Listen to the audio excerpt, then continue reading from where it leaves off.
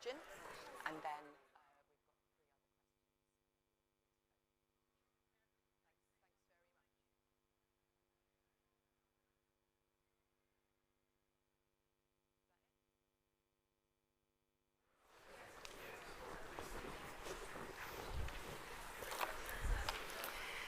well, good morning, everybody, and a very warm welcome to Scotland's International Development Alliance's annual conference, All Eyes on the SDGs.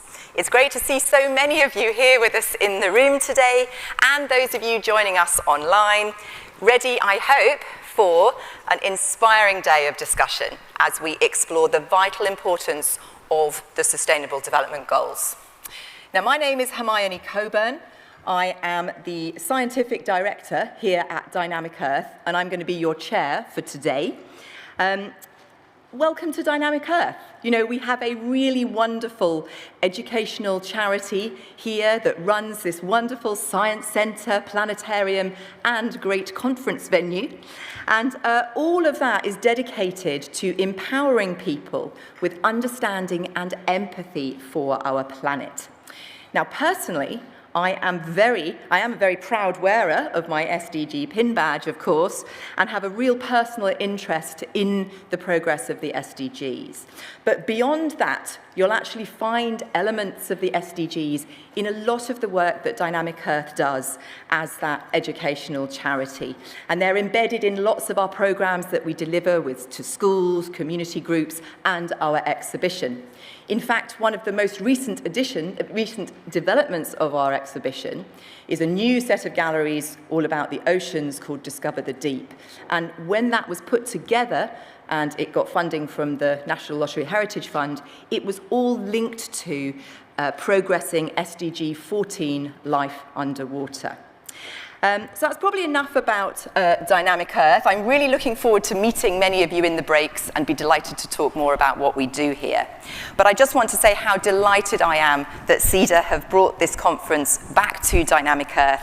And yeah, I think we're actually going to have a great day, because today is absolutely jam-packed with expert speakers, many of whom are from SIDA's membership, and they're going to be inspiring us with a set of lightning presentations all about their work to progress the SDGs.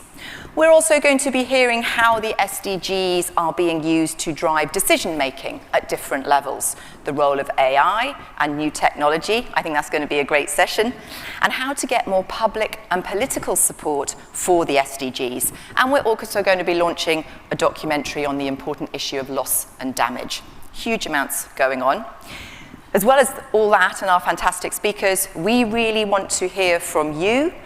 We're keen for this day to be as participatory as possible, and we really do want your input. And we'll be using Slido, an online question portal, if you like, for questions after most of our sessions today. And you can access that via the QR code that you're going to find in your pack, or there will be, oh, there we are, or the link on the screen there. And if you haven't used Slido before, don't worry, it's really intuitive, but do have a look as we're going to be using it shortly.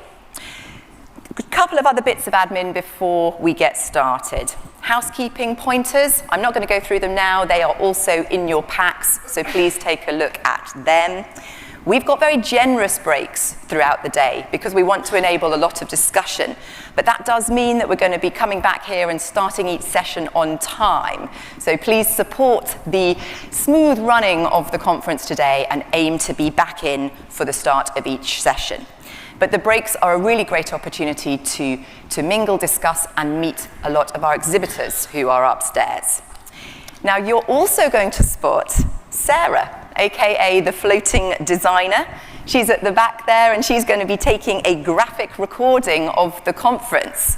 And her fantastic illustrations will be on display in the exhibition area throughout the day.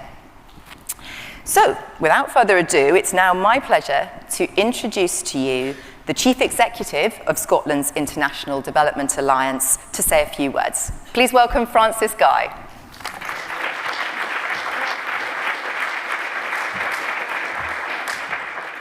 Thank you. Welcome. Thank you for coming, and thank you for those joining us online. And welcome back. We are back at Dynamic Earth. Not only is it a wonderful venue, as Hermione said, but on this occasion at the halfway point to 2030 and the target for implementing the SDGs, it seems like the right venue, a place that considers our relationship with the planet as a whole. So thank you for joining us here. At this halfway point to 2030, we're keen to emphasise what we in Scotland, working with partners elsewhere in the world, can do to accelerate progress towards achieving the Sustainable Development Goals. As the Secretary-General of the United Nations said last week, the SDGs aren't just a list of goals. They carry the hopes, dreams, rights, and expectations of people everywhere.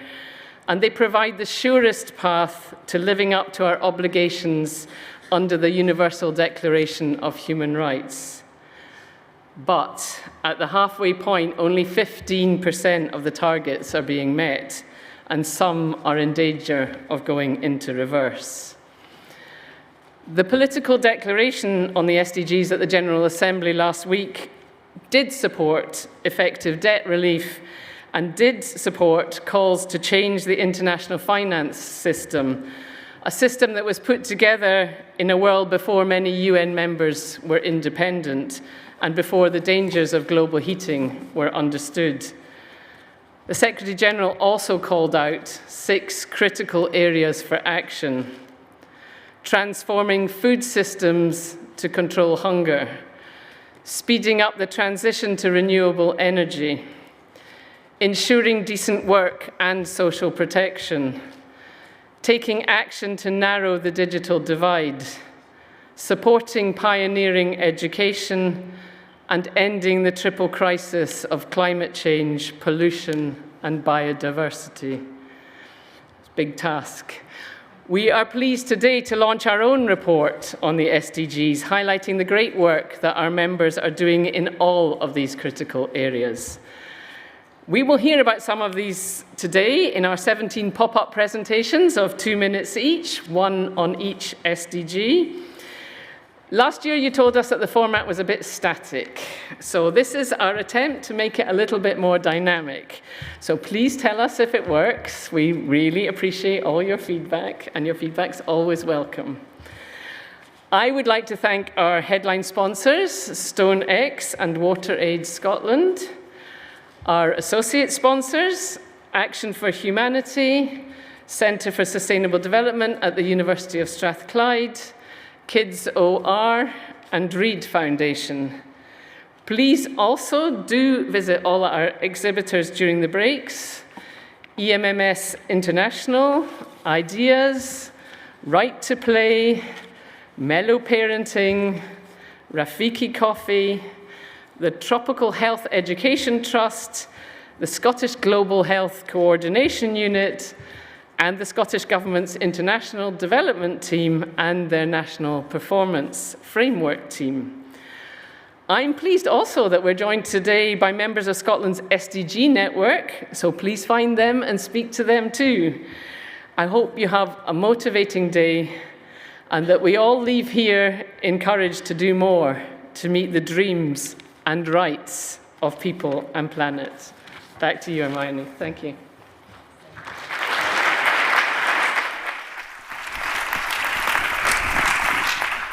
Thank you, Francis. Well, I'm now excited to introduce the first set of these new lightning presentations. The idea here is to get some short bursts of inspiration from the global sustainable development community. We know the SDGs are all about interconnectedness, but across the day we'll have a short focus on each individual goal. Each lightning flash is going to last just 2 minutes, and we have a mix of video and in-person presentations. So without further ado, let's start with SDG 1, No Poverty, and we're going to hear from EMMS International's Kathy Ratcliffe. Kathy.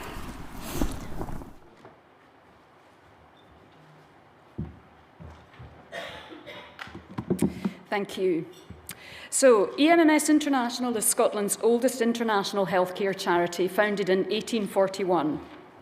We do health.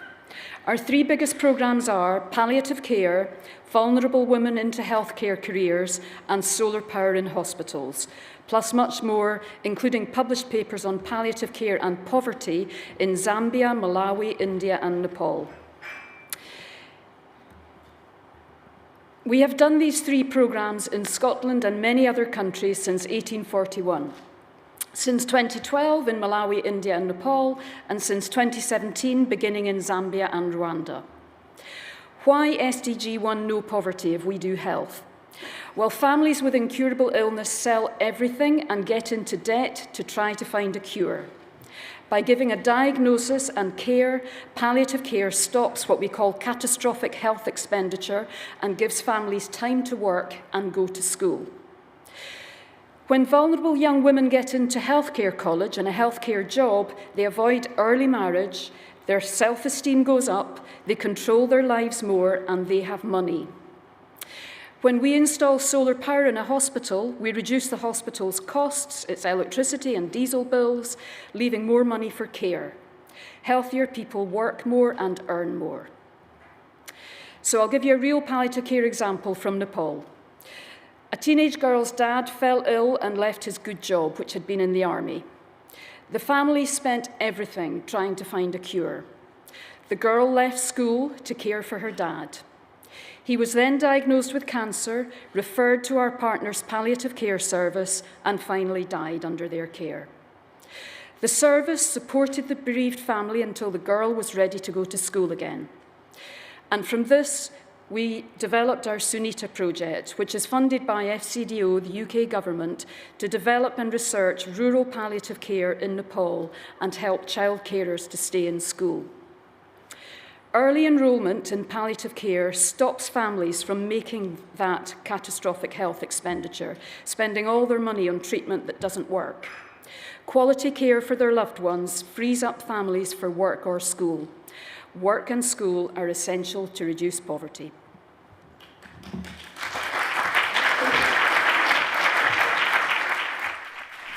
Thank you, Kathy. That was very moving. For SDG 2, Zero Hunger, let's hear from Action for Humanity.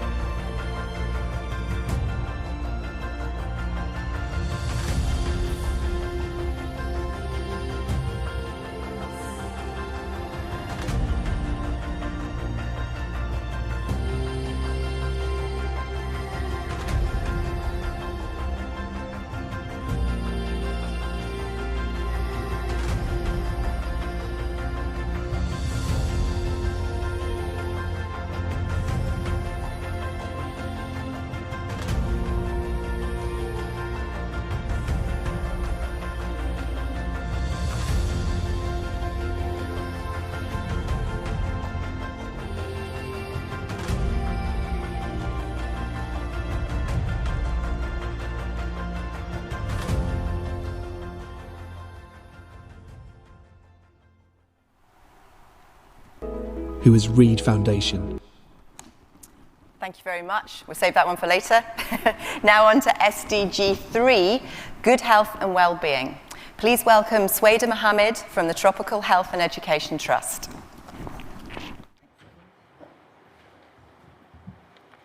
Hello. 1 in 6 NHS staff reports a non-British nationality. Together, they connect the NHS to over 200 global health systems. And yet, when do we stop to ask ourselves, what does that knowledge amount to? How is that knowledge being used to help benefit the delivery of health here in Scotland, as well as the development of health in countries of heritage? That is the obsession of the organisation I work for, THET, as we work to improve health globally by encouraging the flow of learning and knowledge exchange across borders. At the core of our DNA is the health partnership model, and over the past decade, THET has worked with over 130 UK institutions, impacted over 100,000 healthcare workers across Africa and Asia to support health and good health and well-being worldwide. However, our work has shown that the knowledge of internationally recruited staff and those that identify as belonging to Diaspora is less likely to be respected, recognised or valued in comparison to that of their white British-born counterparts. So, working in collaboration with internationally recruited staff, Diaspora networks, NHS trusts and health boards across the UK, where we are working to change the underrepresentation of Diaspora staff in global health activity, democratising the global health space. At THET, we believe, ultimately, that international development here in Scotland and across the UK is strengthened by the recognition of internationally recruited staff. So, I hope you come and find us at our stall and help us celebrate the experts in our midst. We're hoping to launch this in Scotland soon. So, my name's Sweda, and on behalf of THET, thank you.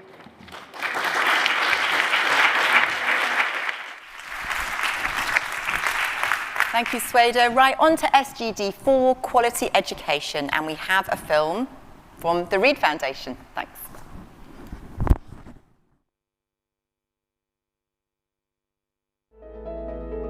Who is Reed Foundation? Are they an organisation built on providing a route out of poverty through education for every vulnerable child? Yes.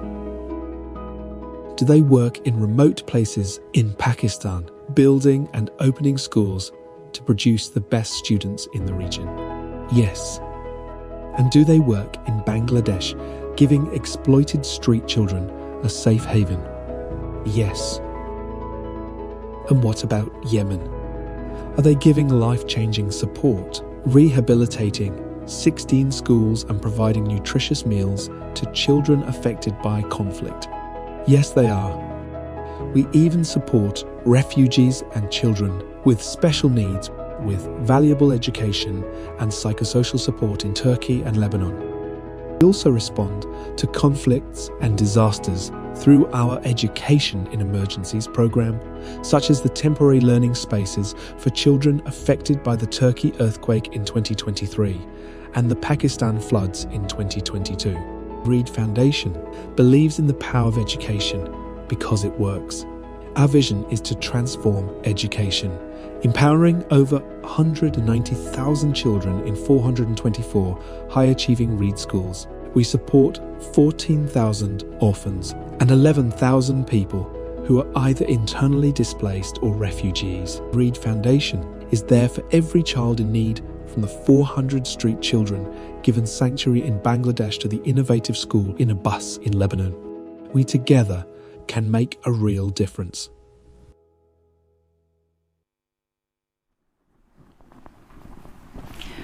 Yeah, very good film. Well, thank you very much to our presenters and to the film providers. We'll hear lots more of those lightning presentations throughout the day. Now, before I welcome my keynote speaker, I'd just like to remind you about using Slido to submit your questions. After our keynote speech, we've just got a short time for questions today, but we'll attempt to use Slido for the first time and to help make us use the time efficiently. Details on how to access Slido are on the screen now. You simply post your question and it will reach me, and you can also upvote other questions on the to the top of the list. Right, so now I am really honoured to welcome our keynote speaker. Having held Cabinet Secretary roles for several years, she was appointed Deputy First Minister this March. with a remit covering the upcoming wellbeing and sustainable development legislation and policy coherence for sustainable development. She's undoubtedly going to have much to say about Scotland's commitments to the SDGs. Please give a very warm welcome to Shona Robison.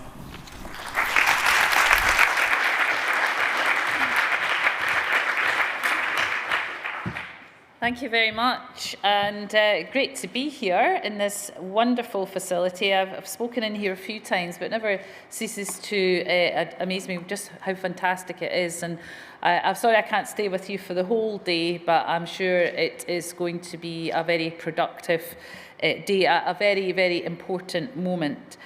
I want to thank the Alliance for bringing us here together and importantly for inviting me to speak to you this morning. I think as we reach the halfway mark for the achievement of the Sustainable Development Goals, this conference is crucial for reigniting passion and commitment for their achievement both in Scotland and across the planet. And this refocusing is so important because at this critical midway point, progress in achieving the SDGs has stalled amid the compounding crises of climate change, economic fluctuations, conflict, and of course the COVID-19 pandemic.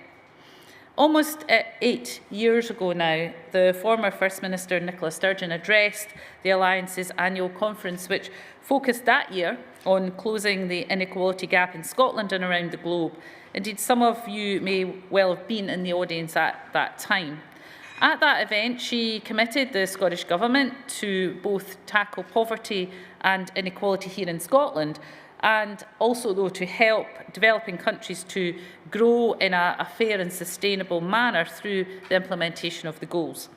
Today, I want to reflect on the significance of that dual approach, take stock of the progress that we've made, but also to step up our ambition for a more sustainable and equitable future, both at home and internationally. So the SDGs represent a blueprint for a more sustainable and more equitable world. They encompass goals ranging, as we've heard, from eradicating poverty and hunger to ensuring quality education, gender equality and environmental sustainability. They serve as a reminder of our shared responsibility to address the most pressing challenges facing humanity. Domestic delivery of the goals in Scotland is undertaken through our National Performance Framework. The NPF and the SDGs share the same aims. The NPF is Scotland's way to localise the SDGs. And it has a focus on tackling inequality so that no one in Scotland is left behind as we work together to achieve the goals. The NPF has a heritage here in Scotland and has been part of our public life since 2007. It helped us move beyond using GDP as the sole measure of the success of a country and recognises the economic, social and environmental aspects of well-being. The NPF is now Scotland's wellbeing framework, and through the national outcomes it sets out the kind of country that we all want to see, from creativity to health to growing up loved, safe and respected. The national outcomes describe a Scotland where everyone can flourish. And what we measure really matters. And progress to the national outcomes is assessed through our national indicators, published on the NPF website. And this incorporates a range of data from social attitudes and perceptions to economic and environmental statistics to really paint a broad picture of Scotland's performance. And I think to recognise the ever-changing world, we must review our national outcomes within every 5 years, a requirement of the Community Empowerment Act back in 2015. And we're completing the current review of the national outcomes, and we're due to lay the statutory document in Parliament early next year. In the face of the challenge of achieving the 2030 agenda, we have to focus our efforts all the more on driving momentum towards the SDGs and unlocking further progress. And I was glad to see many of the groups represented here today providing the Scottish Government with their views on how we can strengthen the national outcomes through this review.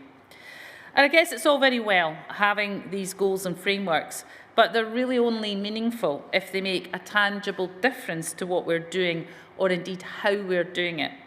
And that's why we've committed to go further than reviewing the national outcomes by also publishing an implementation plan for the NPF that will set out how government will continue to mainstream and raise awareness of the revised NPF.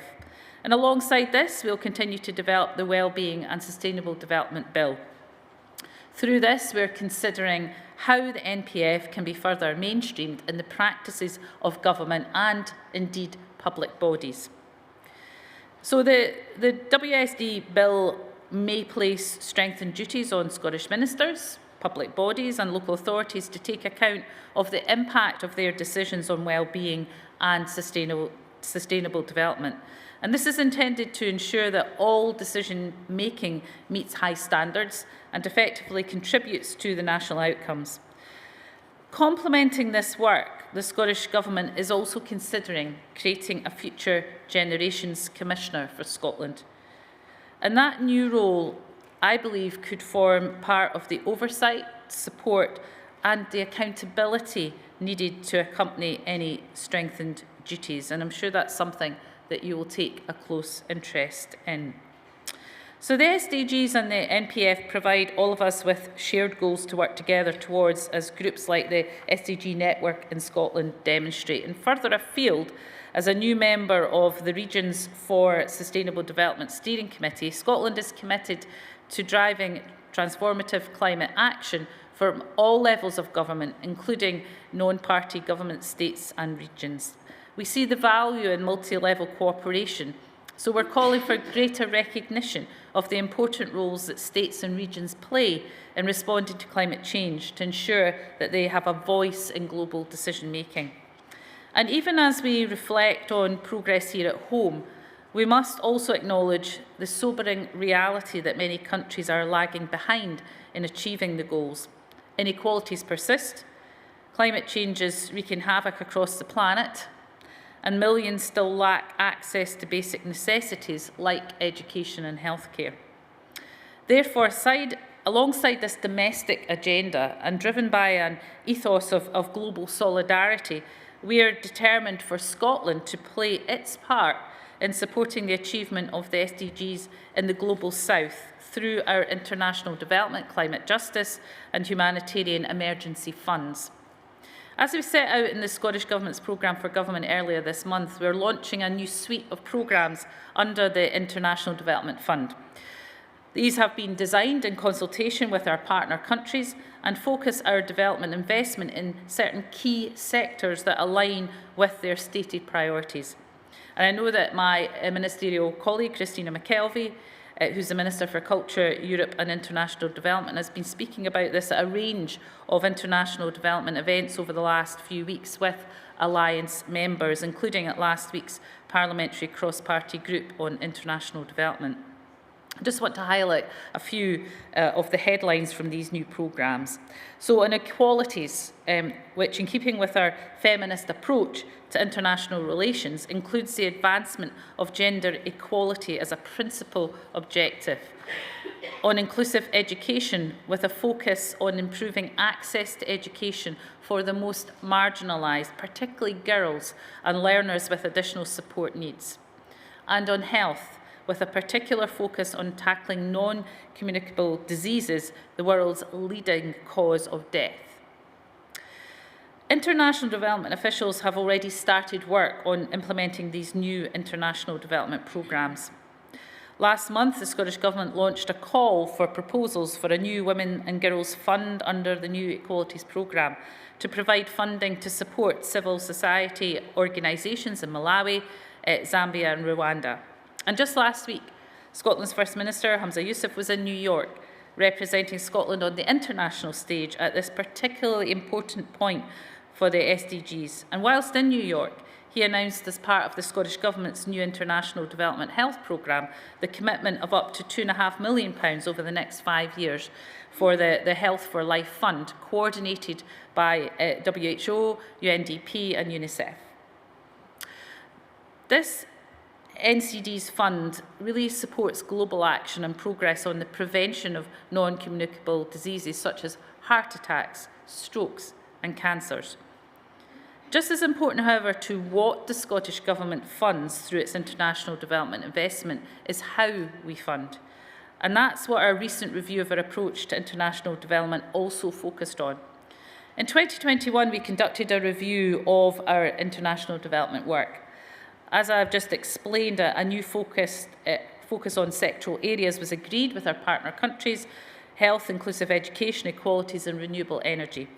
However, another key outcome of that review was the development of a new set of international development principles, which make clear in relation to the SDGs that, quotes, "The Scottish Government's vision remains that through embedding the UN global goals, Scotland will contribute to sustainable development and the fight against poverty, injustice and inequality internationally."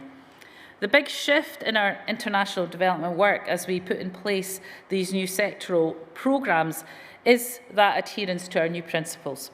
And through our principles, we've committed to partner country-led and inclusive development, to equality, to amplifying Global South voices, and to inclusion and diversity. And those principles have been adopted across government as part of our approach on policy coherence.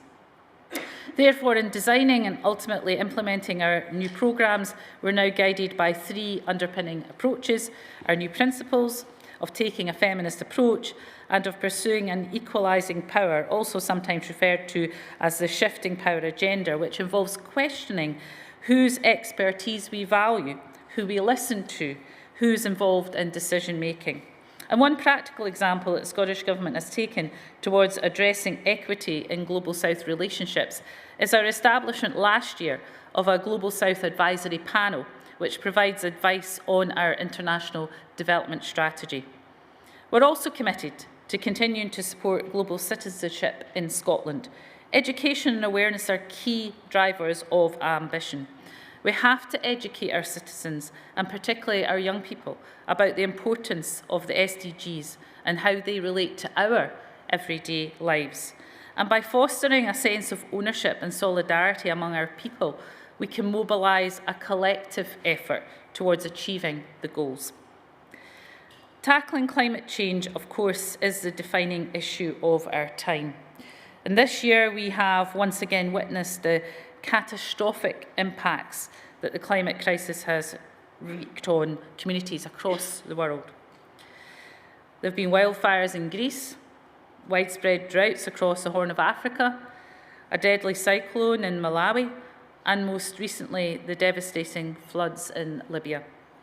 And this has again demonstrated that although all countries and regions are impacted by climate-induced loss and damages, the ongoing injustice at the heart of the climate crisis remains, and that those who have done the least to contribute to climate change are often suffering the worst of its impacts.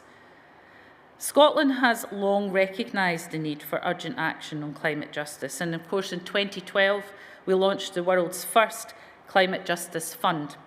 And at COP26, seems a while ago now, doesn't it, in Glasgow, we announced the trebling of our fund to 36 million over the parliamentary term. We're also the first country to declare a climate emergency in 2019. The Climate Justice Fund is distinct from and additional to the International Development Fund and recognises our common but different responsibilities in addressing the global impacts of climate change. And through our recently launched £24 million Climate Just Communities programme, we will continue to focus on communities most affected by climate change. In particular, ensuring the views and needs of those typically marginalised in such communities are at the centre of future climate justice interventions in Malawi, Rwanda and Zambia.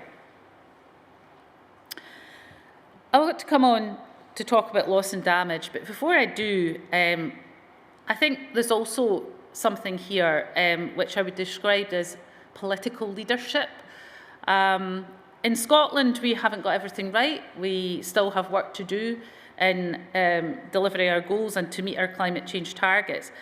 But political leadership is important, not just for the political leadership you show to your citizens in your country, but the example that you show to others, because you can't ask others to do something you're not prepared to do yourself.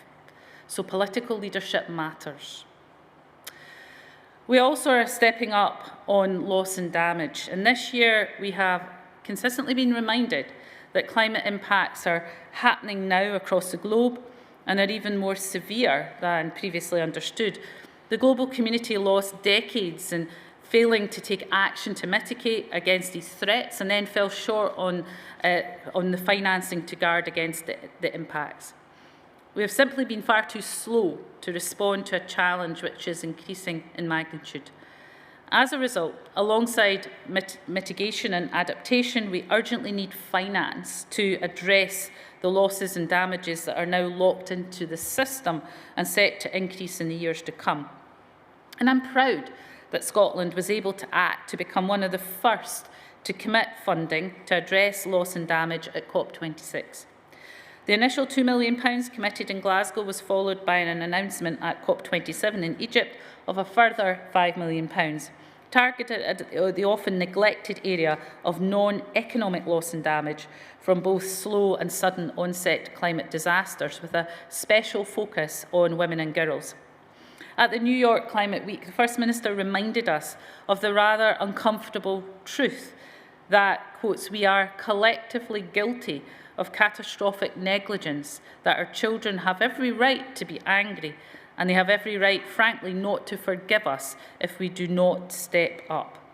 And that's why tackling the climate catastrophe isn't just the right thing to do for the sustainability of our planet, not just the right thing to do for our economy, but it is our moral obligation too. He called for the urgent mobilisation of climate finance, urging governments to accelerate financial support for countries most affected by climate-induced loss and damage, and to follow through on past commitments. He also announced a further £1 million for loss and damage from climate impacts to be delivered through our Humanitarian Emergency Fund. And that, of course, is in addition to the £1 million which we provide annually to our Humanitarian Emergency Fund, through which we provide contributions not only to high-profile appeals by the Disasters Emergency Committee, but also to lesser-known humanitarian crises.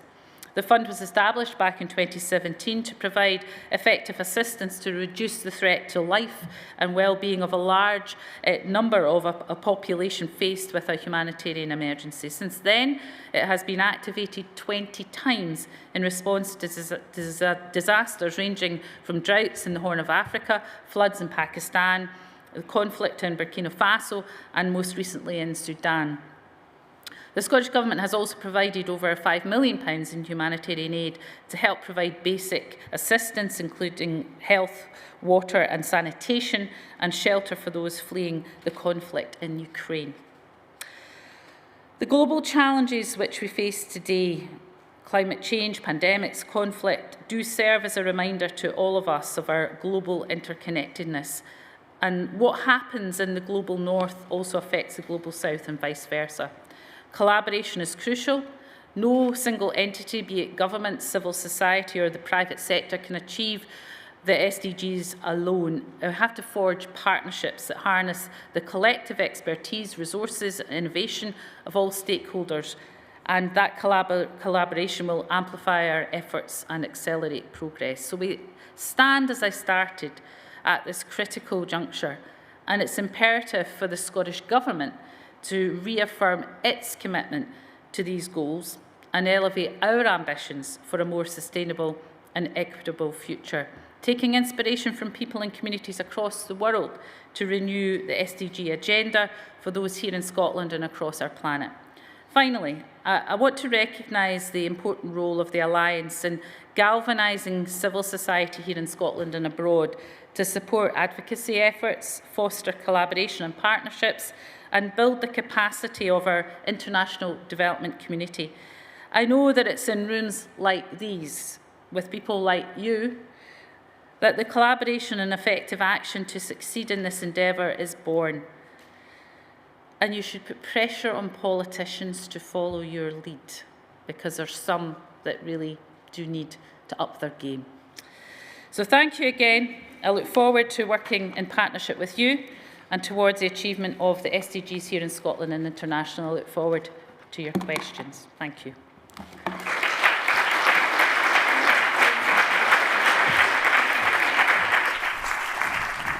Well, thank you so much, Deputy First Minister. I'm going to take a look at Slido, but while I do that, I've got one question from me initially. Yes. There's so much we could pick up on from your speech, but just to reflect the very international nature of the conference, what learnings can Scotland take from other countries' approaches to the SDGs? And I'm going to give you this so everyone can hear you. But yeah, what can we learn from the international work? I think we can take a lot of learning, and we are always open to sharing what we've done, but learning from others. Nobody has all the answers. Scottish Government doesn't have all the answers. So we're really keen to learn, share best practice. So the Future Generations Commissioner, for example, is an idea that has been forged in Wales, right. And they have taken this approach for quite a few years now, and we've been looking at that, and we've been speaking to the Welsh. We work very closely with the Welsh in a number of areas, and we think that there's some merit in the role of that commissioner. So that is one of the things we're looking at closer to home, but across the globe. We need to listen to what communities tell us they need. So when it comes to our international work and our support, we're guided by what we are told is needed, and the approach is in partnership and collaboration, not doing things to communities because we think we know best. That is not the best starting point. So very much in collaboration and partnership and learning from others, and we think we may have also some things that we can offer others too. Okay. Great, thank you very much. Well, as you can imagine, there's quite a lot of questions that are coming through on Slido, but the one that's at the top, I'm going to put to you now. And this is about how will the government, Scottish Government, improve policy coherence for sustainable development and ensure that all domestic policies take into account global impact? So we need to take a strategic approach to this, and we need to make sure that the government as a whole is working not in silos but together in a coherent manner. And my role in government, I've got a number of roles in government, but one of the most important is making sure that we have that coherence across the whole of government. And that we're all facing in the same direction on this, because every minister, every cabinet secretary, everybody that works, the civil service and our public bodies has a role to play, but we need to make sure that's clear, and that really starts with us getting out of silos, facing in the same direction, and making sure that we have that coherence, and I think that's how we do that. Okay. Right, it's 10:29. I'm going to put one final question to you, if that's okay. Mm-hmm. And at the top of Slido, we've got one that says are there any plans for Scotland to do a voluntary local review? So we don't have any immediate plans to do that, but what I would say is that we have produced our National Performance Framework Review. I spoke about that quite a lot in my speech. And that is really about making sure that we understand where we're making progress, but as importantly, where there's more to be done, and being honest about that. There's no point pretending if something is being achieved and going well if it's not. That doesn't achieve anything. So a really transparent, honest look at where we're making progress, but also where we need to do more. And I think that is where we start. There's nothing fundamentally wrong with our National Performance Framework. I mean, it stood the test of time now for 16 years, and it draws on important data that gives us that helicopter view, if you like, of how we're doing. But the reason we review it every 5 years to make sure that the data sources we're using are the right ones, that the indicators we're using are the right ones, and that is what we're in the midst of doing. Okay. So I don't want to change the fundamentals of how we monitor and measure progress, but we need to make sure that it's fit for purpose and it's updated, and that's what we're doing at the moment. Okay, thank you. Now I know you are always on a tight schedule, so given that it's 10:30, we'll wrap up there. But ladies and gentlemen, please join me in thanking the Deputy First Minister. Thank you very much. Yeah.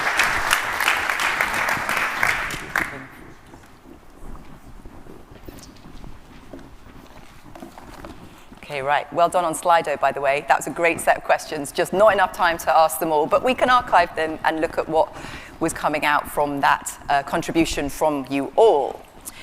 So, right, just before the break, bye Shona, we're now going to hear about 4 more SDGs before the coffee break. We're on to number 5, so to find out about their approach to gender equality, let's watch a film from Right to Play.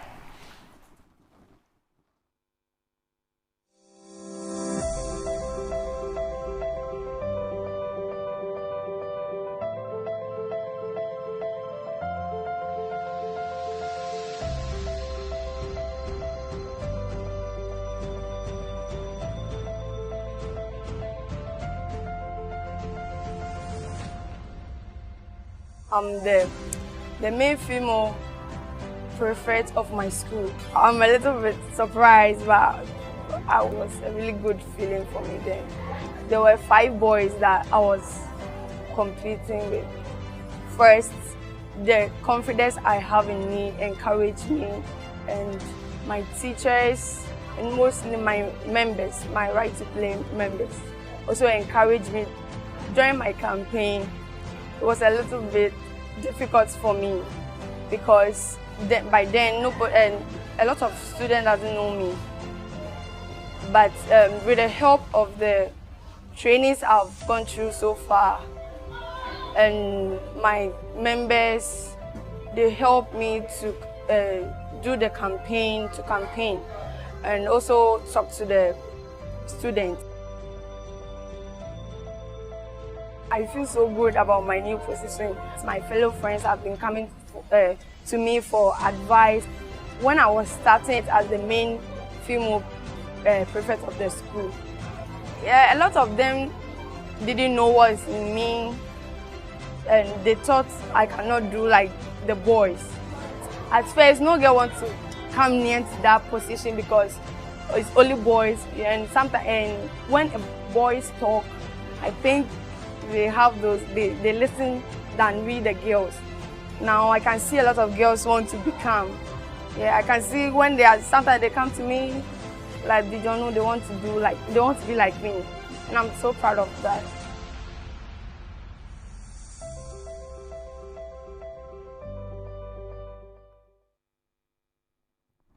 Oh, that's amazing.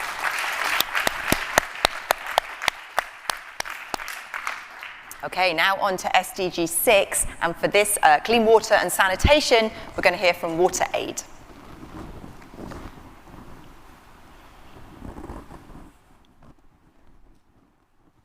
At the Challenges Group, we believe that economic empowerment is the vital step in unlocking the wider poverty trap, enabling people to play their part in driving a just and inclusive transition to a sustainable green economy where everyone can thrive.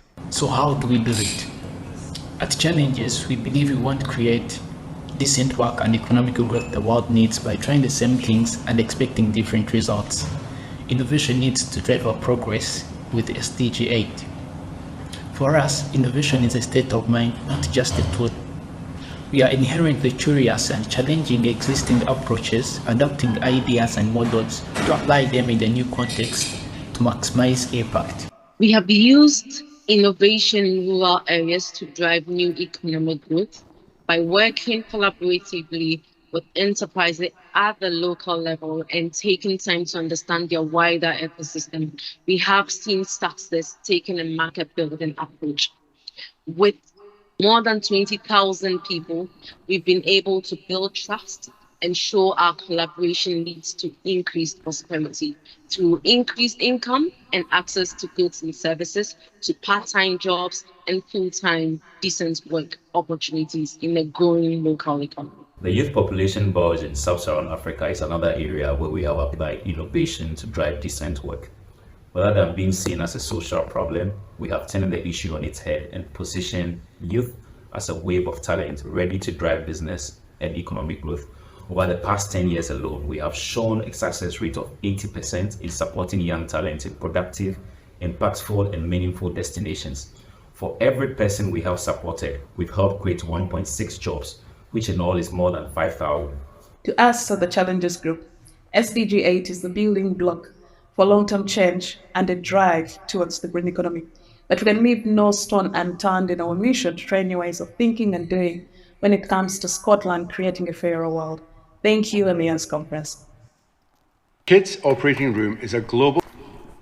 Okay, well, thank you very much, Challenges Group. Thank you.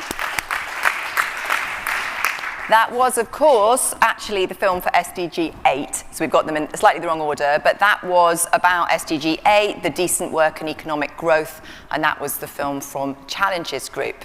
So now we're going to go back to SDG 7, which is affordable and clean energy. And I'm delighted to introduce from the University of Strathclyde Centre for Sustainable Development, please welcome Damien Frame. Ah, the clicker. Do you have the clicker?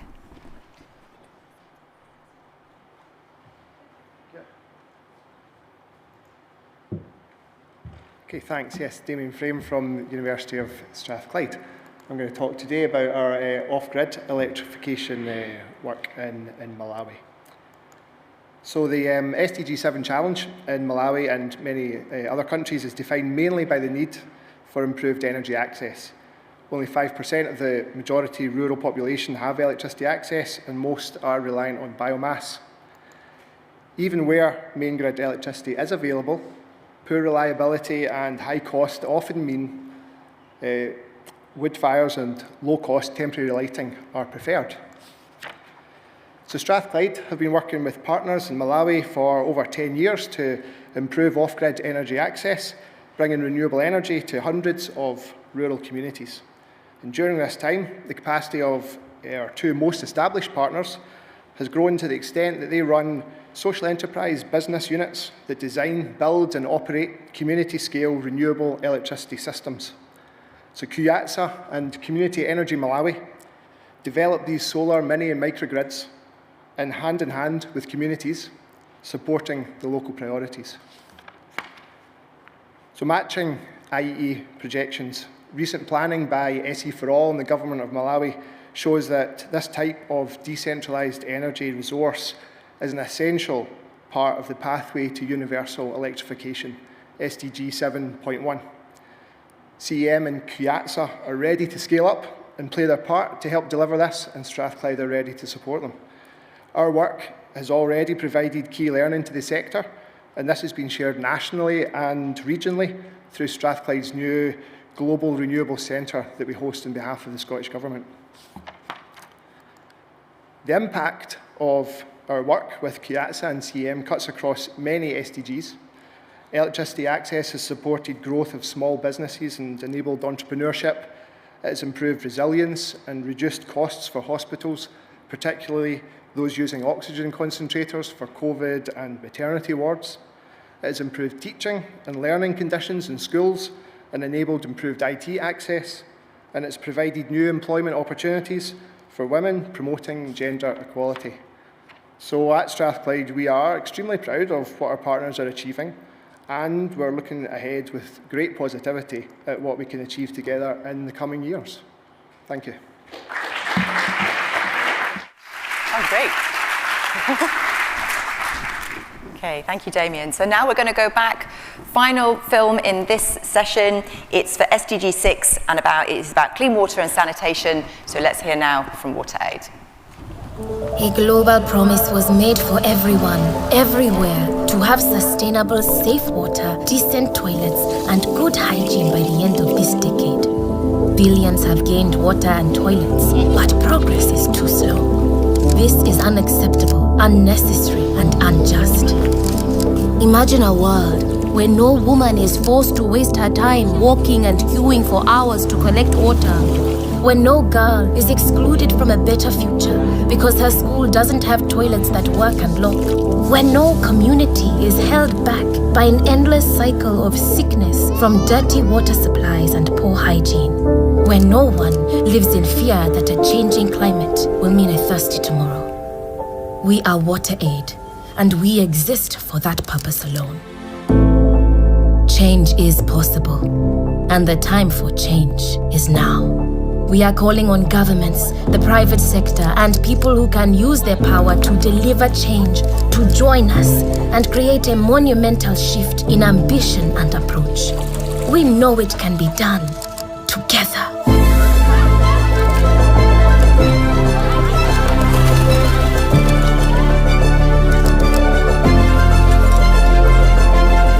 We will work with partners to transform water, sanitation and hygiene services for entire districts and towns. We will leverage this progress to catalyze wider change beyond where we work. We will show that clean water, decent toilets and good hygiene are human rights that unlock better futures for everyone, especially women and girls. Together with our partners, allies and supporters, we will work with determination and urgency towards our vision. A world where WaterAid no longer needs to exist. Great. Oh, that was worth waiting for, wasn't it? So we are almost now halfway through the 17 goals and not even had a coffee. So I think it is time for a coffee break now. If you'd like to all make your way upstairs to the ozone, enjoy the break and please be back here for 11:10. Thank you very much.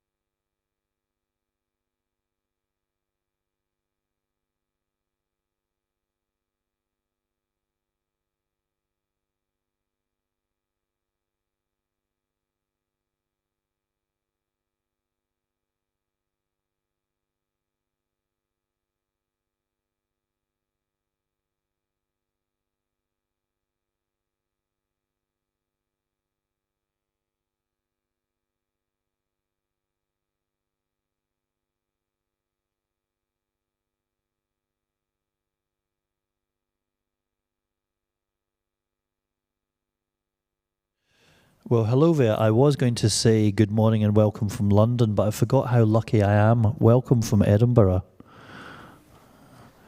Okay. So I'm not seeing anything from the Zoom call.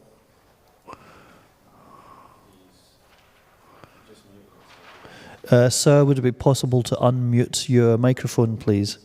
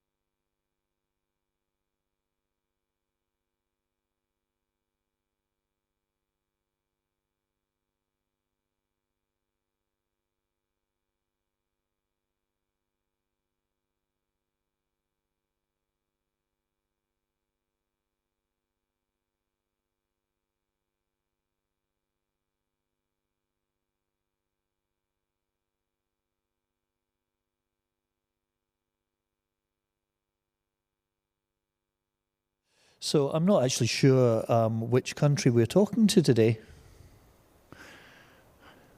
We're lucky enough to be here in Scotland.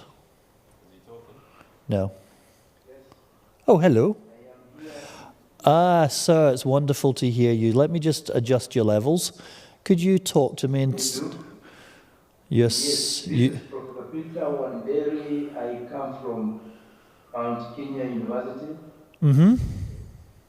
The university that is currently the United Nations Academic for SDG number 10 on reduced inequalities.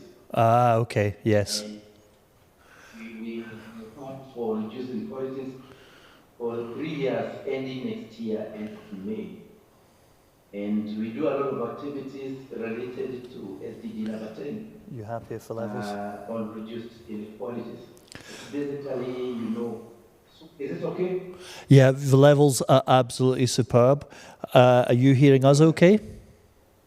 Very well, very well. Fantastic. So you're going to be speaking to a room with about 200, 250 people in it. I don't know if you'll see it on camera. The room is empty just now. We're just doing a sound check. So I will be going off microphone shortly. I will probably leave a microphone open, like the lectern mics, just so that you know that we haven't lost the line. Let me play some music. Is that music being fed through? Sir, can you hear that music? Okay, there should be music there now. That's the music on now. Okay, I think that's being picked up off microphone. I'm going to leave that on, just so that you know you haven't lost sound. Okay. Do you want to speak, or are you happy? So what will happen now is we'll just let you know when the audience are walking in. After that, I will fade out the music and you'll just hear general room noise. So you'll know the room is filling up. And then you will hear the chairperson beginning to talk. And they will invite you to join in.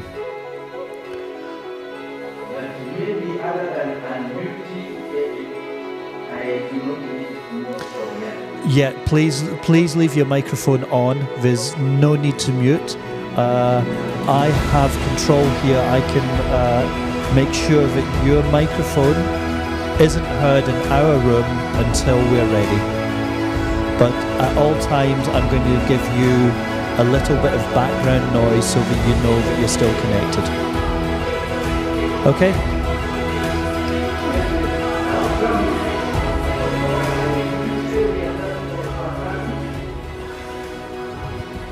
I'm just checking just now. Yeah, we're starting in 10 minutes time.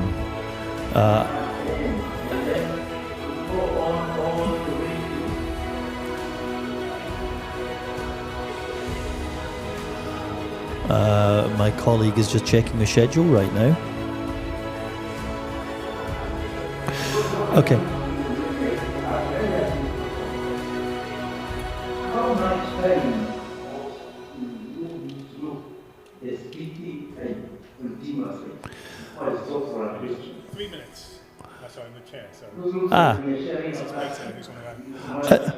Sir, I've got Graham here. He's the chairperson. He's going to talk to you for a moment.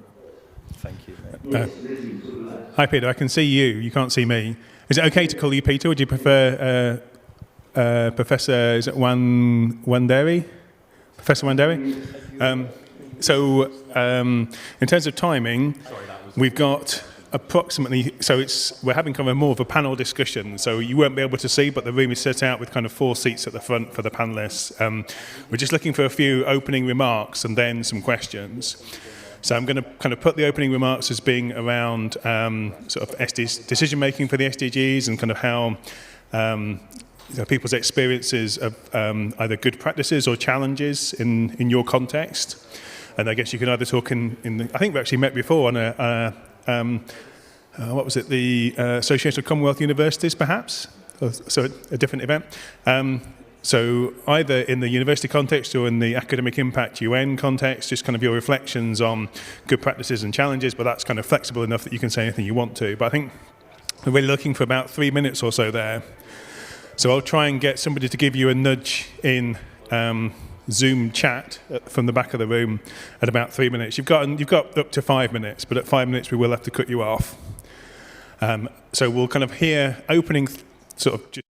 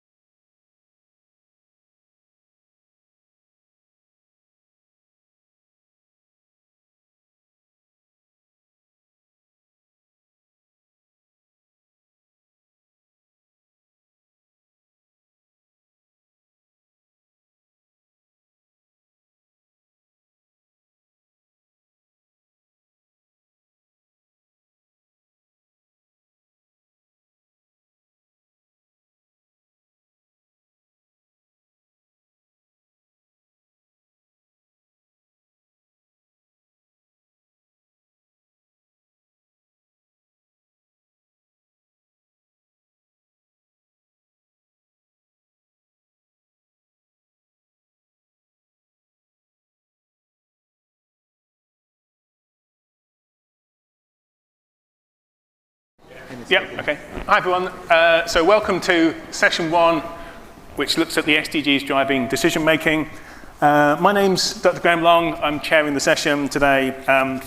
Just to welcome you all and welcome also our distinguished panelists, who I'll introduce in a second. So the theme for this panel is looking at integration of the SDGs into decision-making. And, well, that's important. So there's been a lot of fine words at the UN summit at a kind of a variety of different government levels about the SDGs and recommitting to the SDGs and pointing out what a shame it is that so many are being missed and these kinds of things. But we know that in a way that's the easy stuff, and also pointing out things that we're doing that map onto the SDGs is also the kind of is relatively easy compared to actually thinking about what we would do differently in response to the SDGs, and that involves thinking about the SDGs' impact on decision making, on political will, on the structures that are in place, on the processes that decisions are made through. So the summit wrestled with these questions. The UK wrestles with these questions too. So just because the conference organisers asked me to mention this briefly, we did some analysis recently of the UK and how the UK sits in response to the SDGs at the halfway point. That picture isn't very positive, and it kind of neatly illustrates that kind of gap between mapping and saying the right things versus doing the things that are important. So the FCDO's strategy document, I think, so it's 300-page annual report for last year, mentions the SDGs twice. One of those mentions of the SDGs is to say that the UK is a leading advocate for them. And beyond that, doesn't mention them at all. So we know that decision-making for the SDGs at the UK is a problem. We looked at the UK using kind of UNEP's scoring methodology for thinking about SDG governance. We find the UK scores very poorly. I think it's positive that I think Scotland would score much more highly on that metric. Not to say there isn't progress to be made, but we don't want to say that that picture applies at the Scotland level as well. But things like the kinds of processes and the guidance that you give to decision makers about how to incorporate the SDGs, the kinds of structures you have across governments or within organisations to ensure that kind of different parts of the organisation speak to each other, kind of policy coherence. This kind of process of review and monitoring, which allows people to see what's going on and to kind of see how it can be improved. These are the kinds of things we found were missing at the UK level. And in a way, the panel today, from different sorts of sectoral perspectives, perhaps speaks to some of those challenges in different organisational contexts. So it is a distinctive strength of the SDG framework that it has this emphasis on achieving the SDGs through multi-stakeholder cooperation and participation, kind of getting past this dichotomy of kind of global north and south and donor-recipient countries, and also demanding action at local and national and global levels. And so it's a real pleasure to have on the panel well, they're not representatives in the sense of speaking on behalf of, but come with experience from those different sectors and these different perspectives. So we have 4 panelists, and in order, I'll just introduce them briefly. More Blessings Chidauche is the WaterAid Southern Africa Regional Advocacy Manager. Tom Kendrick is Head of Social Strategy and Impact at the NatWest Group. Peter Wanderi is Principal of Corporate Services and Communications and also heads up the United Nations Academic Impact Hub on SDG 10. And Sarah Boyack, MSP, is the Shadow Cabinet Secretary for Net Zero Energy and the Just Transition. So the order for the session is we'll just kind of take opening thoughts from each of the panelists on some of these issues from their perspective for around about 2 to 3 minutes each. I'll kind of interject, I'll be timing them all and interject at a certain point if required. Then we'll take comments on Slido, but also in the room, so we'll kind of be watching out for hands up as well as on Slido. We'll just kind of take a series of questions and hopefully have a good discussion around these kind of critical challenges of, so talking about the SDGs is relatively easy. Embedding the SDGs into decision making is where the harder work happens. And so I just invite the panelists, starting with More Blessing, to just give us a reflection on good practices you've seen or challenges that you've experienced. Sorry, I'm just going to interrupt. More Blessings, we're going to just switch out your microphone because I don't think it's working properly. Nobody wants to listen to me? No, right. Well, yeah, Shall we do want to hear you. Like, we really want to hear you. Shall we take Tom first? Is that? No, or, okay, right, we'll just... I think okay, should be quick. Right. Okay. There you go. Great. Yes, it will be on. So if you're happy, that's already on. So if you just wait for Graham to get back. Yeah. And then he'll switch you on, then we can... So, sorry, you might like to do the intro. yeah, sure. So just to ask more blessings first. So any kind of reflections on good practice or challenges from your perspective, from your organisation on the SDGs and how they matter for decision making? Okay, so somebody wants to listen to me after all. Good morning. Yes, actually I want to start by thanking you in my opening remarks because you changed the order of showing the videos, and WaterAid video was shown last, and we went to break time with very vivid and fresh memories of what WaterAid does. Thank you for that. And when I'm in meetings like this and we have to go to coffee break, I'm always fascinated with how we rush to coffee because we know that coffee has been made. There's water that has allowed coffee to be made. We rush to the bathrooms, and I realize you don't realize the privilege of being able to rush to a bathroom where you can go do your business, flush, wash your hands. I wanted to start with some statistics because that's not reality to a lot of people. I wanted to start with some statistics and just tell you that while we were doing that in the last 10, 20 minutes, more than 2.2 billion people across the world, that's 1 in every 4 people across the world, don't have access to safe, clean water. 3.6 billion people, that's about 50%, almost 50% of the global population don't have access to basic sanitation. 2.3 billion people lack access to basic hygiene services, including soap and water to wash our hands. And 1.4 million die annually due to inadequate wash facilities. They don't have good toilets, good hygiene, and access to clean water. And in 2019, 25% of girls in West Africa missed school because of menstruation. You know how you have to break your school cycle every month because you don't have the basics. So when we rush up quickly and say, I'm going to be back in a minute, I rush up to the bathroom upstairs and come back, it is such a privilege. So from WaterAid's perspective, these are issues of justice. These are issues of human rights. When you take my water right away, you are violating my human rights.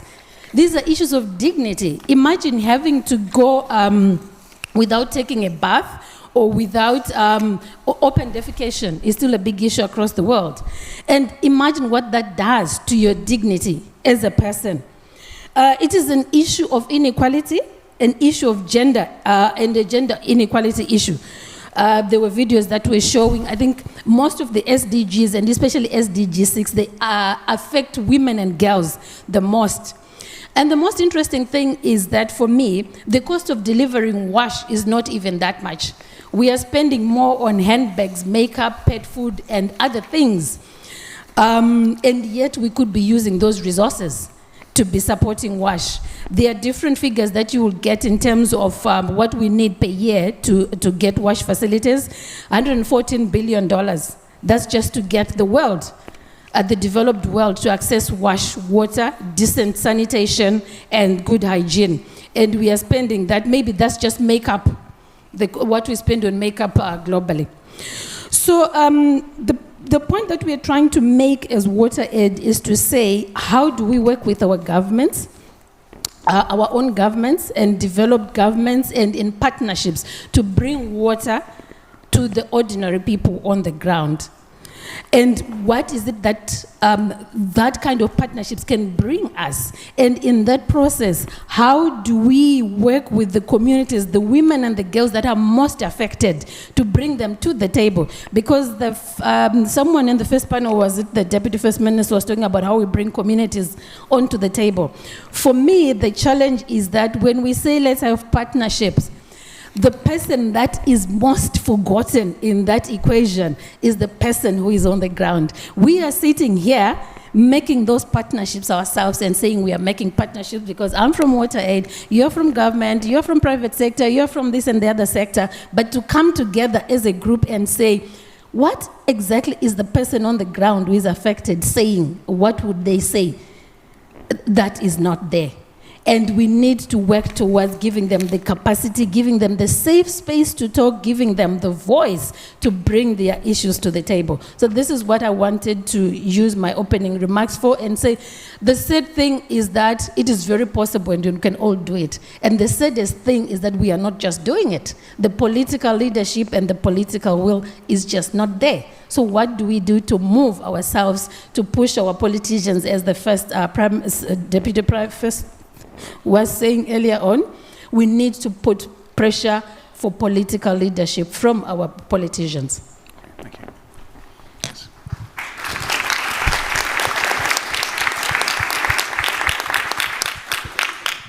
So, Tom, can I come to you for a perspective from West? West? That's incredibly hard to follow. Thank you, more blessings. Coming from the private sector, coming from a bank, I'm going to be much more kind of less sort of impressive things to quote at you, I'm afraid. So how do we think about SDGs as a decision-making framework? Well, we are members of UNEP's Finance Initiative, and two of the programs that they run are the Principles for Responsible Investing and the Principles for Responsible Banking. And both of those encourage their member organisations to really think about the framework of the SDGs and very specifically about the impact of our organisations on the SDGs. And then to use that understanding of our impact to help inform our decision making. So we do that really in a couple of ways. One is where we decide to do specific things. So we're a purpose-led organisation where we try to put the best of our capabilities to effect to have the biggest possible impact. And one good example of that is how we work with small businesses in the UK, and we try and help grow the economy through support for small businesses. And we also do that when we're able to finance a very large bank, we're able to help finance the climate transition, and obviously we also have a big role to play around financial well-being and learning.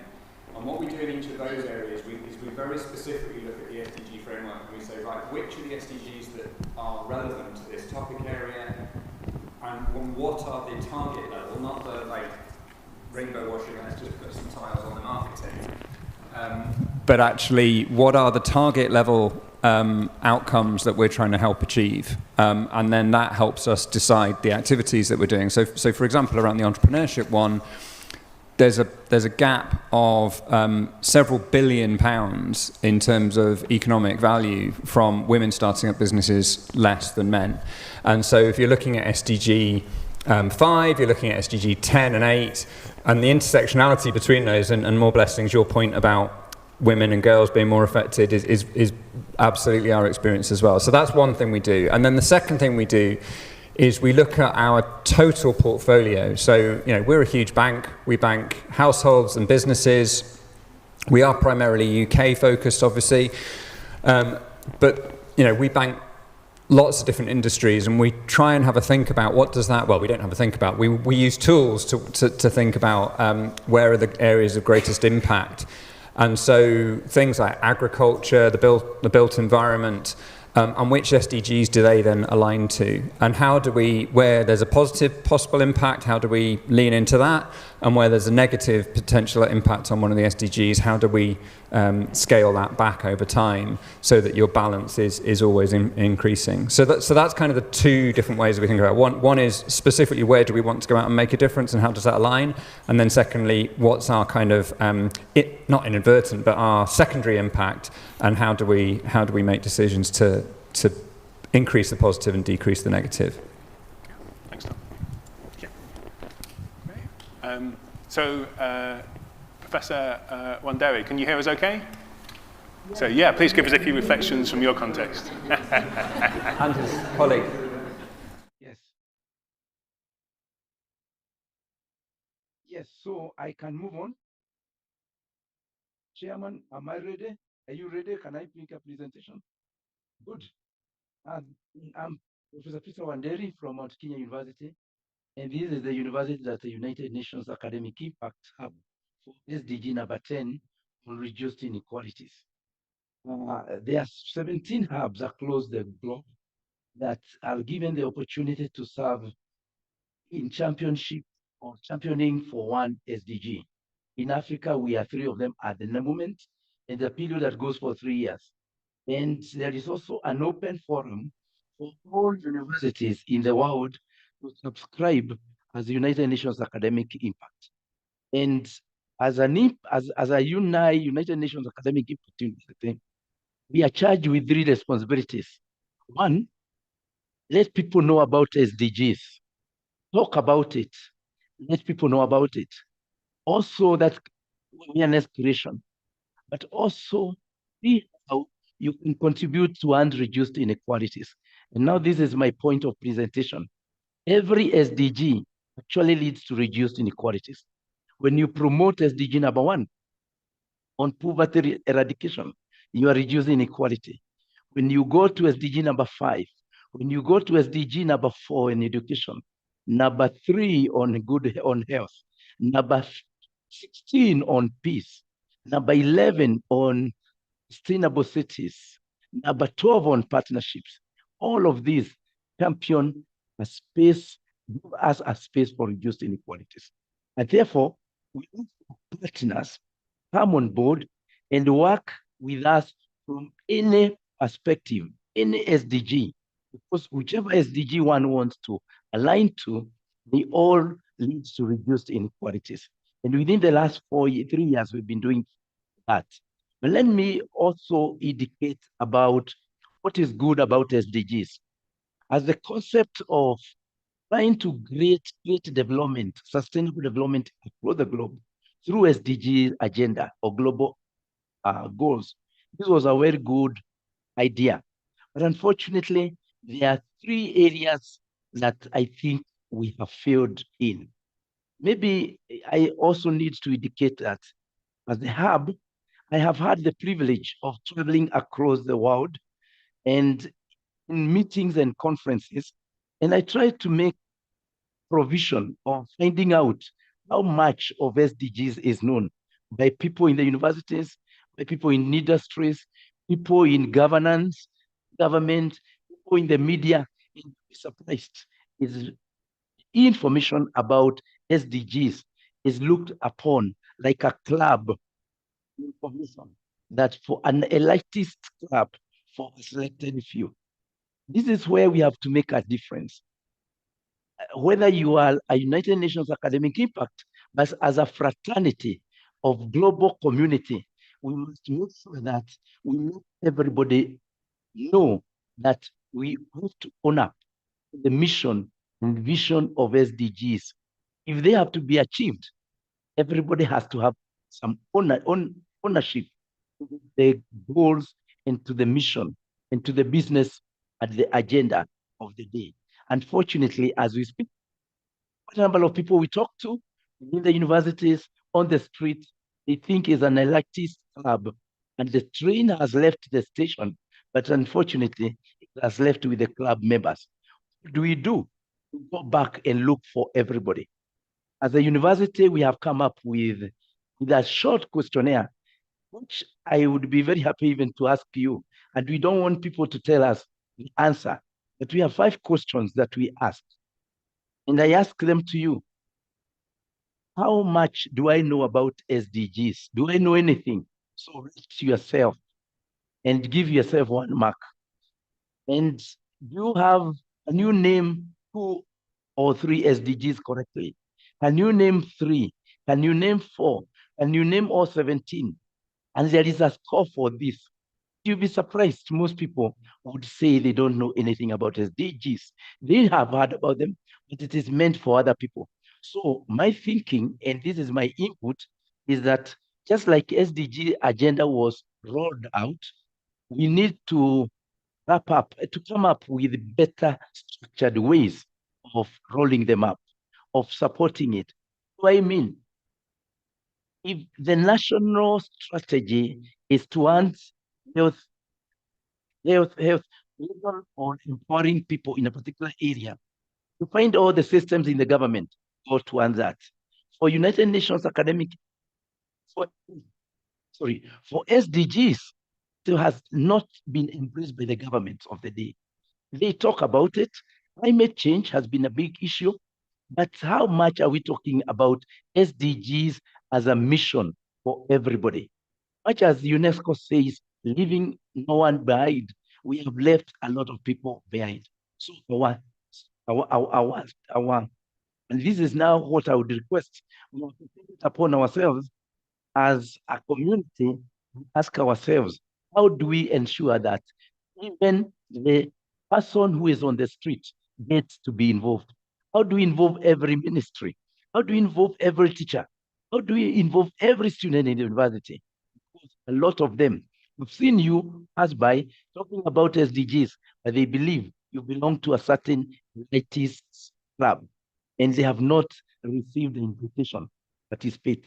It is our responsibility to go and look out for them and ensure that we bring them all on board. Do we do that? We have to come up with maybe responsibilities within the governance. Every government, especially the ones that subscribe to UN mandate, to come up with a strong strategy of doing the business. And at the same time, we also have to ensure that we have to bring in the universities and the community at large. We have tried to do what we are doing, but we have not finished. There's a lot of business to be done. That club mentality is to be demolished so that we include everybody in the process. I submit. Thank you very much.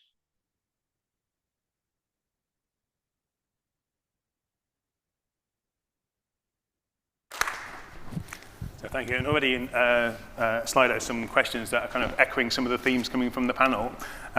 So Sarah, can I offer you a chance to give us some thoughts? Okay, it's great to be here. Does my microphone work? Or do I need to use the... Right, you can hear me at the back. Super. It's great to be here and to see such a large number of people here. And is this going on and off? I think so, yeah. Okay, I'll cave in. It's great to see so many people here today, and I want to thank those of you who, before the 2021 Scottish Parliament elections, over 100 organisations and individuals campaigned for action for a wellbeing and sustainable development bill. And that's really important because it's influencing how we as MSPs think. So I'm bringing forward a members' bill to establish wellbeing and sustainable development. And I've got 3 aims because we need joined up thinking. The bill would give us a sustainable development definition. Because would you believe we've had 35 bills in Parliament passed now, 10% of them mention sustainable development, but they use different definitions. So that makes it hard for joined up thinking, monitoring and evaluation. And it gives different interpretation. It just doesn't give the right priority. And well-being, it also needs a clear definition, because even in the 2021 programme for government, it had 2 different definitions of well-being. So we need joined up action. And as Carnegie UK said, it's not just about health, although that's hugely important. We need to think about well-being as social, economic, environmental and democratic principles, joined up thinking, and a definition that lets us monitor and evaluate and critically push up the agenda. And that goes to the second part of the Members' Bill, which would be to establish a Wellbeing and Sustainable Development Commissioner, somebody responsible for oversight, for pushing the different bits of government to have more joined-up thinking, to make sure that sustainable development goals are not nice additions that you can do after you've done your heavy lifting, joined-up action, thinking and monitoring. And we know from Wales that the Future Generations Commission that they've had has been hugely successful, influencing things like major transport developments, education, and critically pushing climate action up the agenda of government, right across all departments, and working with their audit commissioner. And that's something I'd like to see in Scotland as well. And I've spoken to the Audit Commission. They're totally up for thinking about this because they don't have the resources. So it'd be an add-on. It would support what government is doing, but work right across government bodies. Because the third ambition in this bill would be to have a public duty to implement wellbeing and sustainable development, make it a requirement on all government bodies, and that would start to have big heavy lifting, how money is spent, think about public procurement, influence business as well. So I'm really optimistic. We've got to the point, we've done the consultation, we got huge support from a lot of you in the room today. That was really important. The fact that the Deputy First Minister mentioned it in her speech today, that the government is thinking about wellbeing and sustainable development, is a huge step forward. But I just want to say we're 2.5 years through this Parliament, halfway through. We need to act now. We need to get going, because this legislation is needed now. Because as we started off, this is not a nice optional extra. The climate change is happening now, and we need, as a country, to respond to that and play our part in supporting other countries, and to do much more joined-up thinking. So a further push is needed. I need 18 members to support my bill, and then we get it into Parliament, we get that discussion going. So thanks for everybody for the work you've done so far, but keep pushing, because we need cross-party support, and that's when the Parliament's at its best, when we don't just work together, but we change the law and we change the action that's taken now. And that's not as easy as it sounds, but with this bill, I honestly believe we could do it. So thanks very much, Graham. And I just want to say thank you to the work that SIDA have done, and particularly the research that you and your team did, Graham, because that gave me the confidence that this needs to be done and we can do it. Thanks. Back to you.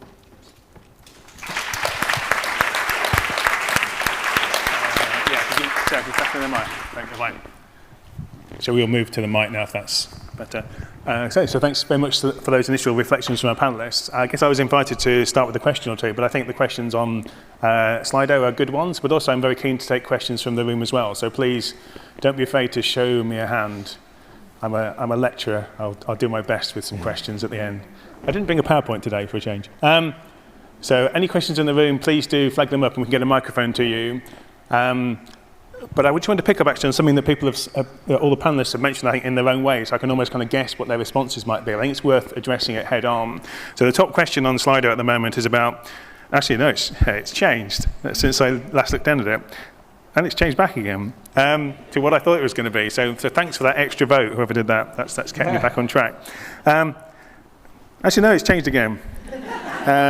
Okay, so let's start where I was going to start, and then this is live participation for us. So I think all the speakers addressed this to an extent, but I think it's worth kind of addressing maybe more directly, more explicitly. So the question on the slide there that was top is about the risk of kind of so on the one hand, the SDGs present this big complex agenda in which everything is interlinked. On the other hand, it seems as soon as you start talking about a particular SDG or from a particular sector's perspective, you run the risk of losing sight of that kind of wider complexity and interconnection and focusing on the nearest thing to hand. So I wondered if, kind of the panelists could offer a reflection on how you've tackled that challenge, in the context of the things you've talked about just now. I wonder if we might start with Blessing, just because I guess it would be interesting to hear how WaterAid is kind of, so the clues in the name, I guess, with WaterAid, that you have a kind of an SDG focus in some respects that's suggested very straightforwardly. I wonder how you'd kind of, as an organisation perhaps, could you say something about how you'd tackle the challenge of somehow, and I think the video we saw did, again, sort of tackle this explicitly, how you managed to relate that WaterAid mission, which looks SDG specific, to a much kind of broader range. Do you have any reflections on sort of how WaterAid, how you approach that? You have to say that again. Yeah, so how do you approach the question of sort of drawing out the interconnection between the goals? So given that you have a focus on water that seems to suggest a focus on one SDG and that's the message, how do you kind of try and address the interconnections? I think the professor was talking about the interlinkages, and from where we sit, if you address water and sanitation, you're addressing education, you're addressing health, you're addressing inequality. He was very passionate about inequality. So, and then I saw on our briefing, there was a question that says, what is the most important SDG? Obviously, SDG 6, but then obviously all of them are very important and interlinked. And I think the question for me is, which is where we often lose sight. How do we make these deliberate connections between these? I I swear I had a question for the First Minister. If you go to Slido, you will see my question. Because I was actually wondering, how can we do this better? But most importantly, how do we get our governments to do better? And how can we get progressive governments like yours to then go out and mobilize all the other governments to come together, make these linkages? Because there's a lot of SDGs that are behind, and part of the reasons why they are behind is because the focus is very different depending on the different interests. The resources that are going to each SDGs are very different. Some are very underfunded because of the different interests. So how do we make sure that the SDGs are equally interlinked? Because we could make progress as SDG 6, but if SDG 1 is not making progress, then that doesn't count for much. How do we make sure that we are on a journey that puts equal importance, that distributes the resources in a good way, and make sure that the whole agenda does not leave anyone behind, because they are all important, they are all interlinked? Yeah, I think it's about joining up our thinking, and that challenge we just had for More Blessings about everybody to make sure that we deliver in practice. So we're quite good at talking the talk in Scotland, but we need to walk the walk. And when COP26 came to Glasgow, it was a fantastic opportunity for us to think about, what do we do in practice? What impact do we have in Scotland on the global world? And I've been to countries where I've seen women having to walk 2 hours to go and get water. And as More Blessings have said, that impacts on education, it impacts on their children's lives, it stops them being involved in the economy and having other jobs. But there's something about the climate tipping point that we're now at. So we actually have to be responsible for the impact of our actions. And that's where joining up what government does now is important. So for example, we've got a circular economy bill coming to Parliament, but we're not talking about how much waste do we send abroad. You know, I've seen in Bangladesh, I've seen the impact of waste damaging communities. So there's something about us taking ownership of what we do in Scotland and making sure that we're leading in a good way in investment, in having policies that we implement, so that when we go and talk to other countries, we know that actually we're getting it right in this country. And that's something that I think we need to do the heavy lifting on, whether it's waste, whether it's support for other countries, thinking about loss and damage. That potentially is really important in terms of sending a message to other countries. But I think it comes back to, we need to do more in Scotland to support other countries, because if you look at the climate stats, a couple of years ago it was potentially 215 million climate refugees, because people can't live in the country they're in at the moment because of poverty, lack of clean water, lack of capacity to grow crops. That is just unacceptable. So we've got to do everything we can now to make those countries able to support themselves, and with support from us, and also that leadership that you talked about. So it's doing the heavy lifting, having the ambition, but also making sure we deliver in practice. And that's really important in terms of all of the SDGs, not just picking one or two when it suits us. Thanks. Actually, could I just so everybody else can hear, I was going to refine the question a little bit for Tom. So Tom, you were kind of mentioning that on the one hand you have this sort of focus on the SDG targets that will be achieved through action. Then you also have this kind of second stage or additional process through which you kind of map the other ways in which what happens might benefit or, you know, kind of pose drawbacks for other SDGs. I wondered if especially you could kind of speak a bit to the second part of that process, given this, you know, kind of you kind of mentioned tools and strategies or guidance. So that might be really helpful in the context of this question about how to ensure you recognise the interlinkages across the agenda.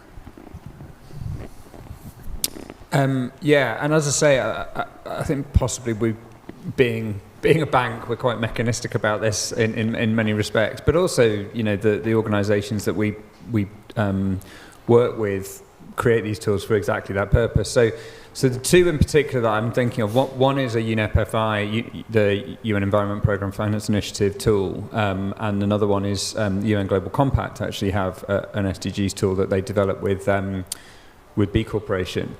And in both of those cases, they you know, the UNGC one is more kind of goal by goal, Whereas the UNEP-FI one is more a kind of analysis, starting with which geographies do you operate in, which sectors do you operate in, and that sort of thing. And so it allows you to kind of tap into it in either direction, and just kind of have those watch outs. I think one of the challenges with anything where you come up with 17 thematic areas is that naturally people gravitate towards one. So, WaterAid, people go, oh, you're 6. And for us, it tends to be, you're a bank, you're doing money. And it's like, actually, money has quite a lot of uses outside of the bank. And so we do, you do end up having these kind of conversations. And I think to pick a particular example, so where we're working with agriculture, there are questions around good working practices and human rights and modern slavery 8.7, all that kind of stuff. So all those human factors, but also around climate, and it's about understanding as I said before, where's the positive impact that our money is having, but also where's the negative impact, and then either what can we do or how can we work with our clients to try and tip that balance in a more positive direction. Did that answer your question? That's great, thanks. Okay. Yeah. So, Professor Wanderi, do you have any further thoughts on this question? I know you kind of mentioned that the whole idea of the hub is about how it relates to inequality is a theme running through lots of the goals. Do you have any kind of further thoughts on sort of practical strategies? Yes, I had to raise my hand because when you are online and other people are there, in person may likely be forgotten. So I raised my hand so that I also get a chance. Let me one thing that I forgot. First of all, in introducing myself, I should have introduced a better part of my university. That the chancellor of our university is a Scottish professor from the University of the West of Scotland, UWS. And I am very grateful that 2 months ago, I came over to visit him and he introduced me to Francis Gay. And this has led to my presence in this meeting. And again, next week, I'm also coming again to London, and I will also be visiting in Glasgow. What am I saying? I'm saying that the issue of interconnectedness of the SDGs lies in 2 areas. One, partnerships as a strategy. Irrespective of which SDG you are championing, you will not be able to do it alone. You will not be able to succeed on your own. You have to go for partners. And I'm not saying that SDG number 17 is the most important one. All of them are important. But partnership as a strategy of performance is very important. And this brings me again to the output. Once you embrace partners and like-minded partners in whichever SDG you are operating for, whether you are in education, whether you're in health, whether in your peace, whether you are in sustainable cities, all of it will lead to one output, reduced inequalities. And therefore, I'm happy that our hub that we were given by United Nations Academic Impact Office in New York 2 years ago to champion, it's all about where everybody's effort is culminating in reducing inequalities. And this now makes me make a request that could we maybe suggest to government in Africa to have a modality of comparing notes. We are in Kenya. I'm not very sure. I know there is an agency in the government that is in charge of SDGs. We don't talk about it so much. You talk about it in Scotland, and I'm happy when I came, I went to the University of Glasgow, and there was a forum where the development and sustainable issues were being discussed, but it was not from SDGs perspective. However, Francis Guy was there, and I was there, and we brought in the discussion on SDGs. Do we have more structured ways of discussing SDGs? This meeting is all about SDGs. Do we request our government? Do we request the industry? Do we request our universities to go out and do SDG-oriented undertaking? At the same time, would the government align their activities to SDGs? The universities align their activities to SDGs. The industry align their activities to SDG. In this way, I believe we're going to pick so many people who feel that SDG is a club affair. And believe me, you take a stock of what people think about it and about SDGs. Majority of people say it's their business. We have to make everybody own up and feel that we all have a contribution to make so that SDGs can be a success in the next 7 years or so. My submission. Thank you.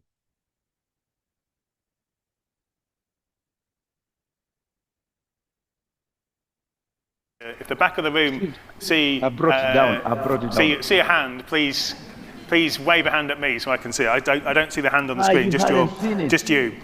I think this is better. Oh, okay. You can see there's a hand. Okay. Sorry. No, it's fine. I thought the conventional hand up was a better one. No. Thank you for the guidance. So I wanted to pose, I guess, the question, the next question, which also I think is a very kind of common and important question about the SDGs, and just ask anyone from the panel who wants to pick it up to go with that. So the question on Slido asks about whether, do we think there's enough public awareness of the SDGs to motivate the political drive to do more?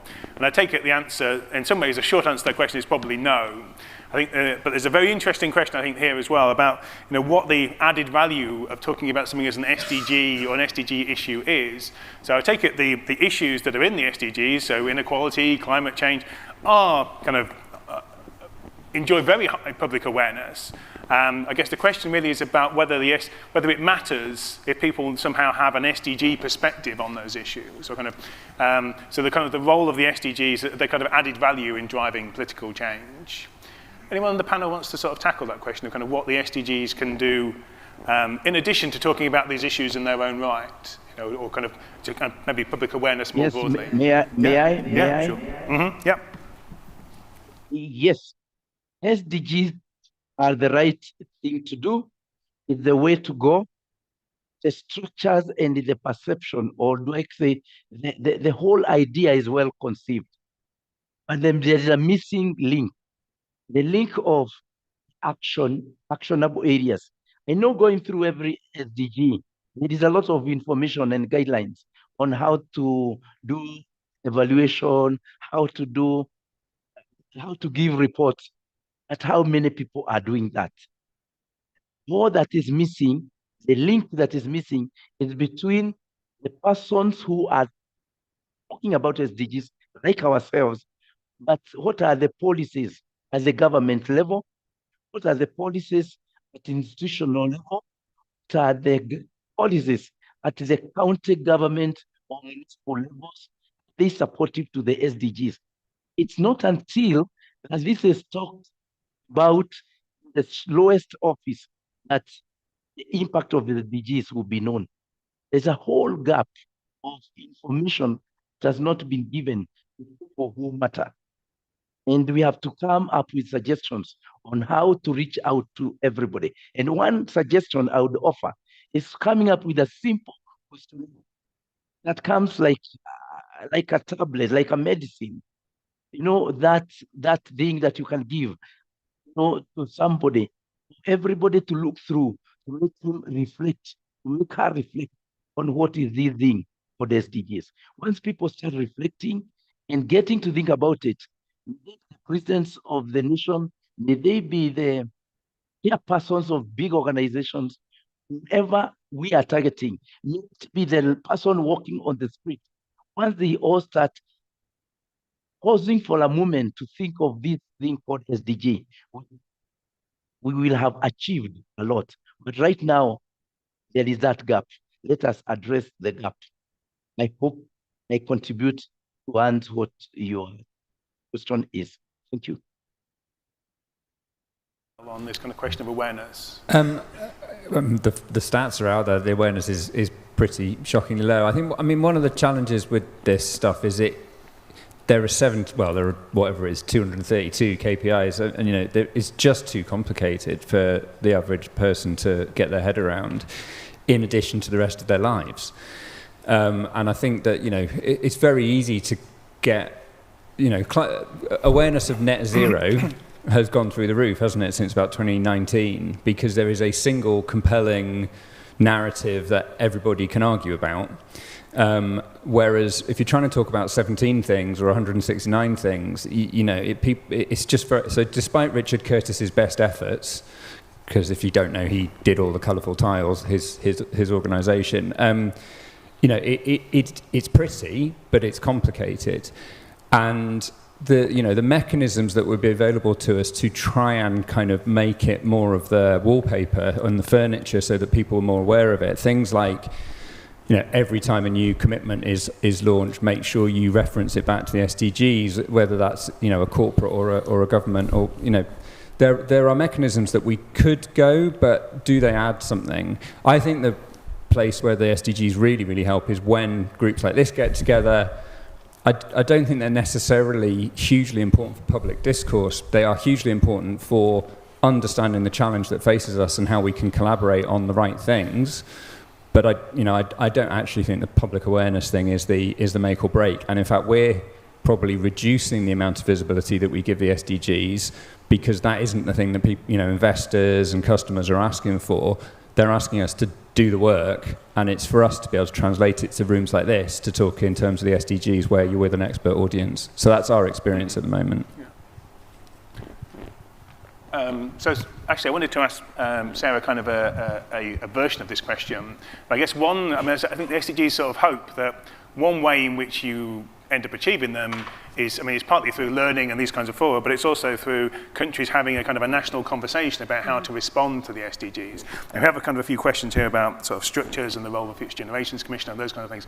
But I wanted to ask you the broader question, perhaps, that you might slot those things into. So do you feel as if Scotland has had that national discussion around what Scotland wants to do about sustainable development, and how do you see the role of the bill perhaps in moving that along? I don't think we have yet, and I wouldn't say that the awareness of all my colleagues in the Parliament, regardless of the different parties we're all in, is that high in terms of the SDGs. So that's partly why I want to do the bill, to actually raise awareness and to get people thinking about joined up policy making. So you've not just got a climate crisis, you've also got a cost of living crisis. So how do you tackle poverty? How do you tackle hunger? How do you make sure that you've got affordable and clean energy? How do you give people decent work and economic growth? Relate to industry and infrastructure, reducing qualities, you know, sustainable cities. And I would pick something like retrofitting our homes and buildings so that you use less energy, it's cheaper to live there, and you've cut your carbon emissions. And that would push a policy like that further up the agenda. So there's thinking about the joined up decision making. And one of the things about investing now, because you've got a benefit in the long run, politics can be really short term, so it's making the argument that this is not just a long term good thing, it's going to make an impact to people's lives now, and to do that right across policy and decision making. And it's really hard to get that push at the moment. So that's how I would hope that we would try and influence people to make that much more joined up thinking, that would deliver on all sorts of benefits and we'd cut right across the SDGs. So it's giving it more political importance and moving it up to the top of the agenda, not something nice to do once you've done the stuff you were going to do anyway. So there's a question at the top of, I think I'm not on anymore, thanks. So there's a question at the top of Slido about school curricula. Actually, we've got one in the room. Let's take one in the room before I go back to Slido.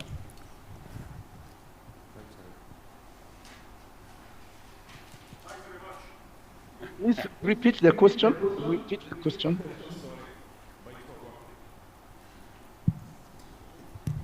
Hello, hello. Oh, I just have to speak right into it. Hi. It's a very interesting discussion. I work for the University of West of Scotland, so thank you very much. I'm glad that you've had a positive experience of us. It reminds me of Gandhi's quote when he was asked about what he thought of Western civilization, and he thought it would be a good idea. And it seems to me that in this situation of the SDGs, if we could stop stealing from the majority world, that would be a really, really good start. And the systems of the IMF, the World Trade Organization, etc., the investor-state disputes are just the process of injustice that is built in to the global, the global trade system. The particular thing I'm interested to hear the panel talk about is SDG 16, so peace, justice, and how those fundamental things underpin any concept of a fairer or a sustainable world. And those are things that are left out the Paris Accords, the military carbon footprint, so-called, is not covered by those. The situation of the rising securitization of borders, the militarization of borders. These are the things that we have to start talking about. And if we're not talking about it in rooms like this, then where the hell are we going to start talking about it? So, yeah, it's just, for me, there's a lot of things. We need to start talking about the things we're not talking about. Thanks. So, yeah, any responses from the panels? I think there's kind of a wider, there's a wider issue here, which also is picked up on one of the Slido questions as well, about whether we're sort of, or to what extent or whether the SDGs help us have those less comfortable conversations. So,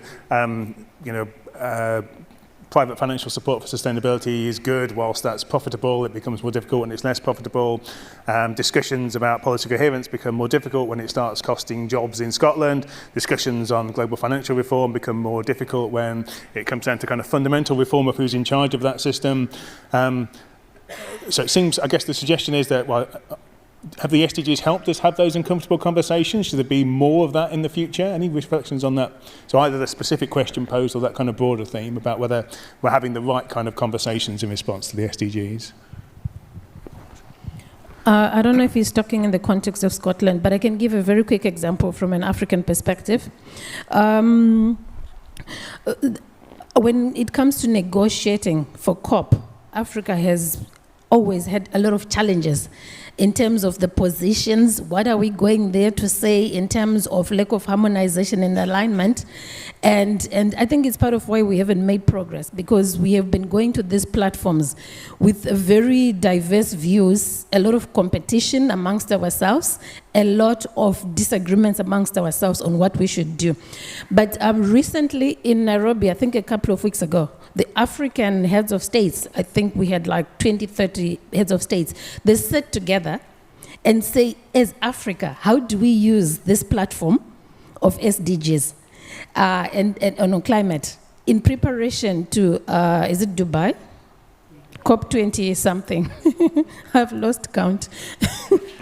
How do we sit together and come? And they came up with a declaration. There's no communique that is perfect, but for me, I sat there and I was very proud to be an African in that platform, because I have followed a process where for years you cannot agree on anything. You will not sleep for 3 weeks and still not agree on anything. But as imperfect as it may be, we have come together as one African voice using this platform to say, as Africa, this is what we want out of the SDGs, and we are taking that as one position. So it's very possible if you really want, and it doesn't mean that that was easy. There was a lot of fighting behind the scenes in terms of national interests, some economies better than others, what do we want to push? But that was put aside and say, let us use this platform to bring a collective voice, a collective position that we can take and present. So it's possible to use it. We just need to say, how do we get around demanding accountability from each other, transparency, and saying, how do we move on with a collective voice? Yeah, I suppose it is. That's quite a significant change, isn't it? And it's quite a challenge. It's a challenge for us as well, because if you look at global politics at the moment, we need to make sure that we are working with Southeast Asian countries, and we're working with Sub-Saharan African countries, because the global politics of the world we're in, we need to actually be able to talk to each other and have respect. And I think a key issue is about finance in those countries, how we support finance. One of the things we've looked at in the International Development Cross-Party Group in Parliament is the issue of debt and how that massively impacts on countries, and it just stops them doing the housing, the education, the health services that people on the ground need. So there's something about thinking that through from us as an influential nation, as part of the West, and how we work with the US colleagues, how we work with European colleagues. And there's something about how we can be that game changer as well, and thinking about positive investments in those countries that will transform people's lives. And I don't think we've done enough about that, and I think that's definitely a window of opportunity for us. We need to change how we do things in the UK politically, but I think that's a challenge that we need to be picking up, and it's not been done over the last few years. And see that as an opportunity, not as a cost. And the benefits of that would be really important. If you look at how China has influenced a lot of African countries, it's because direct investment, and there's a lesson for us there as well, I think. Well, I did want to ask, so there's a few questions for you particular, Tom, but I guess I would just be really interested in your perspective, either kind of personally or not on behalf of, kind of, but situated in your sector, on kind of the discussion around global financial reform. And is that one that people welcome that? Is that, is there kind of, do you have any kind of assessment of how that people think that's going, or kind of what the role of the private sector is here? So there's kind of this, so that we had the kind of. I would say we're going way outside my area of expertise, right, okay. So it would be incredibly dangerous for me to say anything at all, because I would just be speculating massively based on snippets in the news. Sure thing. Yeah. Do you have any thought, just generally, so the question on the slide was about whether you think eventually kind of sustainability becomes unprofitable, and at that point the alignment between sort of the banking sector and the sustainability agenda kind of seems to kind of diverge. Do you think that, do you see that as, do you think there would be a point at which sustainability requires the kinds of actions that ultimately kind of harm, I guess, kind of not just profits in particular areas, but kind of more generally, and kind of how do you think, so it's quite a popular question, because do you think there is that kind of point? Yes and no. In the short term, yes. But I can only speak for NatWest, I can't speak for the global financial system. There is a recognition and a conversation that there is no economy if we destroy the human race. And so it's kind of in our interest, if we want to be here for another 300 years, the organisation, not the human race, then that we do something about that. Now, is that, do outside actors looking at us think we're doing it seriously enough or fast enough? Probably not. Are we doing it faster than some of our peers and slower than others? Probably. Do I personally, as Tom, think it's kind of like a burning enough platform? No, I work in the sustainable banking team. It's my job to shout at the leaders and say, we need to do more.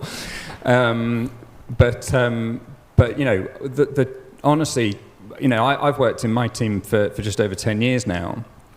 And, I joined it soon after the financial crisis. And it was like, no, go away, we're fixing the bank, was, the kind of conversations we would have in 2012. It's like, literally, get out of the room, because we need to make money to get the bank back on an even footing.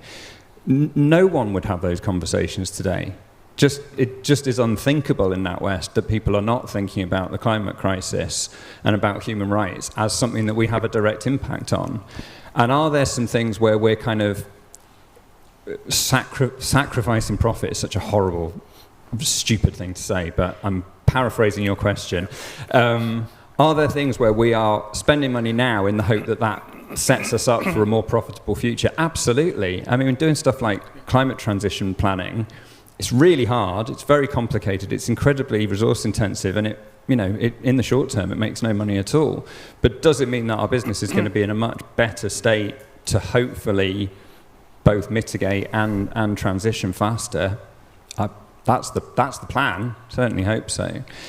I thought your question was absolutely amazing, and just to say, I'm in the incredibly privileged position of being, you know, in a wealthy country working for a FTSE 100 organisation that doesn't really operate outside the UK.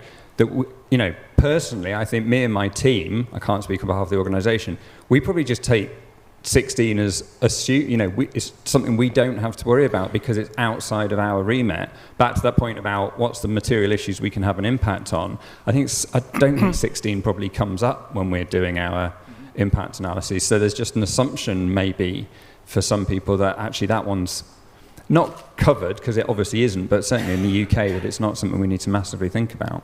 Maybe. Sorry, Sarah. Yeah.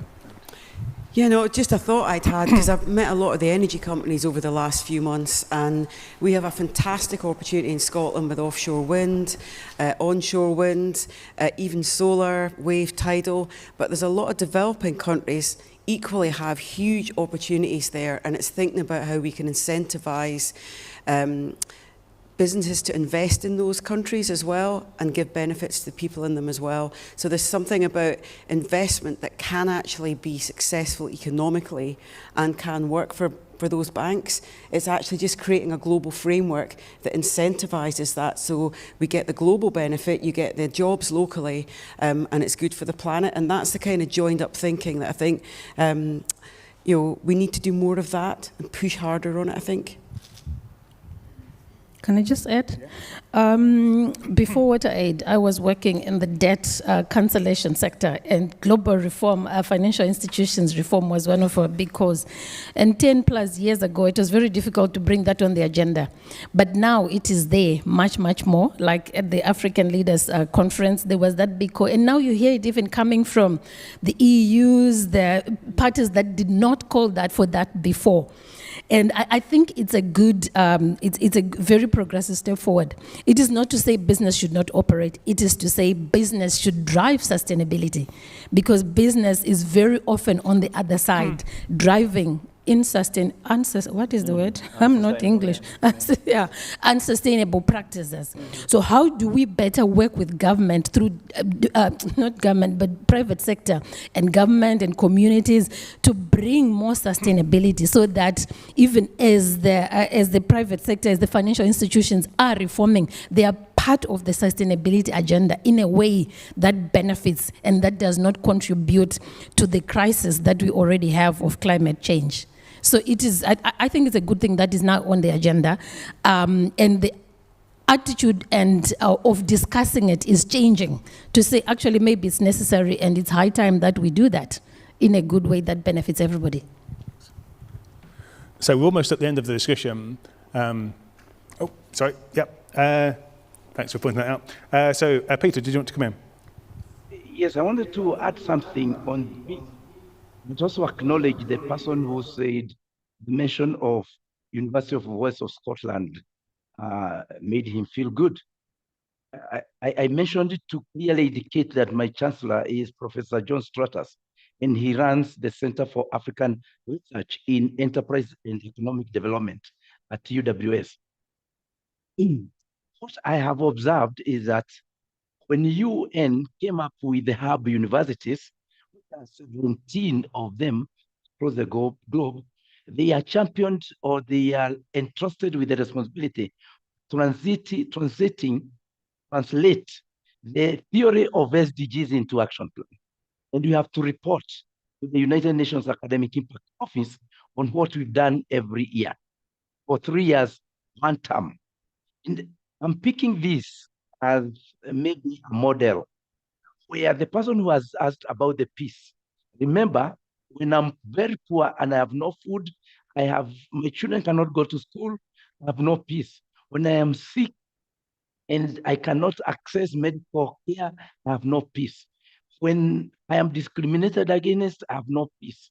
When climate issues are challenging my city and my residents, I have no peace. So peace is one of those SDGs that, again, just like SDG number 10, they are number 17.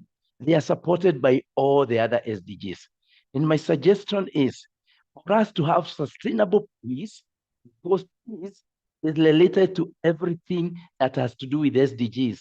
I would request maybe the government, especially the member states of UN, should take maybe a lesson, take a leaf from the SDGs, United Nations Academic Hub, 17 hubs. Would every country come up with a rotational hub, a hub for SDG number 1, for SDG number 2, number 3, and maybe on an annual or 2 years basis, try to have a dashboard for which of the 17 SDGs has done the best in terms of publicizing about SDGs, translating the theory to practice, and the impact as KPRs would show.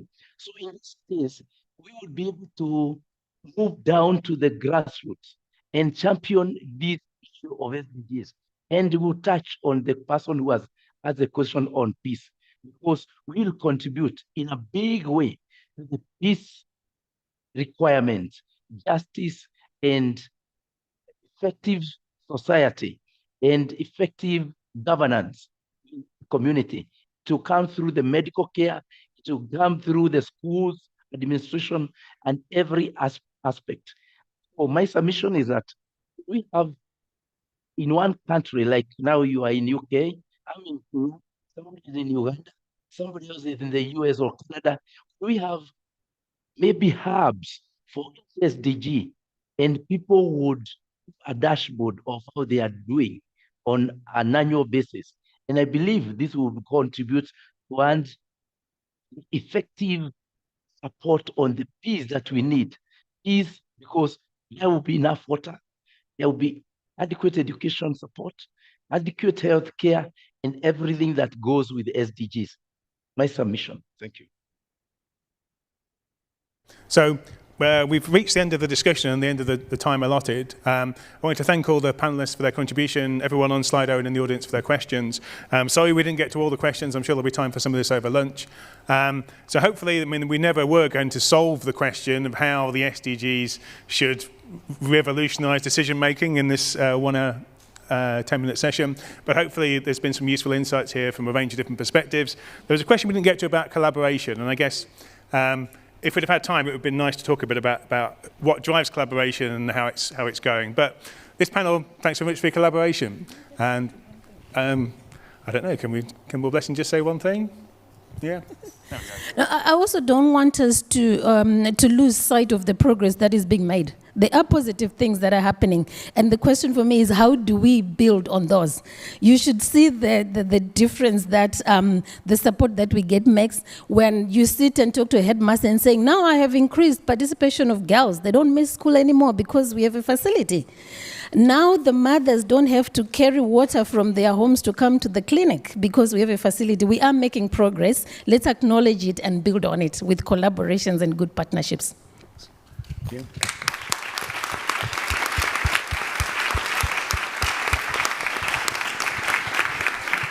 So those points about progress made, interlinkages and action for the future, I think are a good place to leave it. Thanks so much to the panel and the audience. Thank you.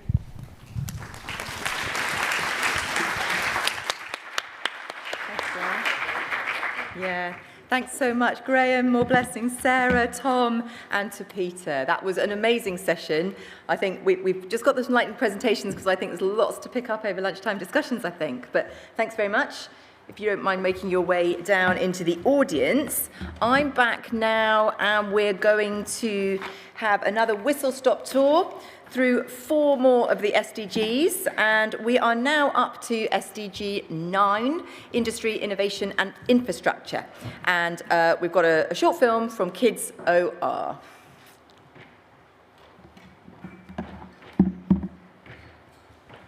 Kids Operating Room is a global health charity with a vision of a world where every child has access to safe surgery.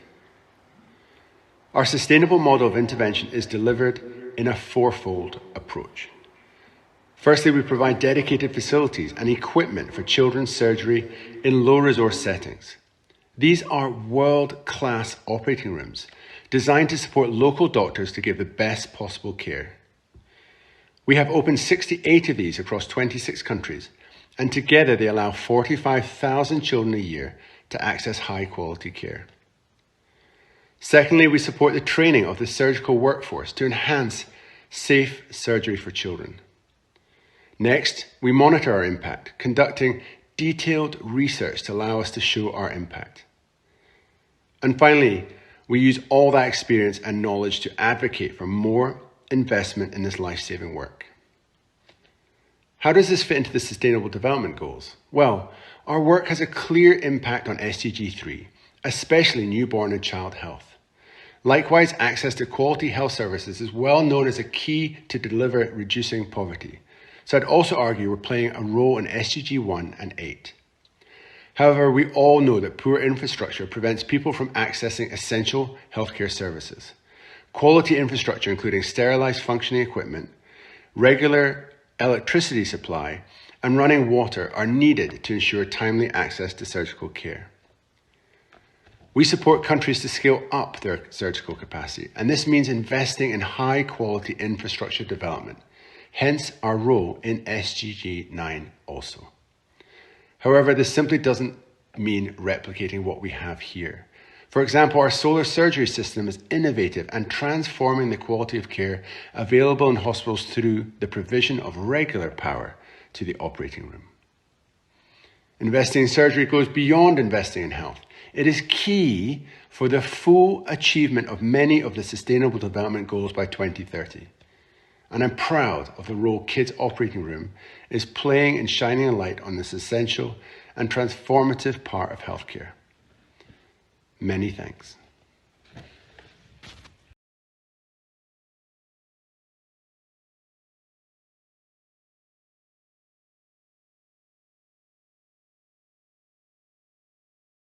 And for this, we've got a film from Mellow Parenting.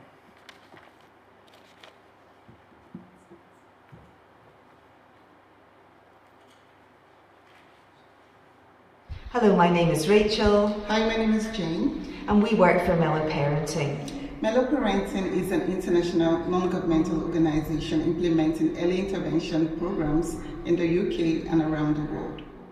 Presentation is on SDG 10, which focuses on reducing inequalities within and among countries. We focus on disability and deinstitutionalization, particularly on the work done in Tajikistan in partnership with NGOs and government. Parenting interventions can be seen as a public health approach in tackling inequalities. Disability and stigma negatively affects the quality of people with disabilities' lives and prevents them from playing a full role in society. Гудаки бехос, гудаки маюб тавалд кадам, стресс буд, тарсиш буд. Баъд аз ин программа мо бисёр чизора омӯхтем, ёд гирифтем, ин кора уже ай пеши чашм. Я вначале даже мужу как бы не говорила о своих проблемах. То, что он даже диагноз моего сына он не понимал. Амба ма ҳаракат мекардам ки фақат ба гардани худам. А ҳозир тақсим мекунам. Мисол мегӯям ки шавҳарам ина шумо кунед, ина ман кунам, ина ихел кунем. Мисол оила ба мефаҳмондана. Оила уже как бы фаҳмонда тайёр кардем. Зиндагӣ мешуд дигар нам. Аввал аз кӯча одамоя нигоҳбинаш вай мекардем, аз хештавору, аз хуштоман, мисол зиндагии пасту баланди. А ино ай пеши чашм гузаштанд. Нотарсӣ пайдо шуд. Early childhood development in action helps reduce inequality and ensures that no one is left behind. Please visit our store. We look forward to meeting you. Thank you.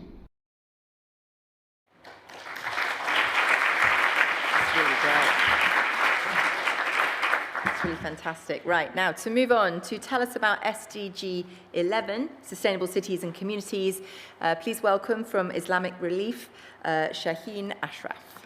Shaheen, come on up.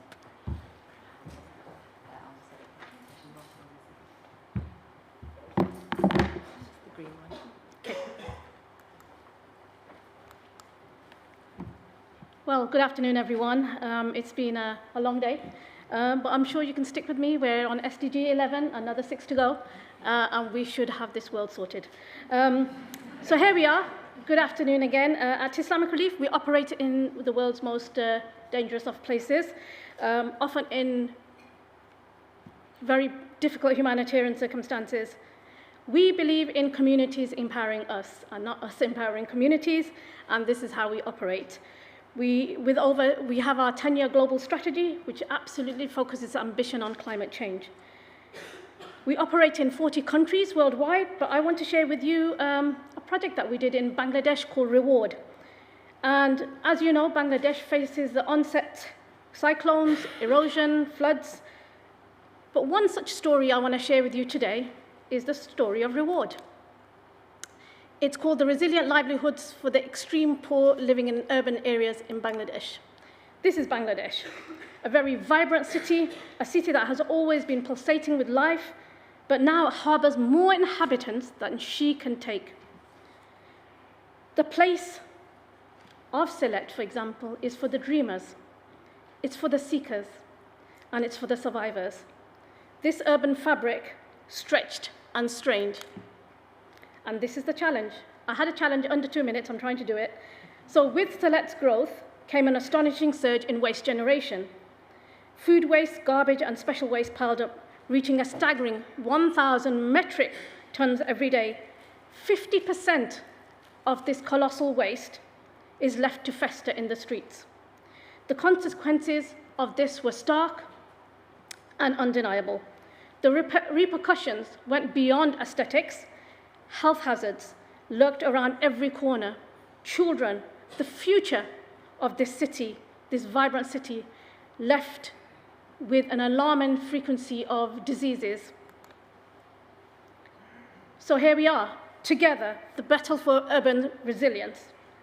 Yet amid this daunting challenge, hope glimmered on the horizon. And I know this sounds like a story. It's meant to be one of those, it's not a Marvel movie, but it is sounding more and more like that.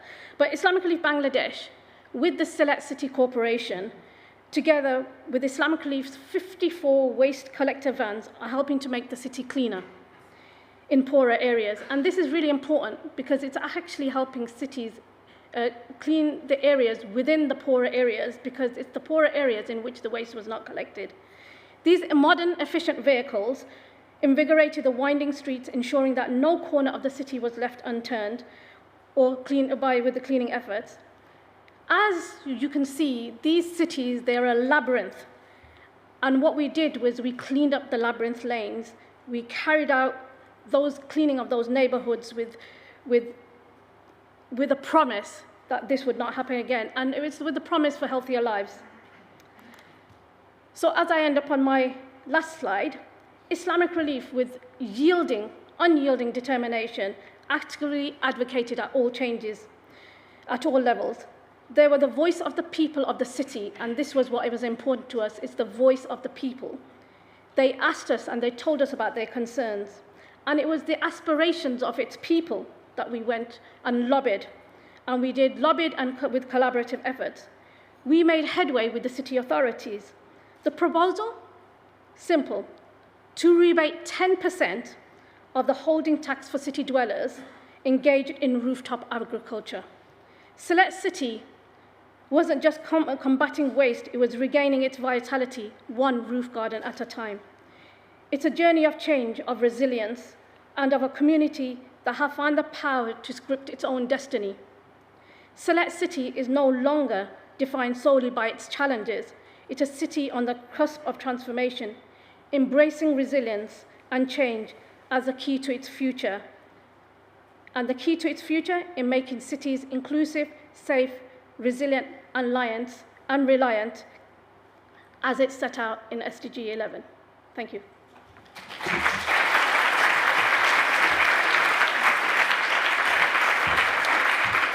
Thank you so much, Shaheen.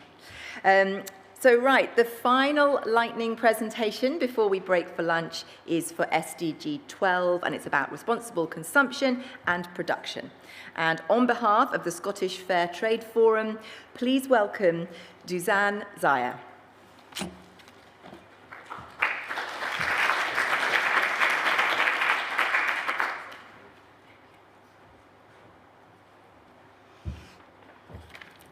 Hi, my name is Duzan Zaya. My mother is a sugarcane farmer with Cassin for Cane Growers Limited. I'm going to speak on goal number 12, as she has already said, responsible consumption and production. High-income countries leave a larger environment footprint compared to low-income countries. We all know that. I personally know the impact of this. For example, this year, second Freddy area, this caused so much destruction in Malawi that my home was flooded and I lost many of my possessions. The farmers at Kasintra also lost this year's crop. Meanwhile, as fair trade farmers, we work to the fair trade standards. Just one of those being that we should take action in reducing carbon emissions. We are responsible producers. When supplying fair trade products, the fair trade standards and the 10 principles of fair trade ensure that we operate responsibly. For this, we receive fair pay. Fair trade is a way of doing business and trade for people and for the planet. It provides a platform for smallholder farmers to have voices heard on a global stage. It offers hope, dignity, and partnership to people like me.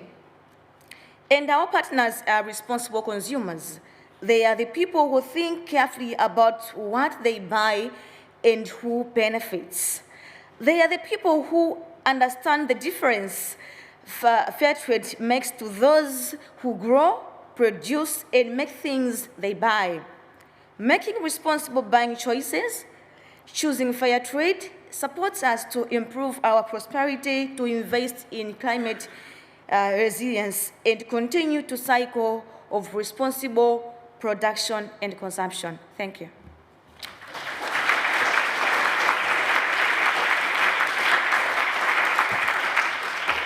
Well, thank you so much.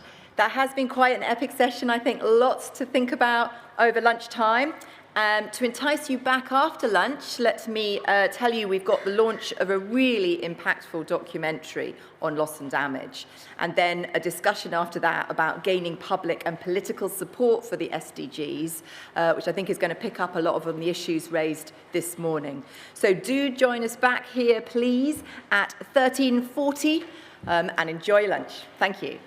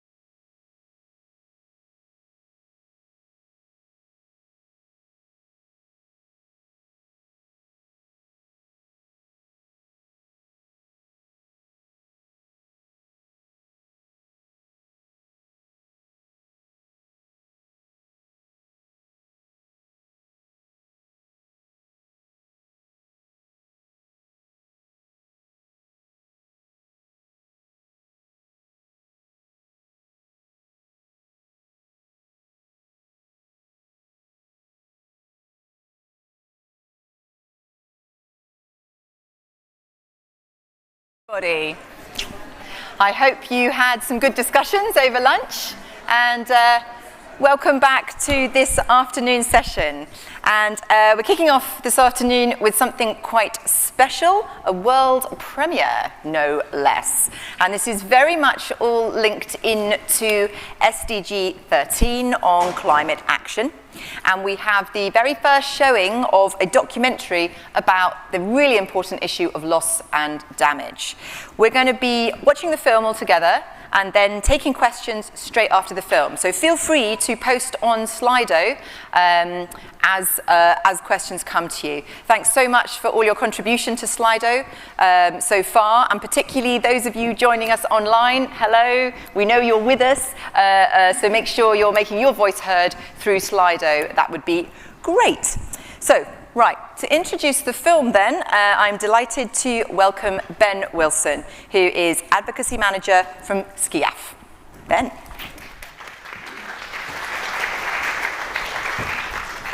Hello everyone, can you all hear me okay? Great, okay, good afternoon and thank you all for coming back after lunch. This is a really difficult slot, as I'm sure you all know from going to any conference. Once everyone's had something to eat and your eyes start to drift off, etc. So that's why we decided to put the documentary on now, because it's so great that it'll keep you all awake. The story of this documentary kind of dates back, well, let's say to COP26. As many of you will know, at COP26, the Scottish Government became the first country in the world ever to commit money to the issue of loss and damage. And that announcement had a huge impact on the COP26 conference, but also conferences since then. And that was a huge act of solidarity shown from the Scottish Government to the Global South. But after that announcement, many people here in Scotland were left asking, well, what exactly is loss and damage? And what will the projects that is funded from this pledge actually look like? And that is what this film will hopefully show today. So actually the story behind this film starts a few years prior to that. In 2017, SCIAF started to implement for the Scottish Government a programme called the CCPM, which was focused on climate adaptation, about helping communities in southern Malawi to build defences against the climate crisis which was coming. But right at the end of that project, Cyclone Anna and Cyclone Gombe hit southern Malawi, devastating a lot of the communities we were working with in that project, and destroying a lot of the things that we'd built up, a lot of those defences that we, together with our partners, had built up for communities in Malawi. And that is what loss and damage is. Loss and damage is about saying that we've not done enough to prevent the worst impacts of the climate crisis. And therefore, despite our best efforts at adaptation, there are certain climate impacts which go beyond the limits to adaptation, that communities already right now are suffering from climate impacts, and that climate action which only focuses on climate change as a potential future crisis is inadequate, because we know that for millions of people across the Global South, they are already experiencing the climate crisis. The climate crisis is something happening right now, not something happening in the future. So we're delighted to share this film with you today. I'll just quickly finish and say a few thanks. So huge thanks to the Scottish Government for making that really tremendous commitment at COP26 and funding projects like this one. Thanks to the Alliance for helping us to profile this great work today at the conference. Huge thanks to my colleague James Cave, who is the editor and producer of this great film. And finally, thanks to the communities who allowed us to share their story today and who do such amazing work to build a more resilient Malawi and their communities. So thank you very much. Look forward to the discussion after and hope you enjoy the film. Thank you.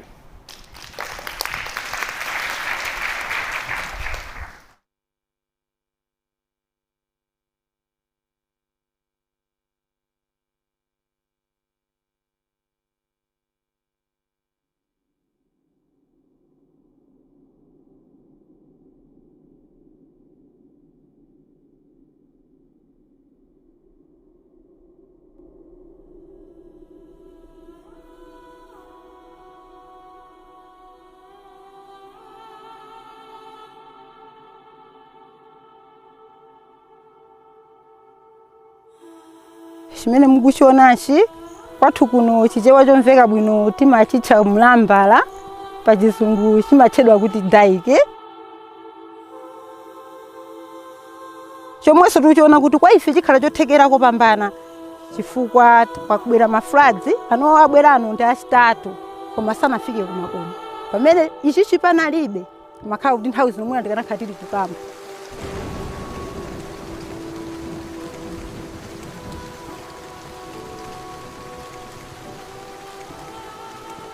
Mu 2022 tinali ni mafloods a Gombe ndi ana amene anakhudza dera lalikulu kuno kwathu ngati mizi yonse ya muno mwa group ya magoli 12 inakhudzidwa ndipo ngakhale nyumba mitunda mukuona munali manyumba koma anagwa choncho miyoyo ya anthu inali pa chiopsezo.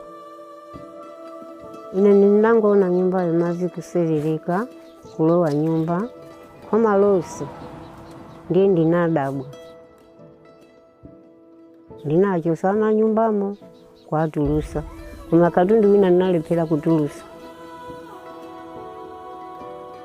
Adaonta atulusa naima pabalaza pabwalopa ndiye nthawi yota nawo ayimapo nthawi yayitali nawo zakuti pitani kuja mukasape anapita nyumba ija kukagona konko ndinangonjuta pakhondepo yanga indaona kuti yasala pang'ono kugwa ndinalumpha ndamuwunikira poti malingana ndi muja ndanena ndikuti mwana yali ndi vuto pang'ono ndinamuzusa naye mmene atuluka naye yache yeso likiti kugwa ndiye ndinangokhala pakhondepo. Mbuye kunali kunjenjemera ndithu. Ineso nali wokhumudwa ndipo katundu ataonongeka nangokawulira ine. Ndabwezere ndija nkati ngakuwa zozo ana ndigawira ena mbale imozi wina kapo ndiyendera zozo ndagule ndija.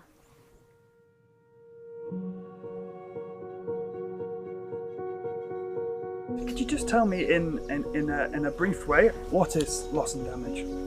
So basically loss and damage, we're looking at all the impacts that's coming with climate change, both what you can easily quantify, or what you can monetize, but also what you can't monetize.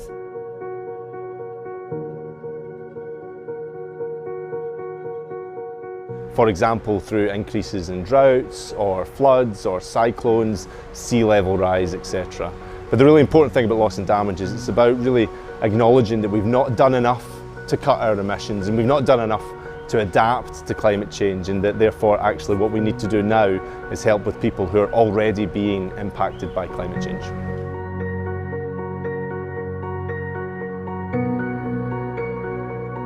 So climate change is often treated as a future crisis, but for countries like Malawi, it's here now and is only going to get worse.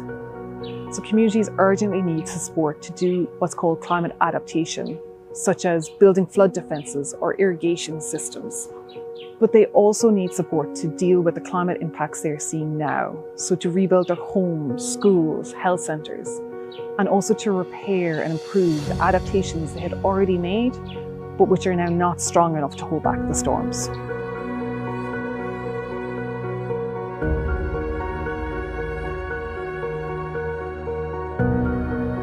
This we feel is more, if you please, I may use that word, more like climate justice, economic justice, because the countries that suffer most have contributed least to where the world finds itself. But we're struggling right now. We were trying to go several steps forward, and then we are pushed more steps backwards.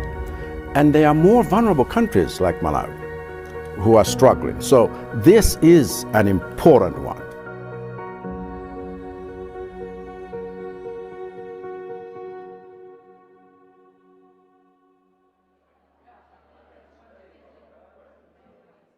For a long time, countries in the Global South had argued that we need to establish a finance mechanism, a fund, to help communities who are already being impacted by these things to recover from climate impacts. And yet that was resisted for a very long time by all of the countries in the developed world. Until COP26 in Glasgow. So in Scotland, we led the way at COP26.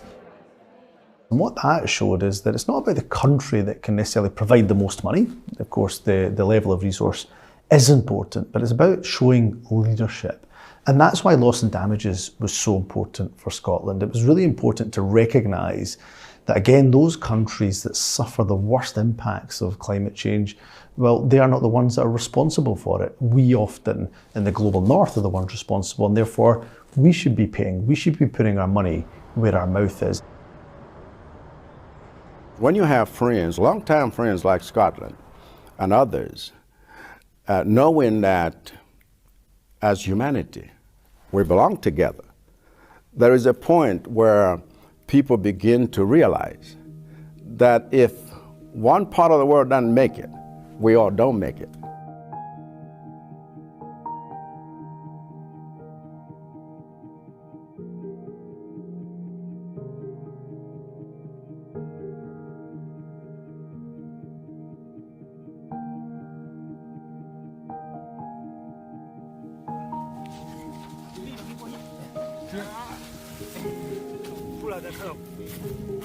This morning we visited GVH Mambundungu.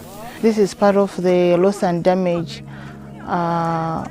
program from the Scottish government. Tinasamusidwa kuchokera mu 2015 kunchua pamene tinabwera kumota boma inaganiza potisamusira kuntunda ife tinavomera mafumu ngakhale magrupu ngakhale tiye anatipezera malo kuno kwa Lundu ndipo titabwera tidali osangalala kuona kuti malo ndi achikondwerero komanso mwina ngoti ngathe kutukula miyoyo yathu fuka tapewesa miyoyo kuti isafe. When Tropical Cyclone Anna and Storm Gombe hit the area, the houses were washed away by the heavy rains. Property and livestock, the people lost their livestock. There were also injuries because the people had to be rescued so that they won't be washed away by the floods. Ndipo pa 13 kusenza kuti china chilichonse chomwe tinkadalira mbuzi ngakhale kuti nkhuku ziwe china chilichonse cha nyumba phatikiza nyumba tilibe china chilichonse mutenti tikugona mu anthu 15 nde pamene timazindikira kuti panopo tundi pa mtsinje. So the most important part of this program is that it's community-led, that the community identifies the priorities and the activities are owned by them. So at the very start of the program, our partners worked with the community to identify their priorities and what they wanted. The community were really clear about what they wanted, and they were also really clear that they didn't want this type of devastation or flooding to happen again. So that's why we also invest in adaptation work to make sure that when the rains come, the communities feel safe. Ndizona tukuona kusinthika chifukwa chakuti pamene itayamba kadi kuyamba kugwira nafe ntchito kuyamba kufukula mkulo komanso kuyika masaka kunabwera mvula pakatipa osoyesa mtendereso koma tinaona kuti tagona tulo bwinobwino popanda china chilichonse pomwe kale ngadakha kuti kulibe mkulo kufukuliwa kapena matumba kuja kuchinjikira nde kuti ife pano tingadagona panja kapena kuswa mtendereso okwanira. If you are to build a flood defense or sandbanks, to reinforce that you would need to have the trees, grass, whatever vegetation you want to grow on there. So that's why the communities are raising those tree seedlings so that they can plant along those areas so that it can hold the banks. But also, yeah, it's very important to conserve the catchment so that when the rain comes, it does not bring a lot of siltation, there's not a lot of soil erosion, so that there's no further flooding happening.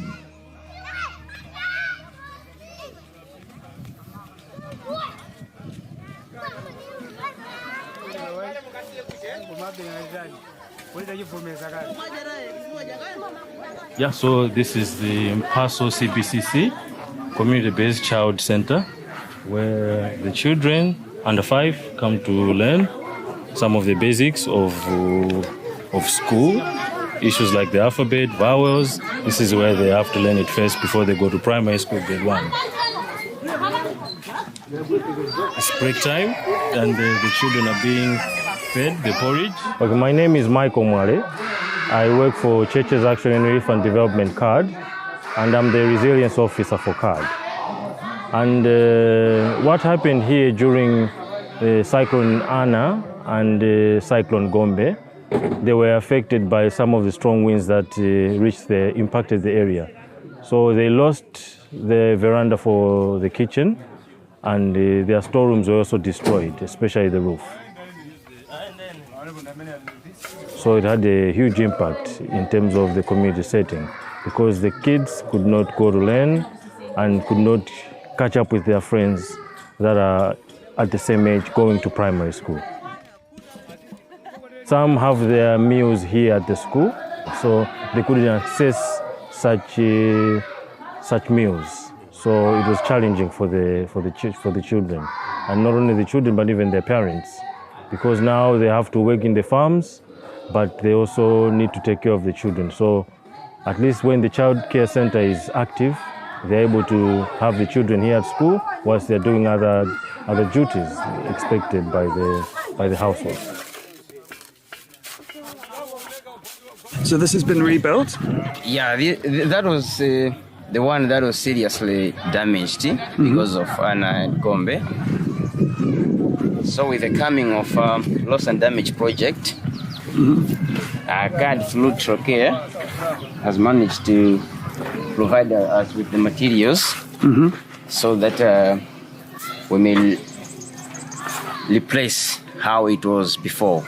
So as you can see, the artisans are on their duties trying to rebuild. Yeah, so before the project began, we had to do an assessment. So during those assessments, the communities were able to prioritize what to do with such a funding base. So that's when we decided that at least the communities can be assisted with this rehabilitation works because it came from them. The programme sponsored local builders doing the reconstruction to be trained on the Malawian government Build Back Better initiatives, which highlights particular techniques, standards and quality to make sure these buildings can withstand the next storm. It has made huge differences in the people and their livelihoods because they're told or encouraged or given a hand up. So the resilience we talk about becomes a practical issue. And countries like Scotland and what they're doing is what everybody else needs to be doing. Not talking like it's some aid, but it is, hey, let's take responsibility together. And this thing, we're in it together and we need to work as nations together. Loss and damages, I would like to see more pledges coming from right across the world. Scotland will also look to see what more we can do in that regard. But let's make sure that we're not dragged kicking and screaming by those partners in the Global South, that we're truly listening to them and acting so that together we can create a more sustainable future for our planet. Being a citizen of Malawi, a country that has experienced loss and damage due to climate change, I felt like it's one way of retrieving the hope that was dead in us.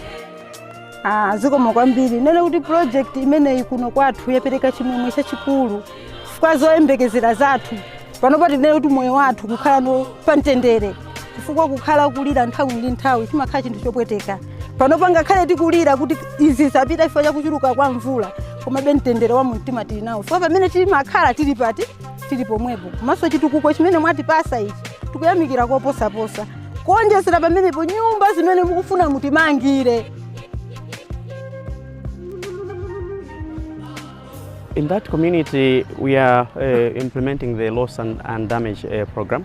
We are there to support them, first of all, by making sure that they are protected. You know, there's that river, Palombe, which more or less separates Zomba and Palombe. That river, sometimes it overfloods. The moment it overfloods, then it more or less affects the people in that particular area.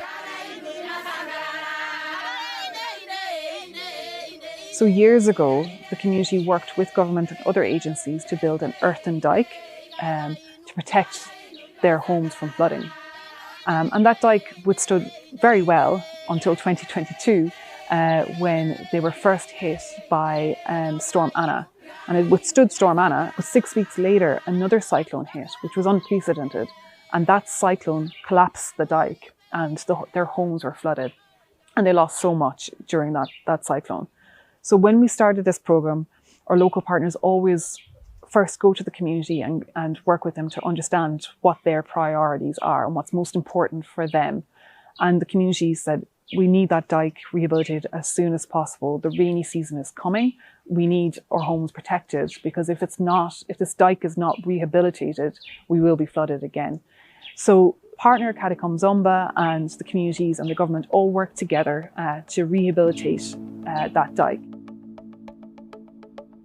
2-3 weeks ago, we experienced 2 floods consecutively. The first floods, it came, but it didn't collapse the dike, and the second one, it didn't. The green maize that we were seeing yesterday, it would have not been there.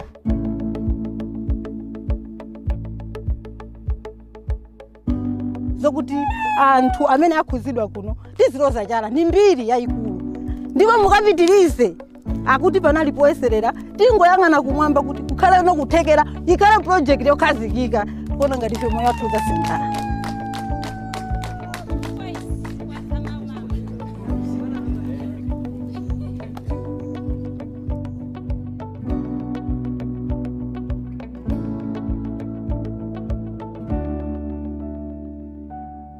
It was a deliberate initiative under the loss and damage to also take into consideration the non-economic losses. So when we're doing our assessments for this project, it was revealed that this community usually faces flooding in their graveyard.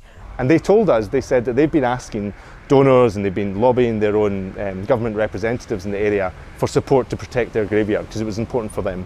There was no money for something like that.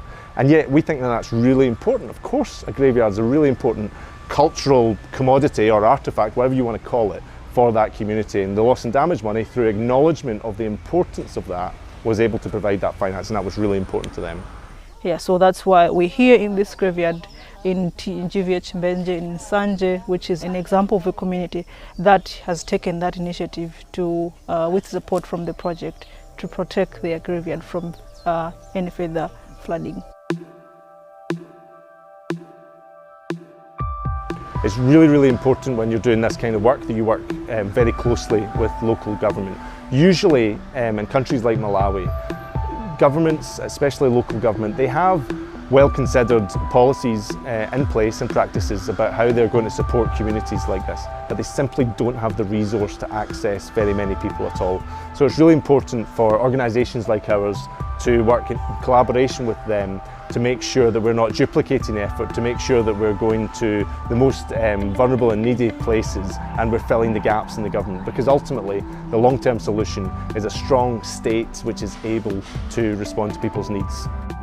This particular project, it has helped us. We've seen some evidences demonstrated that some villages who were assisted, their lives were saved. So that's a very positive impact immediately of the project that has been taking place in the country. We would want to encourage the Scottish Government to increase the support to the government of Malawi so that such projects would continue and will help save and reduce loss of life and loss of damage to property.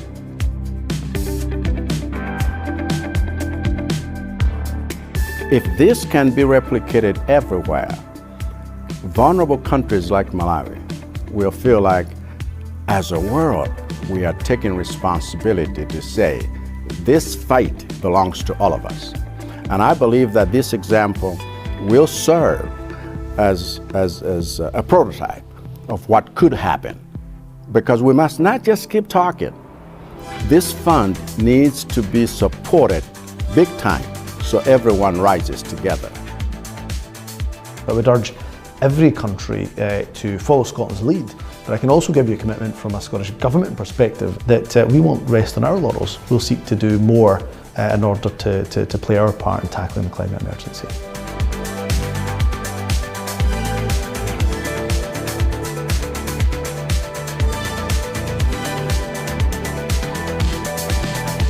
I think it was a milestone that the countries agreed on the loss and damage fund. And our expectation is that from COP27 to COP28, there has to be a very clear work program in terms of how we want to define the structure of the funding mechanism itself. When the fund is established, it will be very good to make it easily accessible, because at the moment it's very hard for countries that are facing the impacts of climate change to have access to them. Zitukuko zimene zikubwera kuno kuti zisakhale apa poyesera iyayi koma zipitirire.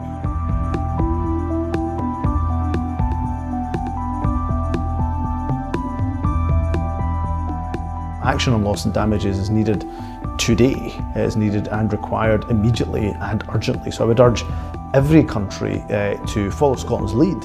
It is critical that we do something, not do nothing.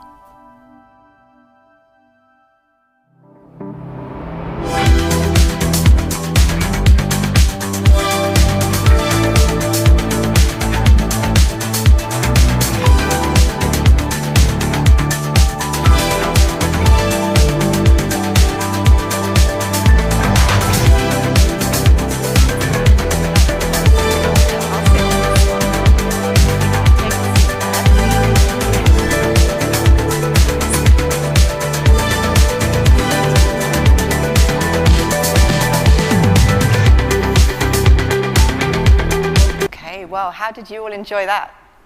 I mean, it's really an amazing example of the work that's going on. Thank you so much.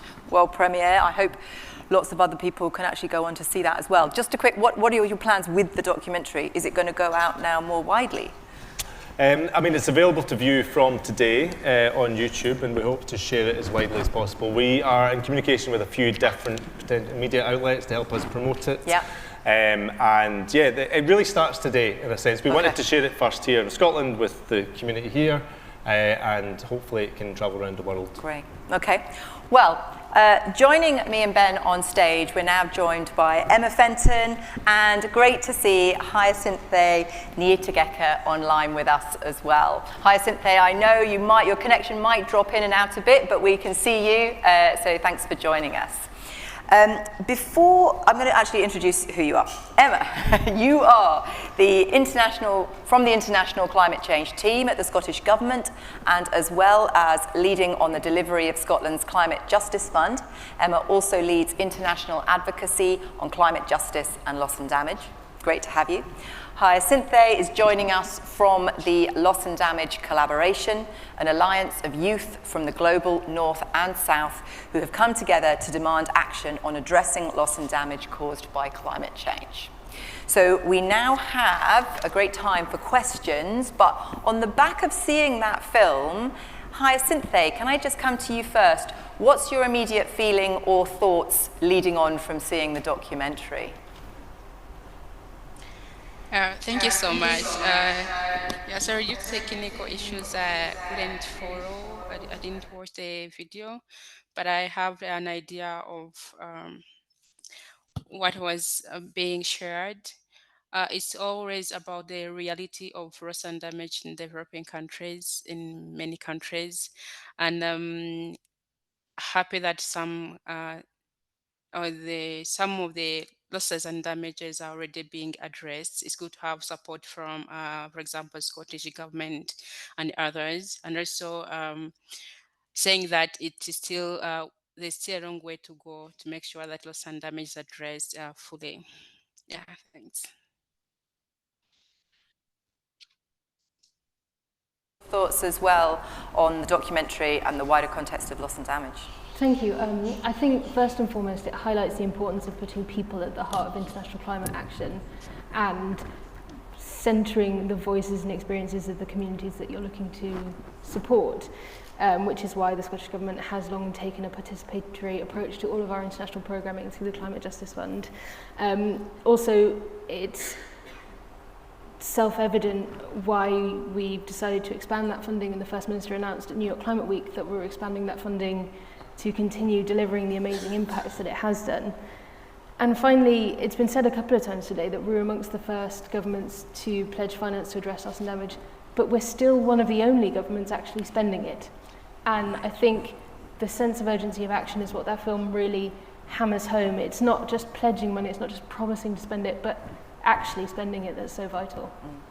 Okay, so you've really answered actually one of the things I wanted to just really clarify. It's future plans for Scottish Government loss and damage funding, but you've just said that is going to be increasing. Yeah, absolutely. So we've already pledged to expand this programme in particular, we announced at New York Climate Week a loss and damage funding window through the THET, Scotland's Humanitarian Emergency Fund, and we also confirmed our partners for the 5 million we pledged at COP27 to address non-economic loss and damage in particular. So everything we've promised is allocated and in train. We haven't reneged on any of our promises. Brilliant. And just sticking with you for one more little observational question. You know, what Scotland's leading the way. That's great. But what can actually Scotland, government, and civil society do to encourage more support from other governments? Thinking UK specifically. So, you know, how can we do that and influence that? So I suppose there are two key ways for me. The first is in things exactly as we've seen, and I have no doubt we'll hear from Hyacinthe. It's about raising awareness. It's about driving that message home. The fund would not have been agreed at Sharm without the action of civil society. It simply wouldn't have done. The pressure from civil society is what led negotiators to make that commitment. I have no doubt of that. And the second thing is offering a vehicle to do that. It's very easy to say, of course we'll give you money, but there's no way of spending it. The fund isn't operational. There are no institutional or national mechanisms to disperse that funding. That's not true anymore. We've set up our £5 million programme, and we deliberately established it in such a way that other funders can come in behind us and scale it. So that's not an excuse anymore. Right. Okay, thank you. Ben, there's lots of questions coming in on Slido. That's really great. Is there a first pressing question from the floor? Is anybody keen to come in? Don't be shy. There's roving mics. Well, give us a wave at any point. Ben, a question for you at the top of the Slido list is really what have you learned as SCIAF from things that did not work in the implementation of the programme in Malawi? Yeah, no, that's a really good question. One of the things that I hope came across in the documentary, but is a sort of key learning from it, is that we'd initially went out with this emphasis on what you would say is ex-post action, right? So how do we support the people who are already reeling from the impacts of climate change? How do we get them back on their feet? Rather than adaptation, which is about helping people to prepare for the impacts of climate change. But we realised that you can't separate those two initiatives. You know, you need to do both together. Of course, when you ask a community what they really want, they're going to say they want to recover, but of course they want to prevent it happening again. And the communities we're talking about here, working with in Malawi, are people who've been hit by Idai and Kenneth, cyclones Idai and Kenneth 2019, and then Anna and Gombe 2022, and of course earlier this year, after the documentary was shot, Cyclone Freddy in 2023. So they're in a constant cycle of preparation and recovery from climate events, and therefore you need to also be adaptation in alongside helping people to recover. Okay.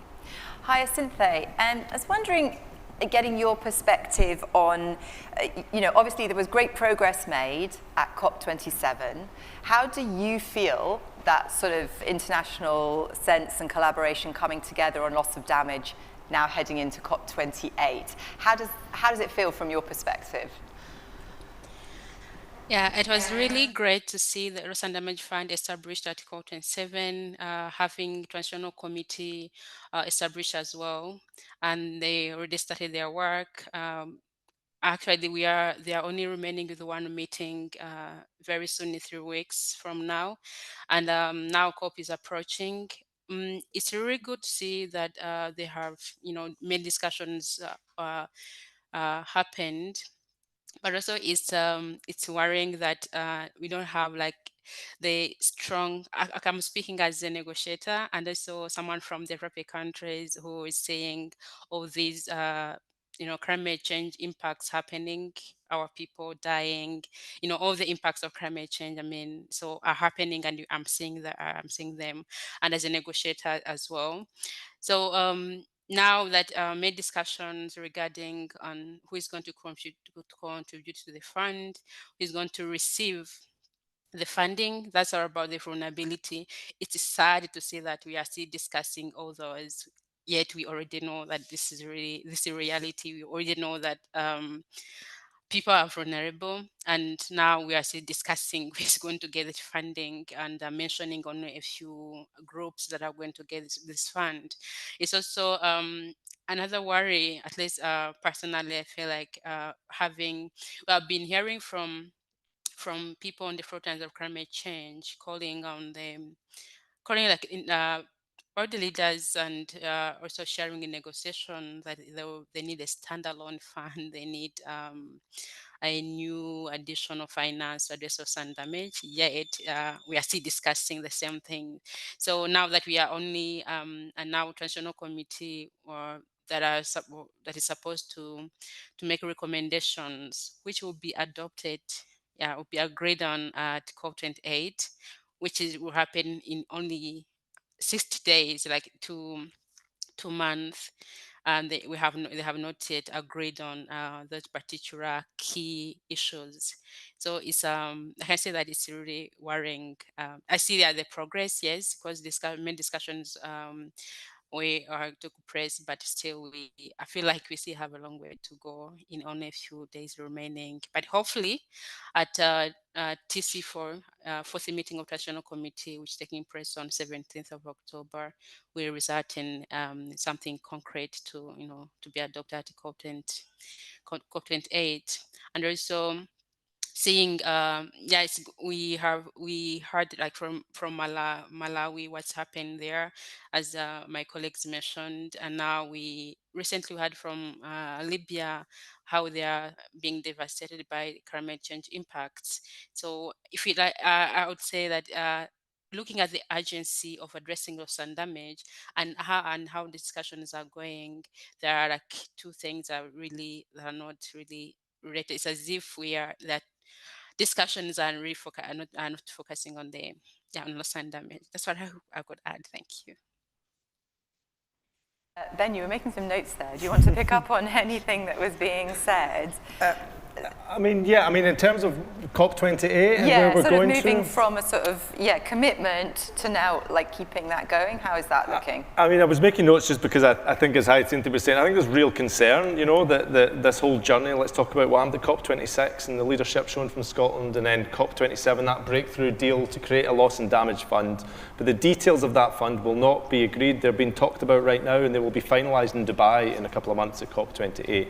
But what I'm really concerned about, and a lot of people in civil society are really concerned about, is a rolling back of the commitment that a lot of the global north countries, including the UK, EU negotiators, the USA, are rolling back on their commitments to that fund at COP27. And so I'm really nervous about broken promises going into COP28. And I think it's so important that they keep to those promises and deliver the fund to the scale and level of ambition that was promised in Sharm el-Sheikh. Emma, your thoughts on that?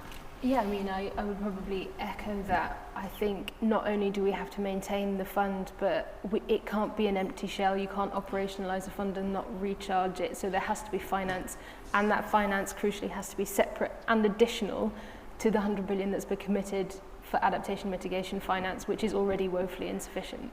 So it has to be matching the scale, the pace of need, and equitable for access. Well, how are people feeling about this discussion? Does anyone want to jump in with a comment, or else I'm going back to Slido? Okay, on to Slido then. The one that's at the top of the list now is interesting because it's sort of linked into this a bit. How do we work with this particular commentary is predominantly right-wing media. We could discuss that forever, but let's just think about the media in general and other influences in the UK. How do we work with that to influence public support for the need of these kinds of initiatives? I think that's, this kind of work that you've been doing in Malawi, Ben. Mm-hmm. How important is public support, and therefore how important is it as it's portrayed through the media? So it's two sort of questions. Hyacinth, I don't know if you would like to comment. How do you feel public support, how relevant is that, and how important is getting the public on board? Thank you so much. So in addressing loss and damage, or making people understand the reality of climate crisis, it's really important to have as many people as possible involved.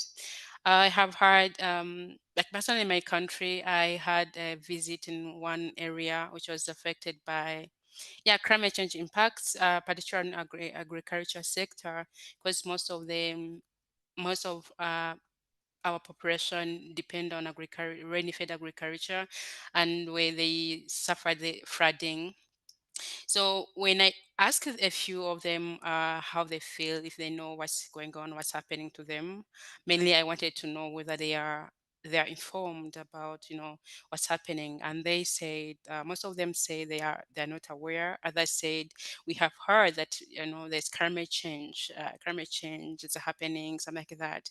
So I feel like public, say media in general, or public participation is really important in this process to raise awareness, because in this process of addressing loss and damage, I know it's good to have, we need capacity building, raising awareness in many ways. We need, the finance, we also need technical assistance. So when it comes to capacity building or raising awareness, it's really good to have, as many people as possible involved, and also making sure that whatever is that is being shared is based on, is it true? Because sometimes when I come to media, something that we can see that the information being shared is not, it's not really true. So yeah, it's good to to have like a truth being shared, but also, and also highlighting that one of the effects of climate change is, in terms of non-economic loss and damage, is the mental health. It affects mental health. So once people are prepared, they once they already know that's what's happening, it's going to be easier for them to to cope with all those effects. Thank you.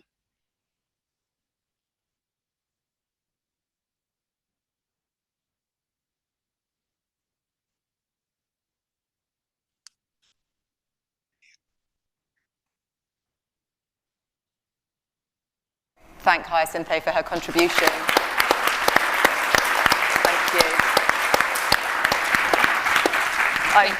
I'm really relieved the connection worked, and thank you very much. I'm just going to finish off now with a wrap-up question to Ben and Emma. And I suppose I'd like to pick up on that issue of public support, public awareness. I mean, the film is all about public awareness. How important, Emma, is it that the Scottish society is really invested in loss and damage? I think it's vital for two reasons. One, for that, to foster that understanding. It's hard to argue the need in the face of really quite dramatic interventions, such as the documentary we've just seen from SCIAF. But also, we have to accept responsibility that as developed countries, we have massively benefited from unabated industrialization, and we have a moral responsibility to stand in solidarity with countries and communities in the global south. Well, hopefully organisations at Dynamic Earth, with our public engagement programmes, that's something that we can assist with doing. Final observations from you, Ben, on sort of your feelings now that the film has gone out. Mm-hmm. How optimistic are you feeling? On the question of public support, I think that it's vital to get it right. I do have some hope. We should take hope from the fact that it wasn't that long ago in 2019 when we saw hundreds of thousands of people marching up and down the streets all over the world as part of the school strikes. And then we've seen mobilisations, huge mobilisations around COP26 here in Scotland. These are quite recent events. There is a groundswell of attention and support and awareness of climate issues here. And when it comes to loss and damage, I think it touches on a kind of fundamental notion of justice which people understand. I remember, if you'll allow me just very quickly, there was a scene in Gogglebox, and I think it was around COP26 when they were showing some of the news coverage of COP26, and they were talking about loss and damage, and a number of the families watching it sort of made the same remark. It was like, yeah, of course it's the rich countries who should pay for this. If someone crashed a car into your living room, who would you expect to pay for the damage? It's the person responsible for crashing the car that's got to pay the damage. And I think that this actually, if you communicate it right and say that, paying loss and damage is about a subscription to a just world, a better world, but also vital to achieving our climate ambitions in the whole, that people can get on board with it if all of us as international development champions go out and take the message there. Brilliant. Well, thank you, Ben. Thank you, Emma, for your contribution. Thanks so much, ladies and gentlemen. We'll give you a big round. Thank you very much. Thank you. Cheers, Ben.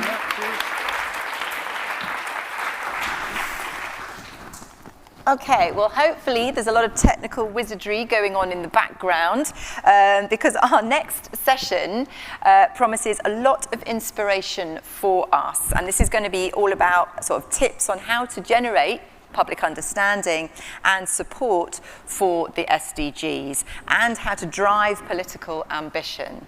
And we're going to be hearing from two speakers who are joining us online, Marta and Megan. Marta will be coming to us from Norway and Megan from Ireland. And we're going to be taking questions. They'll each do a presentation, but we'll take questions. So I hope you're contributing to Slido, but do feel free to ask a question in person if you would like to. So we're firstly going to link up with Marta Lid, but let's just see how we're doing getting Marta online. Oh, we can hear Marta, maybe, but not yet see her. Well, we'll give that a minute or so, just to check, just to perhaps think ahead to what's coming up. How many of you are going to be staying in for the final session? Because that's going to be proving to be really exciting about AI. Show of hands if you're keen for the AI session. Oh, good, good, that's great. Because we've sort of saved a really lively big thing for the end in the hope to entice everyone to stick out for the whole day. Although I know that's sometimes difficult, especially with school strikes. How are we doing? No, I think we're still hoping to get Marta online from Norway. Oh, look, as if by magic. That's brilliant. Okay. So, Marta, is that you? Is it Marta?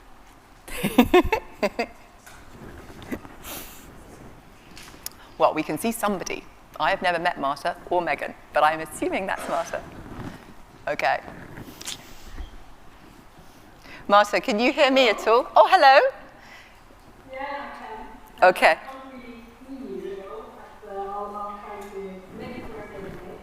Okay, so well, Marta, I can see you. I'm just going to introduce you, and then we're going to listen to your presentation. So, firstly, everybody, I'd like to welcome Marta Lid, who's from the Norwegian Agency for Development Cooperation. And Marta has led some imaginative communications projects for NORAD over several years. She's also collaborated with the UN and served as an advisor to the Norwegian Minister for International Development and worked in various NGOs. Welcome, Marta. We can all see you now. So now I'd like to just invite you to give your presentation for the next 10 minutes or so. Great, thank you. I can see my presentation is up there. So as said, my name is Marta Lid, and I work in public engagement and global citizenship in NORAD, which is the Norwegian Development Cooperation Agency. And I want to show you 3 of our campaigns on the SDGs. So the next slide, please. I don't have my own slide this time. So this is the former Prime Minister of Norway. Her name is Mrs. Erna Solberg. She was appointed a leader of the SDG advocacy group in the UN, and as a part of this, she wanted Norway to be a good example on reaching the SDGs. But you know, before we can reach a goal, everyone has to know about it, that we're actually going to reach the SDGs. So as a part of this larger work, NORAD was appointed the task to boost the knowledge on the SDGs in the general Norwegian population. She gave us 4 years to make sure our efforts would have a real impact and a budget to go with it. The target was to increase the awareness on the SDGs from 35%, which it was in 2016, and to 60%. In 2020. Since the entire population of Norway is quite a large target group, we had to create a concept that connects the SDGs with the interest that Norwegians across the country has. Next slide, please. And here's a film on how we solved it. What do you do when an entire country is in the dark? You invite them to light up a mountain.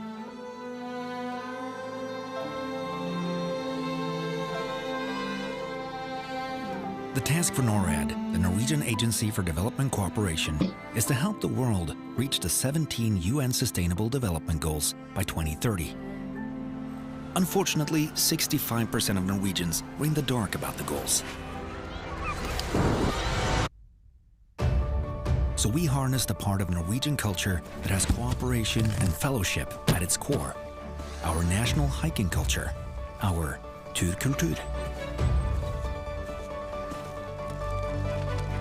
NORAD challenged the people of Norway to climb some of our most beautiful mountains together at night and light up the path for each other.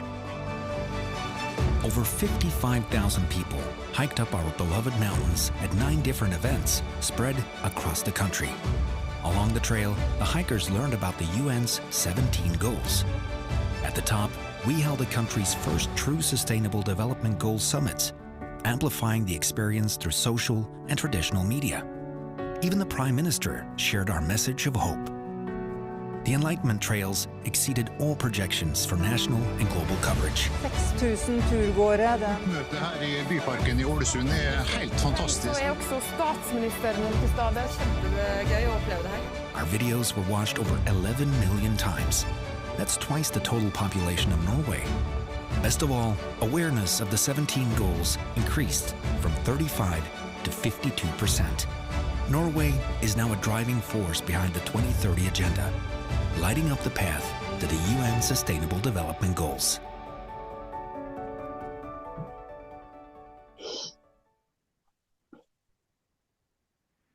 What do you do? Next slide.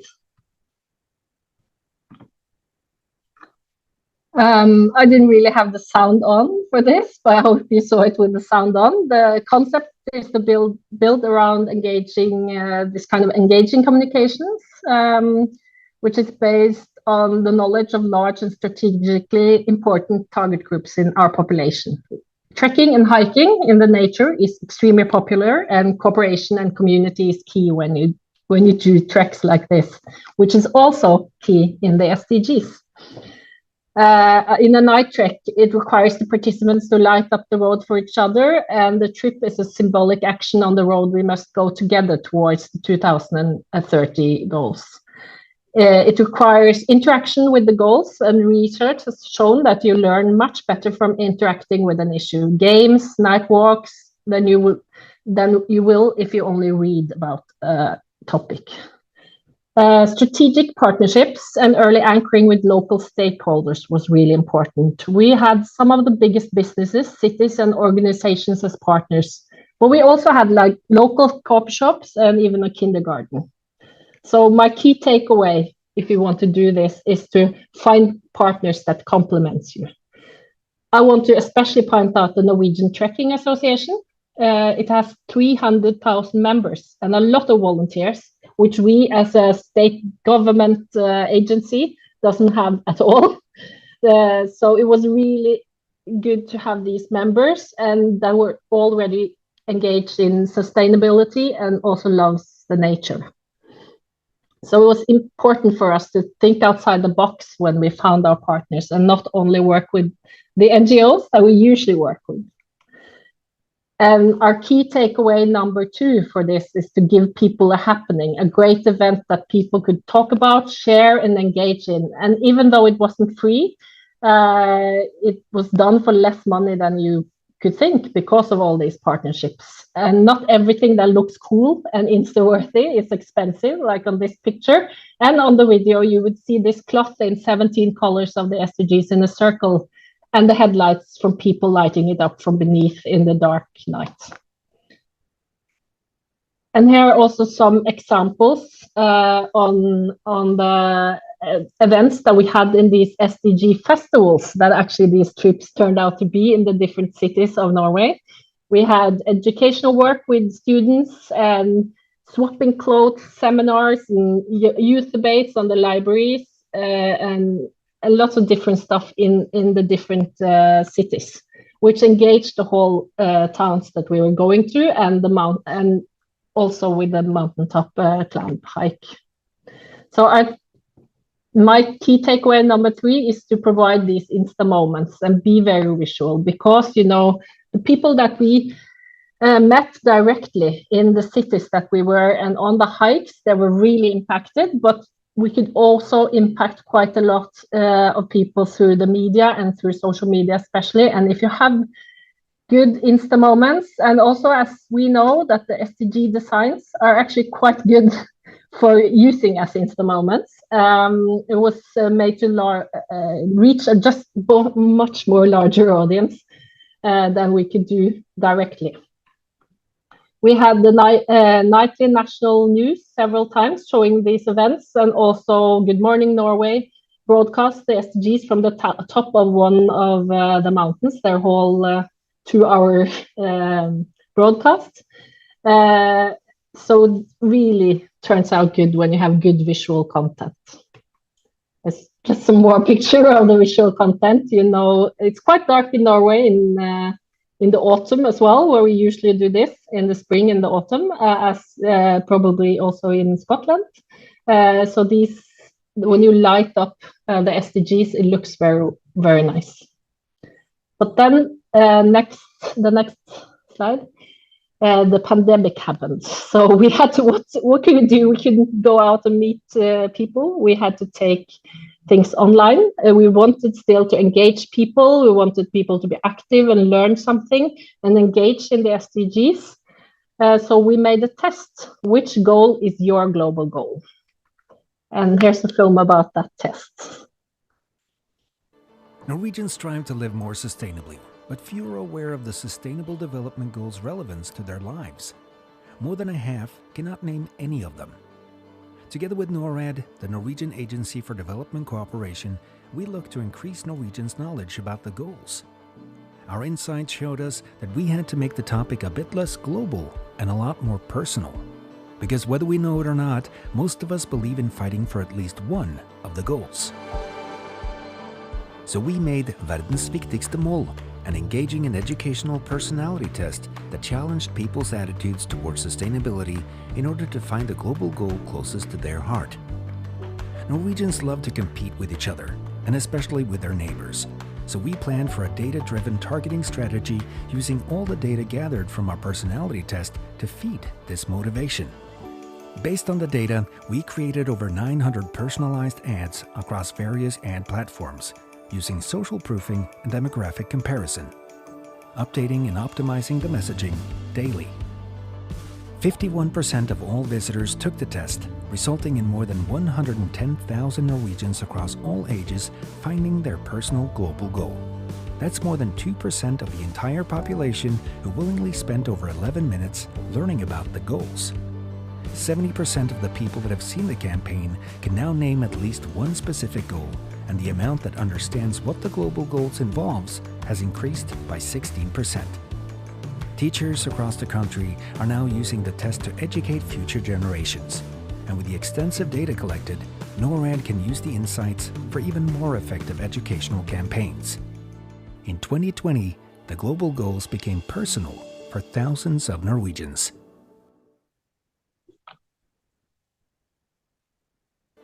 Norwegians strive to live more sustainably. Next slide. I'll try to be a bit fast now, but I'll just go through the takeaways and then I'll end soon. The key takeaway on this is to make it personal. If you get to the next slide. Make it personal. And the second, the fifth takeaway is to use social proofing.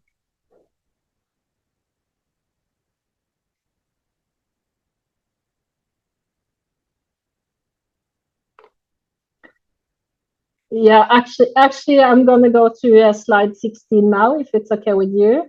I could just drop the last project, which you could read more about on the food effect. And then go to the next slide, 2 slides down. So in 2016, we had 35%. Next slide, please. 35% that knew about the SDGs in Norway. Our goal was to reach 60%. Next slide, please. and we reached 72% by 2021. We doubled the amount that knew about the SDGs in Norway. Also, a lot of companies use the SDGs in their strategies. Towns and municipals has implemented the SDGs in their policies. And we could do this because we had the backing of our Prime Minister, a mission and a budget from the Parliament to go through with it. Thank you.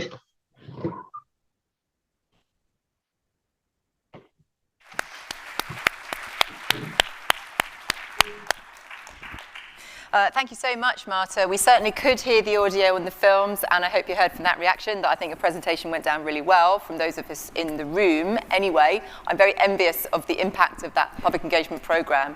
If you don't mind staying on the line, that would be really great. But now we're going to go to the other speaker that we have in this session, and I'd like to welcome Megan Carmody. Megan, hello.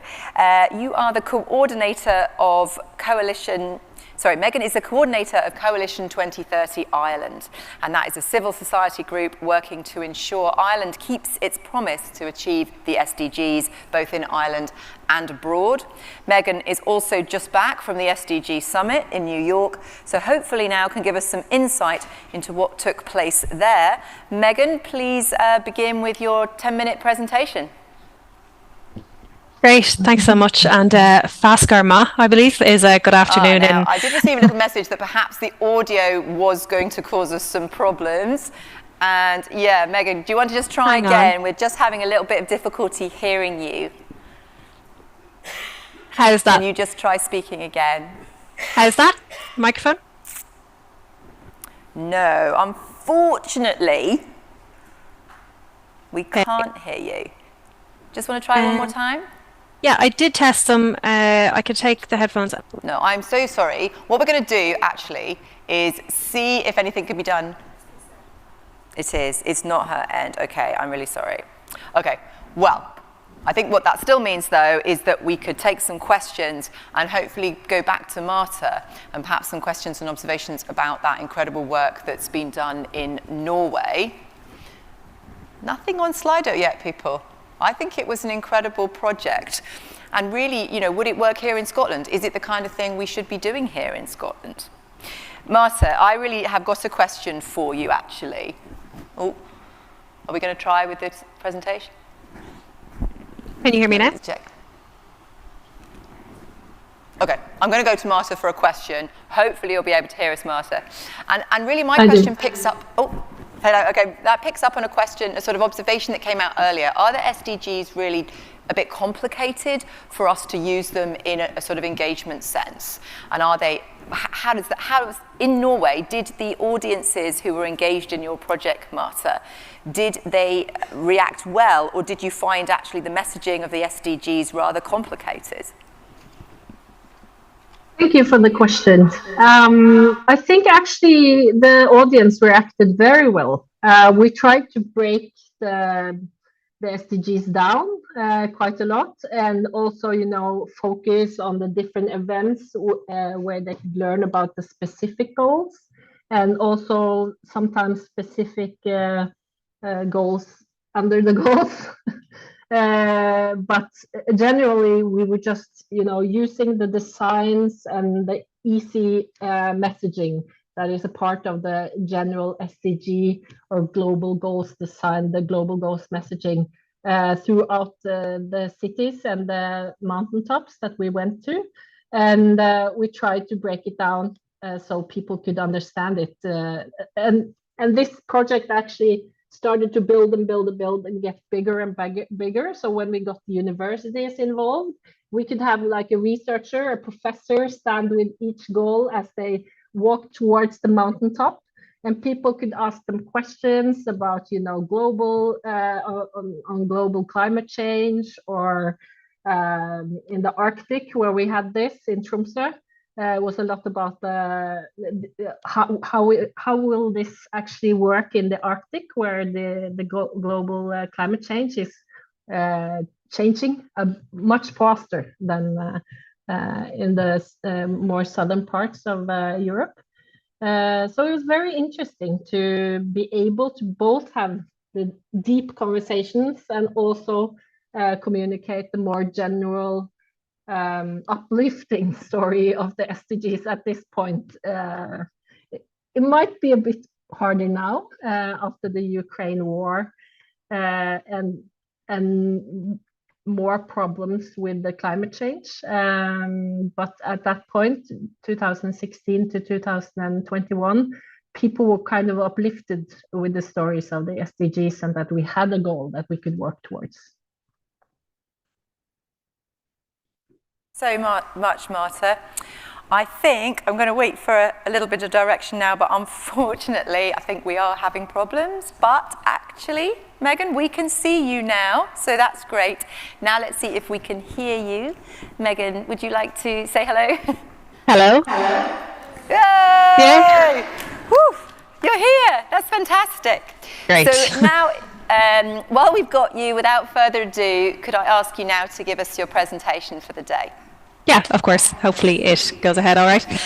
So hi everyone. I'm really sorry I couldn't be there in person. As mentioned, I was just in New York for the SDG Action Weekend and the SDG Summit. So I wasn't able to travel so soon because we just got a new puppy. So if you hear a dog behind me, apologies.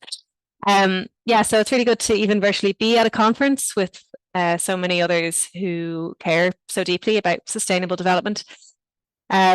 I have been asked to give a bit of a flavour of what we do in Ireland in civil society in particular for pushing the SDGs forward.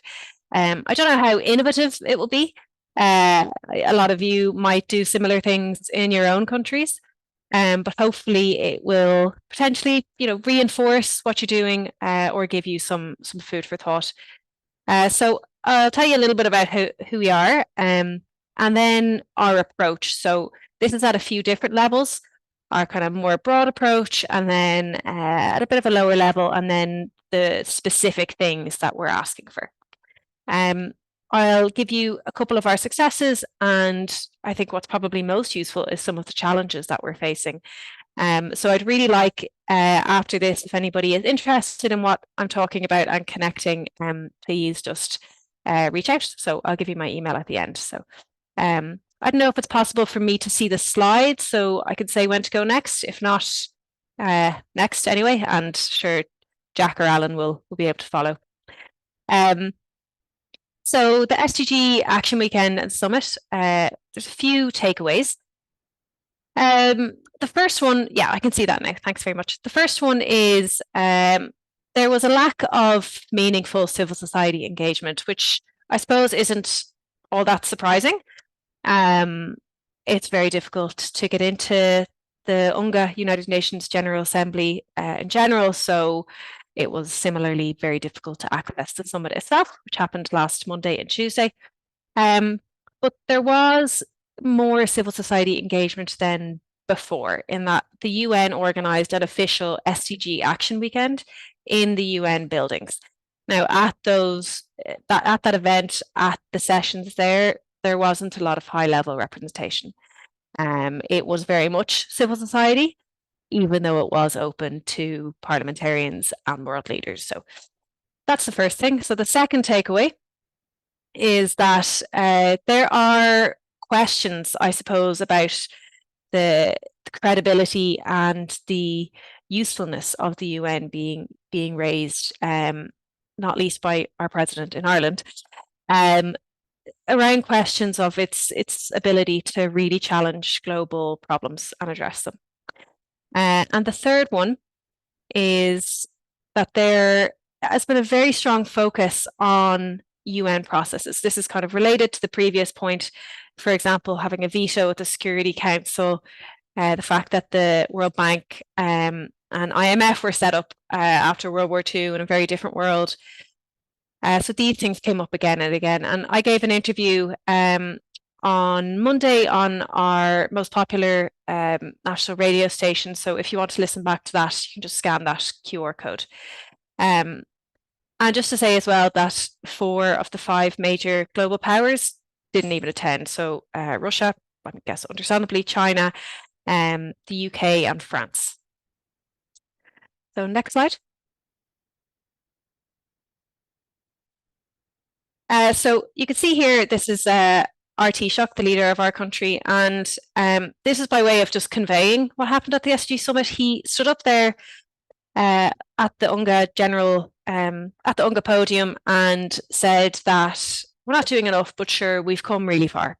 And he said in Ireland, we've achieved over 80% of our targets. He said we fully achieved them, even though in Ireland we have record homelessness, we have severe deprivation, we're not reaching the furthest behind first. So this is a lot of what was happening. Oh, we're doing great, but civil society saying we're not doing enough.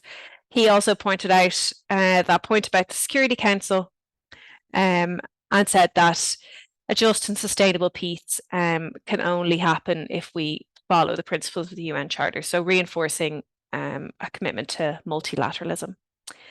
Next slide. So this was then contrasted with comments from our president. So this is coming up again and again. We need a very strong multilateralism, maybe now more than ever, but it's at risk.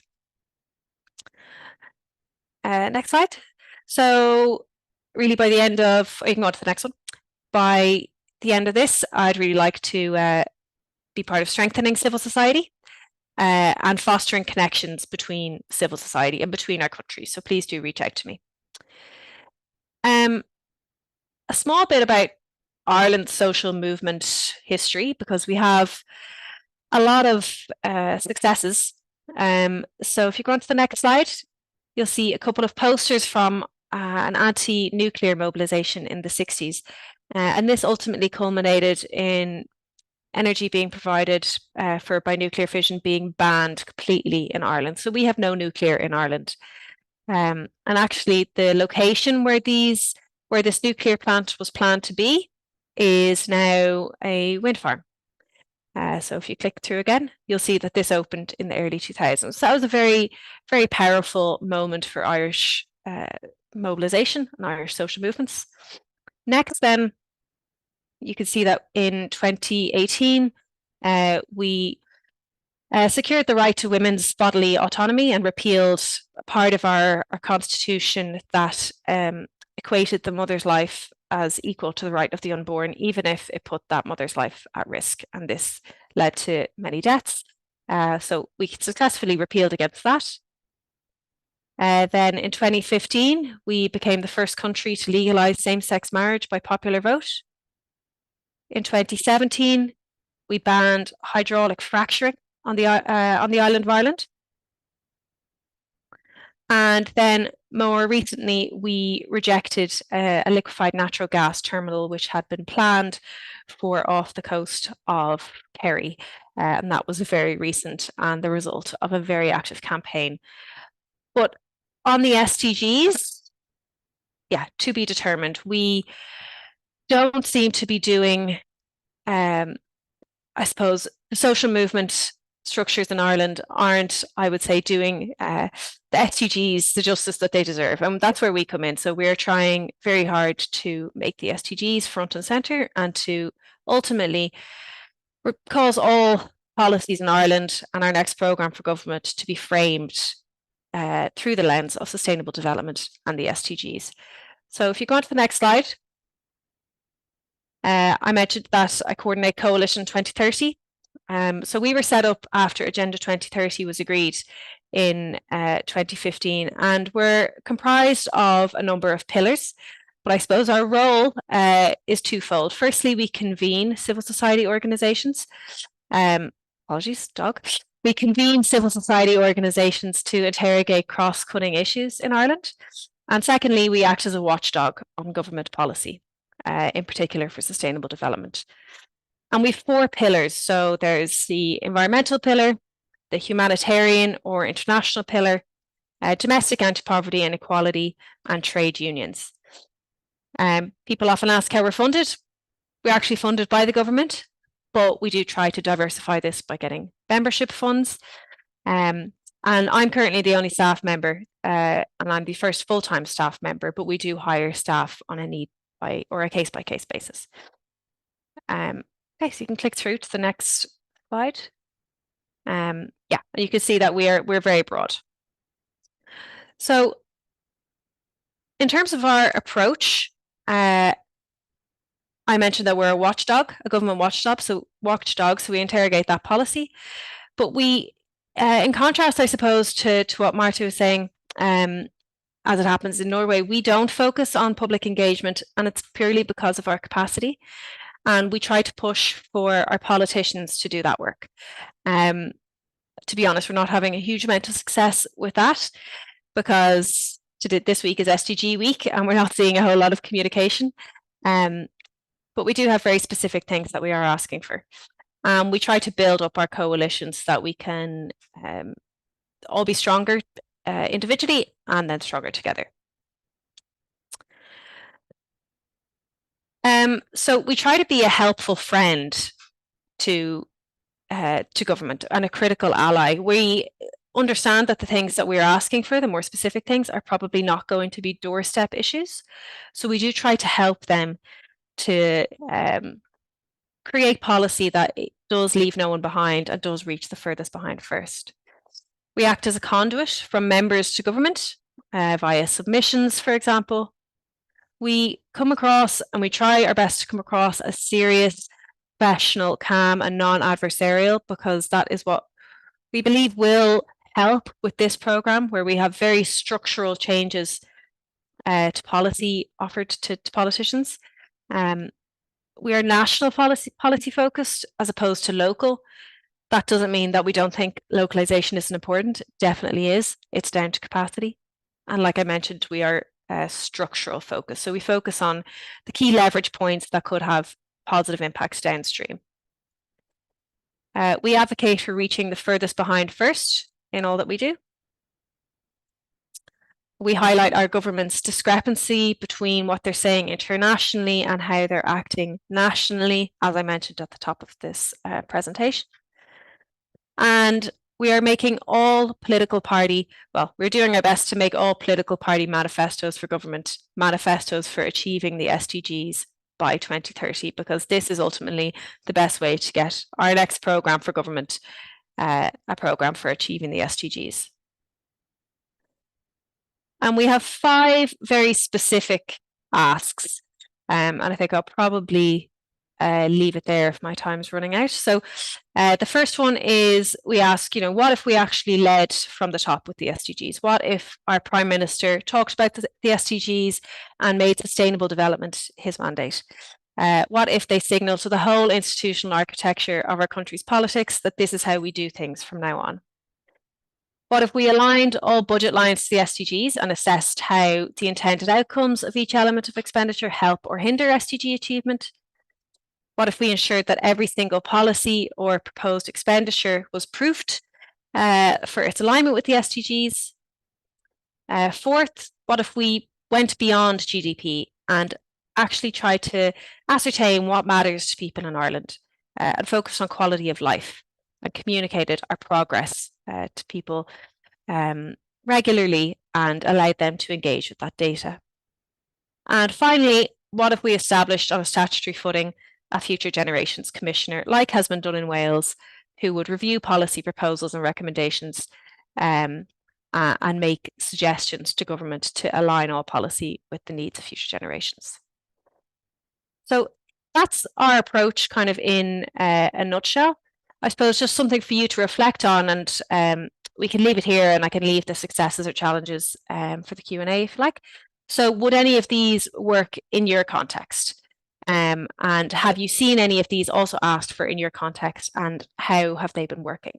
Because we really do need support from other countries and civil society in other countries to figure out how best to communicate these to our politicians and how best to see them implemented. So yeah, I can leave it there. Happy to take any questions. That's brilliant.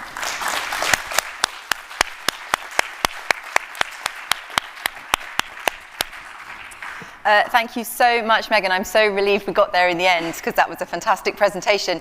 I'm afraid I'm going to have to be ruthless, because we're going to have to keep to time. So instead of coming back for a Q&A now, we would like to, I think, use your what-if scenarios, and perhaps amongst ourselves we can pick up on those what-ifs in the discussion in our coffee break here. But right now, just to say thank you so much for joining us.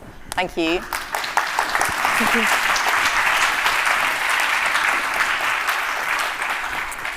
And now, everybody, before we break, we're going to now have our final 5 lightning presentations. Now, we know, of course, that all the SDGs work because they are so interconnected, but we have taken this opportunity throughout the day to shine a light on each one as we go through. And we are up now to SDG 13, climate action. And to talk about this, once we've reset the tech, I think, we're going to welcome Anne Callahan from SCIAF to the stage. So Anne, if you take the stage and just wait for your presentation, that'd be super. Thank you.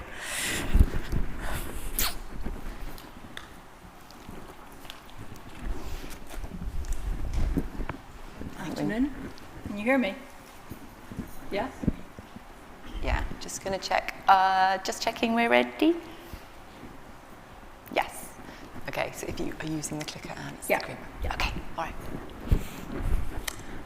So we've heard a lot already about climate change today, but one of the things obviously we have to do is we have to reduce our emissions. SCIAF, as part of Stop Climate Chaos Scotland, put pressure on the Scottish Parliament to bring together an act that would put into law the targets that we needed to kind of reach. So we have a net zero target that we want to reach by 2045 with an interim target of 75% by 2030.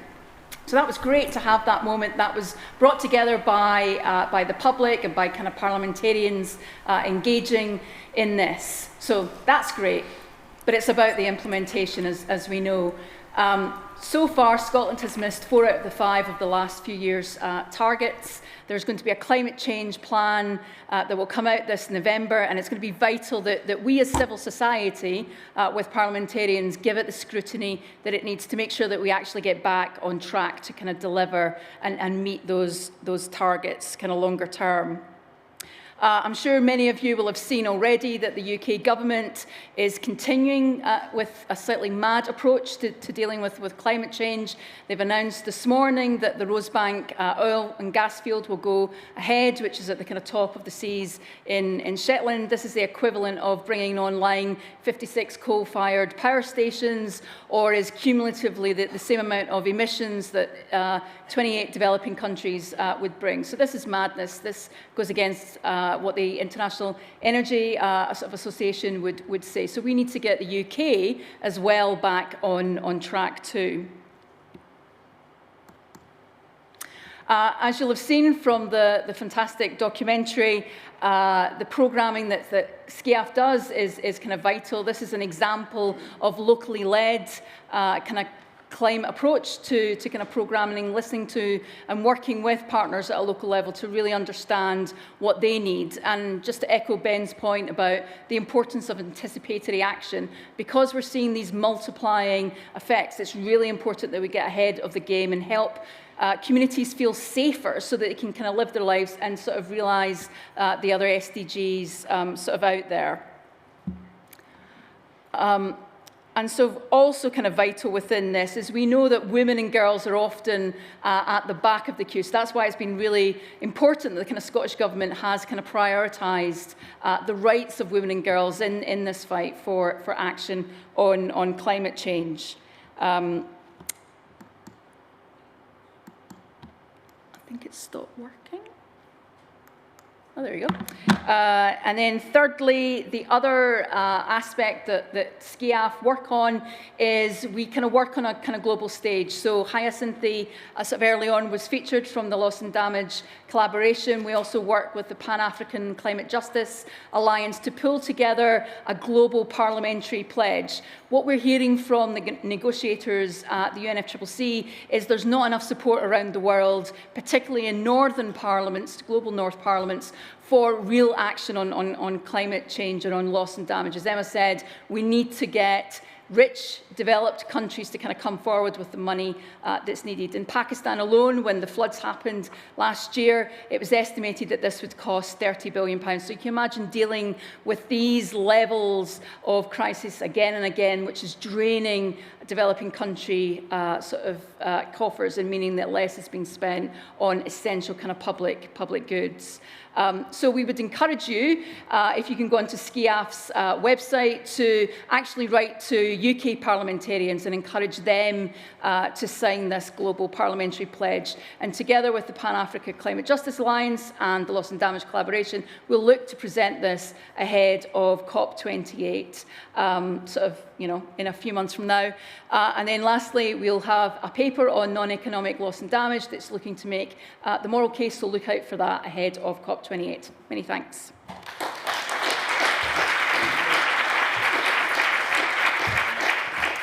Thank you so much. For SDG 14, Life Below Water, we have a film now from the University of Strathclyde's One Ocean Hub.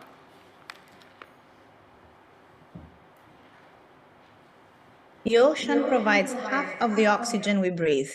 Its contribution to climate change regulation are very significant. If it wasn't for the ocean capacity to absorb heat, our atmosphere would be 36 degrees hotter today.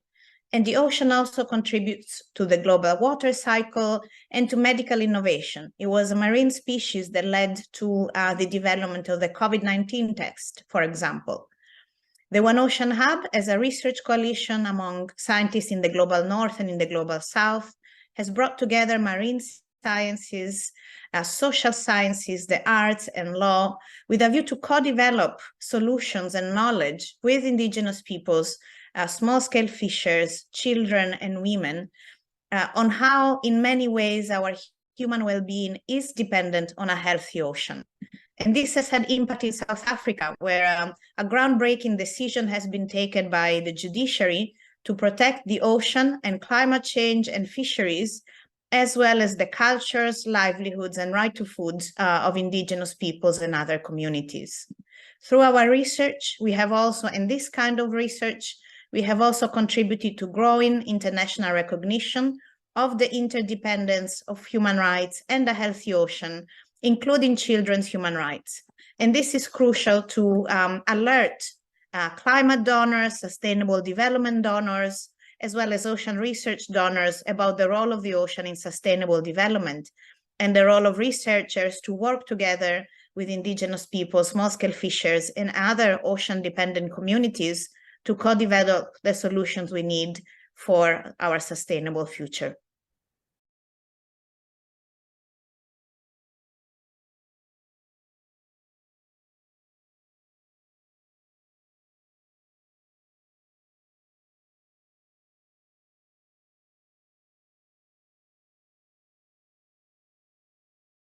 Film from Ripple Effect.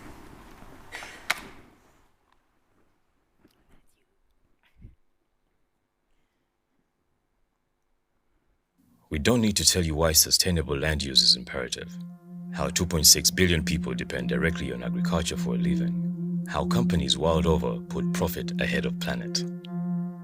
It doesn't have to be this way.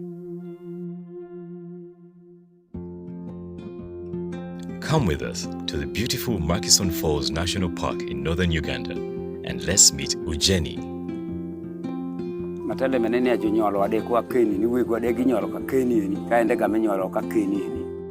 For generations, families have fished the local rivers, gaining food and income, but fish stocks have steadily become depleted, forcing people to find other ways to get food.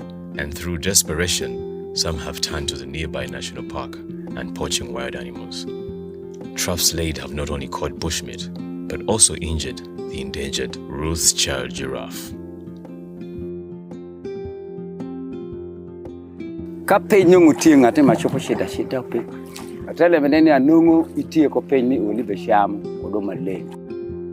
When Ripple Effect intervened, the tension between the people and animals was high. We worked with Ujeni and his community, providing alternative opportunities for livelihoods, including sustainable farming techniques and apprenticeships for young people. Today, families like Ujeni's can grow enough food to feed their families, take part in enterprise, and understand the ecological importance of wildlife. Partner with us to promote and sustain not just life on land, but the interdependence between life and land.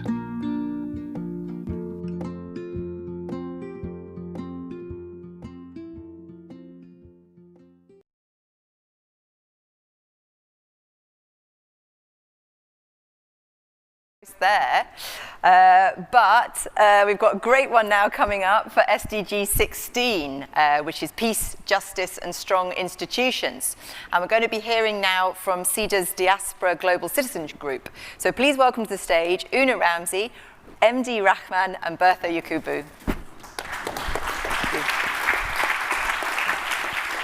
Good afternoon, everyone. My name is MD Rahman. I was born in Bangladesh. I say that rather than I come from Bangladesh, because why should I have to limit myself within certain geographic boundaries when I can have this whole world, right? My mind and its imagination has no border.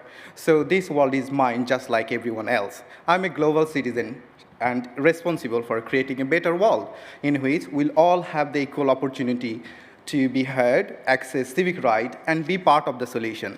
People like myself, our lived experience and knowledge are the keys to understanding global issue, finding a way to addressing this issue, ensuring local, national, and global justice. Thank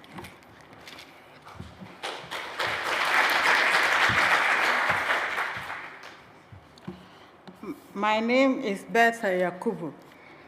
I was born in Nigeria, and I've lived in Scotland for 33 years. 20 years I've been fighting for people to see me, to hear me, and to represent me. There are many communities in Scotland today that are not seen, they are not heard. We want a Scotland that is diverse but inclusive, where every citizen feels recognized and represented. Citizens whose dignity is not hindered by race, by sex, or ethnicity.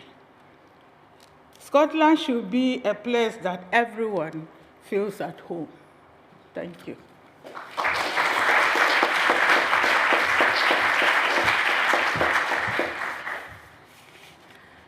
Hi everyone, my name is Una Ramsey. I was born and grew up in Mongolia. I have been here for over 20 years. I'm a Mongol by ethnicity. My late son Billy was a Mongol, not because he had Down syndrome, because he was my son. Some of our identities and cultures have been misrepresented, mislabeled, and misunderstood. In today's world, it's important to see people for who they are, not as we are. We are the Diaspora Steering Group on Global Citizenship. We want to share with you 3 key messages that underscore the importance of global citizenship. First, global citizenship. In our interconnected world, we are part of a global community with shared responsibilities. It's about recognizing our shared responsibility to address challenges such as climate change, poverty, and inequality. Secondly, being heard. We must create inclusive spaces where diverse perspectives are not only welcomed, but actively sought out. Each of us has a unique perspective and experience to contribute, and by being heard, we can collectively shape a better future. Third, changing narratives. Narratives shape our perceptions and drive our actions. We must challenge stereotypes and biases that perpetuate division and discrimination. By changing the stories surrounding migrants and diverse communities, we highlight their invaluable contributions. To achieve SDG 16, building strong institutions, it's crucial that our voices are included. Migrants are often highly skilled and qualified in various fields, and our expertise contributes to the global pool of talent and innovation. Migrants bridge divides, forge connections, and foster understanding between cultures. Our world is a mosaic of cultures and backgrounds, and by recognizing and valuing our knowledge, experiences, skills, qualifications, and we strengthen our collective pursuit of a more inclusive and prosperous global community. Thank you.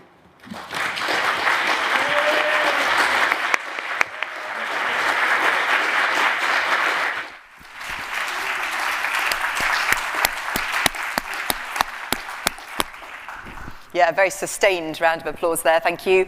And now to our last lightning presentation on SDG 17 on partnerships. And we have a short film to finish off from Triodos Bank.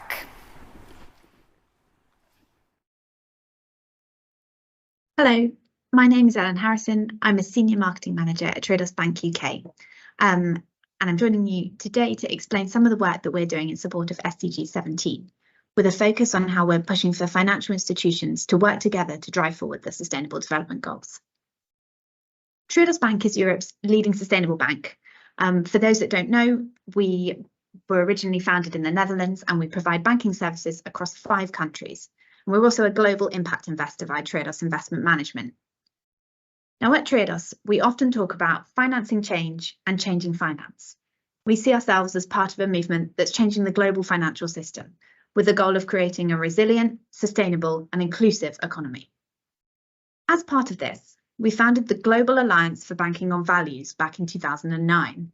And that's an international network of banks focused on using money as a force for good. For us, that's always been a focus, the cooperation to drive forward sector-wide change.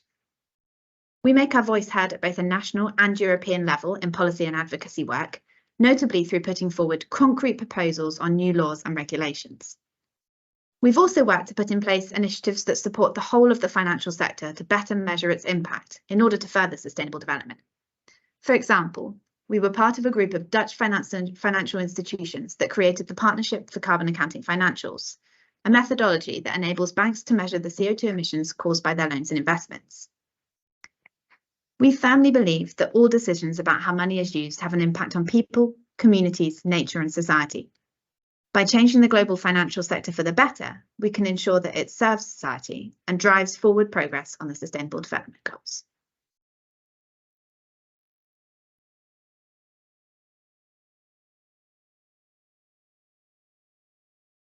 Well, thank you very, very much to all 17 contributing groups to our lightning presentation series. I hope you agree it's given us some great insights into the work of the global sustainable development community around the whole world.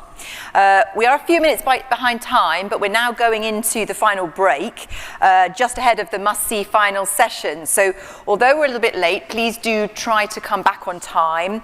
And then we will be discussing whether AI and new technologies can help or hinder progress on the SDGs. So see you as close to 15:40 as possible, please. Thank you.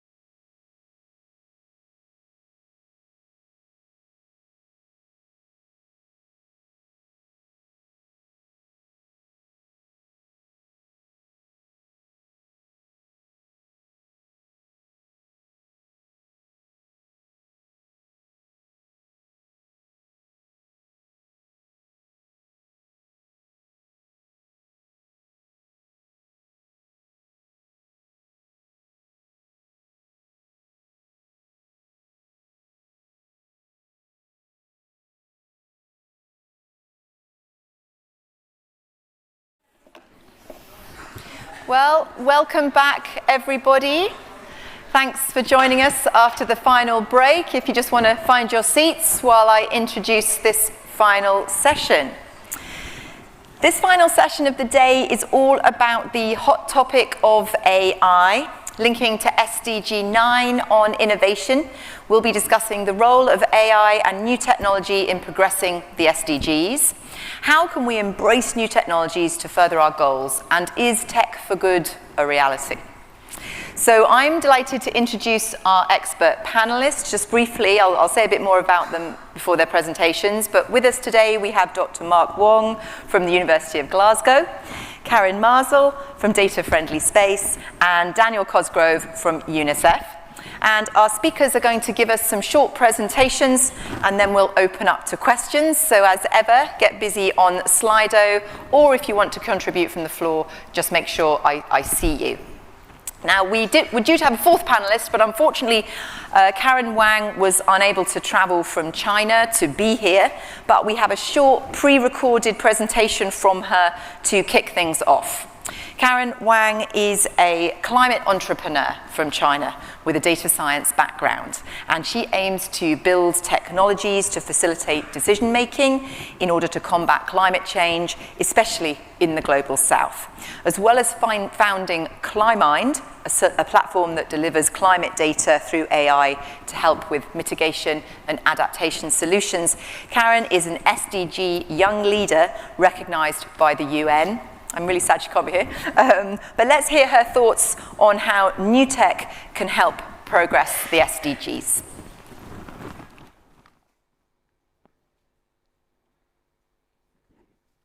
Dear audience, organizers, and the panelists, this is Karen Wang Hanyuan from China. I'm so sorry I cannot join in person in Scotland for this year's International Development Alliance annual conference. I was at the United Nations General Assembly in New York City, and today I also want to share some key takeaways with you all. And this year, the topic, All Eyes on the SDGs, I think cannot be more timely. So what happened? What was the discussion in UN last week? Among the 169 targets that SDG has set, only 12% of them are hitting the target. We have 7 more years to go. The task is really daunting. But there are also some positive side, especially the key discussion today at the panel about AI. AI as an actor, as an enabler, is facilitating 79% of across all the SDG goals. So that is a really encouraging number. We see now we are approaching the SDG matters with a more speedy manner and then more possibilities.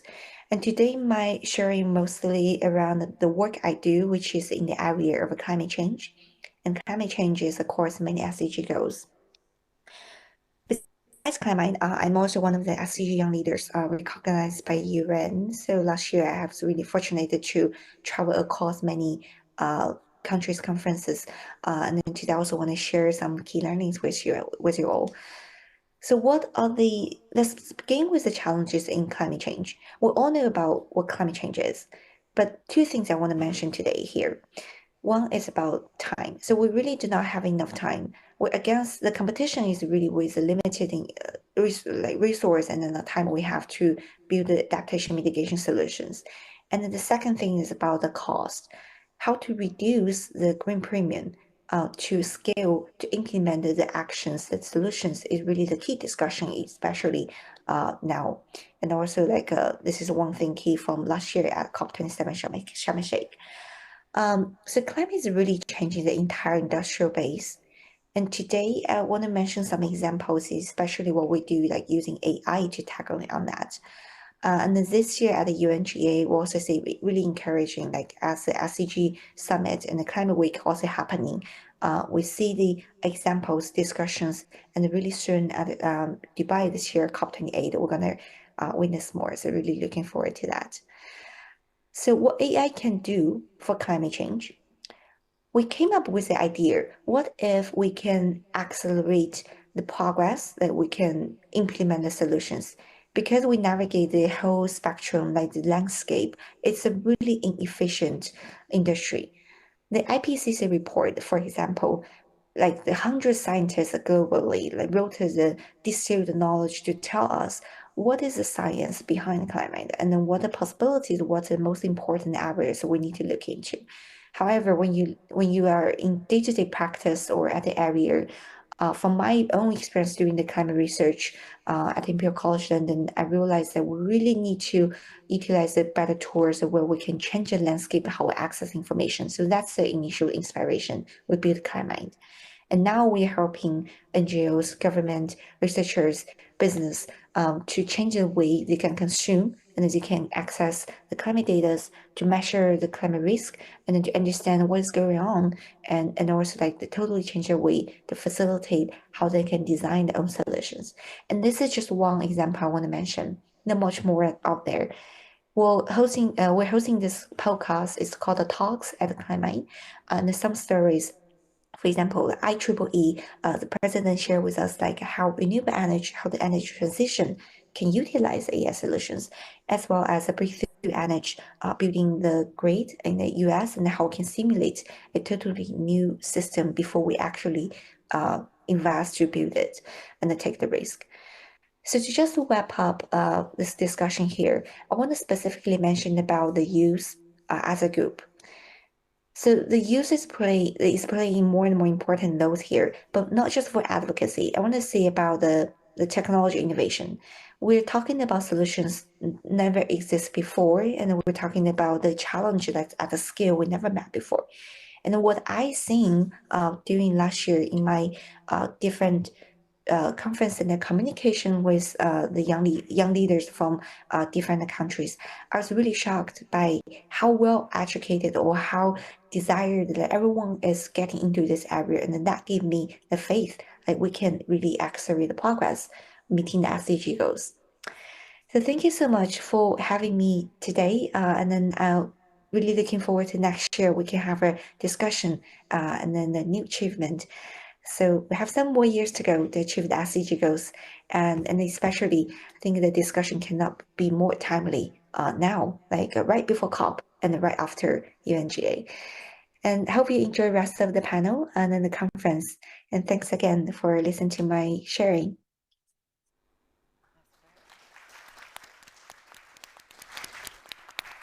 That was great. Well, many thanks to Karen. And that reminder of how timely today's conference is rather nice.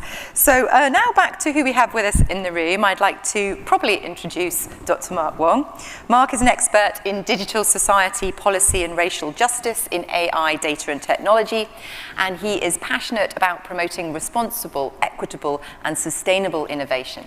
And his work centers the voices of people of colour through a participatory approach. So Mark, if you'd like to step up to the lectern and give us your opening presentation. Thank you very much. Hope I have my slides up here. Thank you very much for the invitation, and lovely to meet everyone here from such diverse backgrounds and sectors. My name is Mark Wong, and I'm a senior lecturer / associate professor in public policy and research methods at the University of Glasgow. Really happy to talk about kind of the innovations side of how we can think about innovation being more responsible and also promoting sustainability. Start with a little bit about me, that my work centers around promoting racial justice, particularly in the context of data and AI. I'm also interested in how the just transition can be used to promote towards more sustainable practices, but whilst also centering voices of people who are marginalized. So I've done some published work, also done some toolkit, and also serve in advisory capacity for the Scottish Government, particularly on racial justice. So one of the things that I really focus on in my research and really passionate about is thinking about fairness and discrimination in AI. As digitization and also use of algorithmic systems sped up and more rapidly changing the way that citizens and individuals interact with services, particularly in public sector, but also in the private sector, after the COVID-19 pandemic, there has been a change where there's a lot of more services are being digitized and the use of algorithms are much more prominent. And with that, really important to think about responsible innovation, how we can center the voice and also the needs of people in the design process, and that is not driven by other competing demands such as technical convenience or also profiteering, but also thinking about how we can include people in the design of the technology so that those technology are driven and centering the voice of particularly people of color, and also those who are adversely racialized, using the method of co-design. And I think one key message, hoping that's coming across, is that data and AI system can perpetuate systemic racism. It's not about some future or futuristic risk that's going to come later, quite similar parallel here with the issue of climate justice, but actually these inequalities are enacted and perpetuated by AI and algorithmic systems in the access and also outcomes and the experiences of these services in the public sector and also across. What we need right now is technical systems that are more just, more sustainable, and fairer. The remaining time I have with you today, I want to share an example of a project I've been working on called 7 Voices, One Future.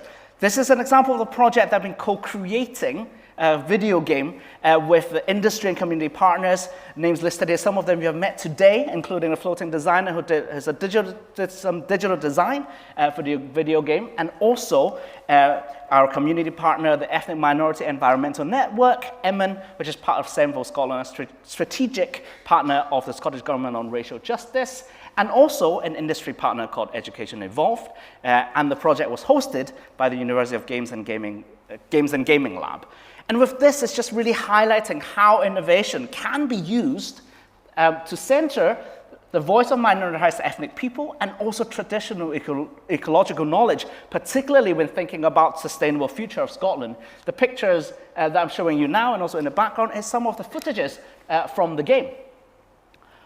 Just a little bit of illustration of what actually happens in the game. The game is set in a virtual replica of the Western Scottish Highlands in the year 2045, parallel to the net zero target that's been set by the Scottish Government and is constructed from real-life satellite images.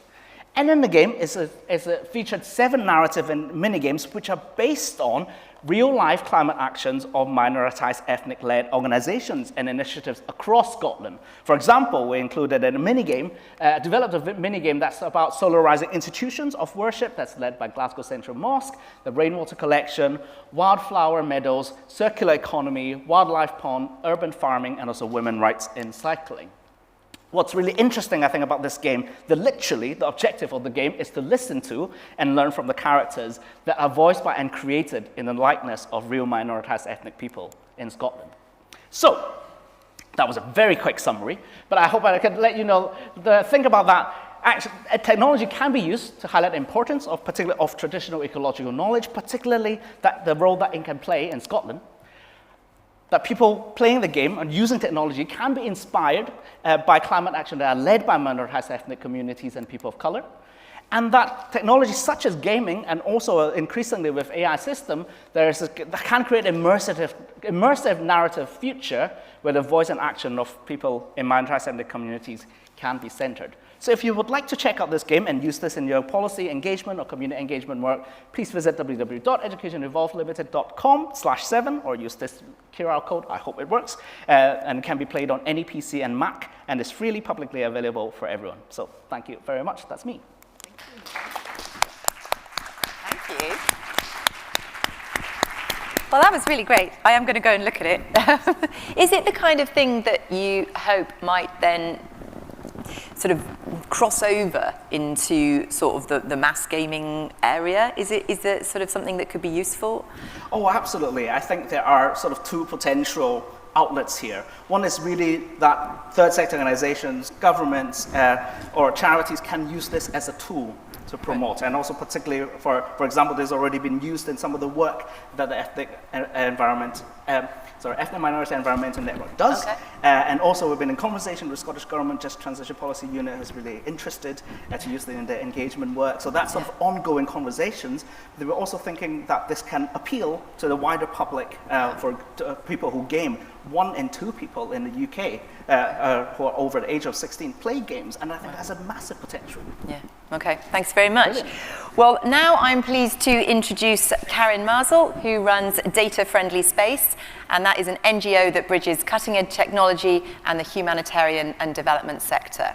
Karen has extensive experience working with humanitarian organisations and disaster-affected communities, and has supported the digital development of governments across the African continent. So Karen, let's hear from you, please. Hi, everyone. Can you hear me okay? I think so. Yep, that's great. Yeah, since the title of the session is buzzwords, I want to tell a little anecdote to start with in relation to the buzzword of tech for good, which is the statement I used quite a lot in my professional life for the past couple of years. Until I went to a Tech for Good conference a few months ago, and I realized that actually whatever good is can be very widely perceived. I mean, they had in the expo area robots that were unloading dishwashers and stocking supermarket shelves. So ever since then, I've been pretty careful with the use of the word tech for good, because it can mean many things for many people.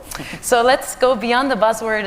Data-Friendly Space is a not-for-profit NGO that demystifies and enables humanitarian organizations, but also development cooperation organizations, to utilize data and technology, and a part of it also more and more through the capabilities of artificial intelligence.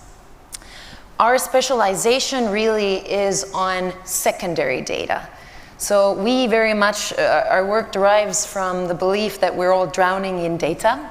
When you go on Relief Web today and type in Ukraine, it comes up with 26,000 reports. And not only can we not read all of them, we cannot make any conducive conclusions from these reports without technology to help us do it well.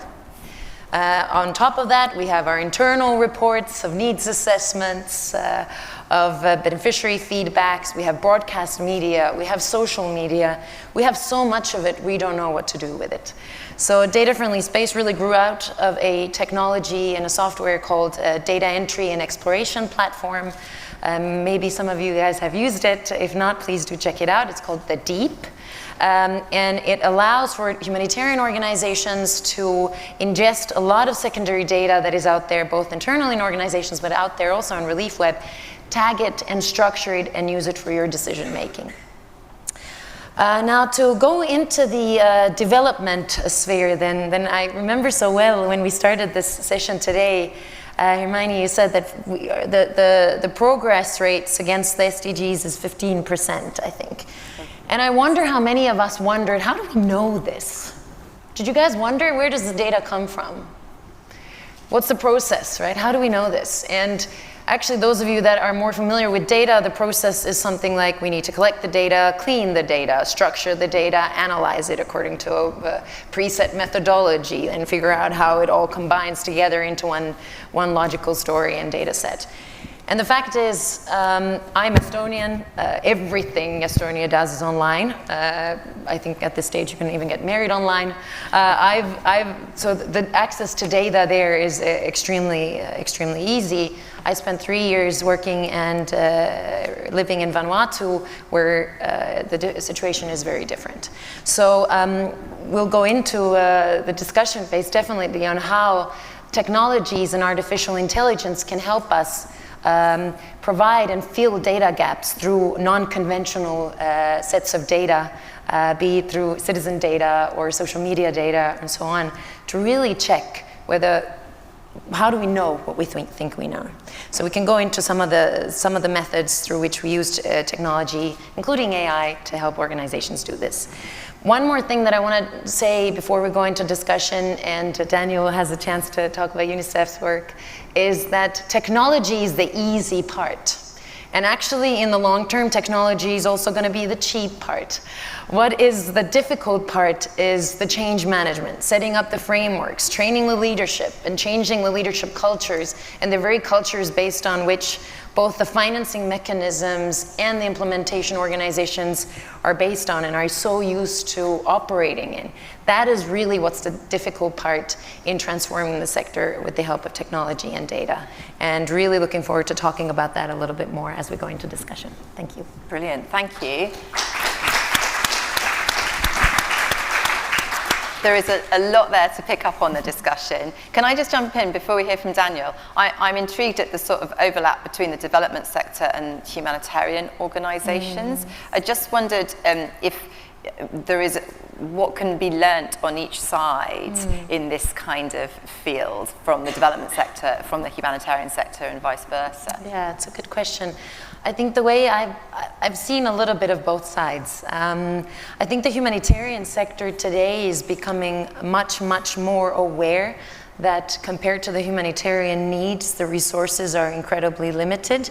So taking decisions that are nothing to do with needs data, but simply because we have certain relationships and certain path dependency that we have kind of learned throughout the years, I think it's really starting to be costly, and I think the humanitarian community is very aware that that donors are not going to fund or progress programs unless needs data is really robust and really there.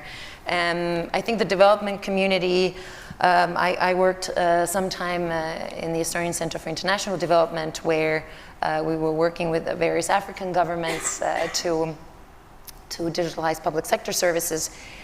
There, the focus was so much on digitalization as a means to deliver service, and not enough focus was put on digitalization as a means to generate data on what can be done better. So I think there's a lot to learn there, and vice versa. Okay, well, we'll pick up on that. Thank you, Karen. Our final speaker is Daniel Cosgrove, Partnership Lead at UNICEF.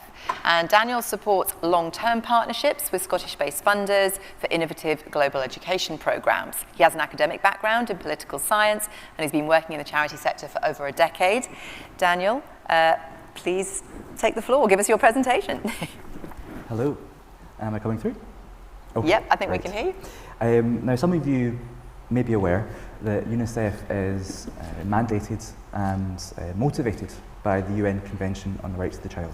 And in my day-to-day working life, whenever I hit a problem or I need to prioritise or I'm starting something new, I try and bring it back to that, about the rights of the child, about the needs of individual children. And looking at the idea of AI, its potential, its risks, through the lens of children's rights, through its impact on children around the world, it's incredibly overwhelming because it impacts almost every right.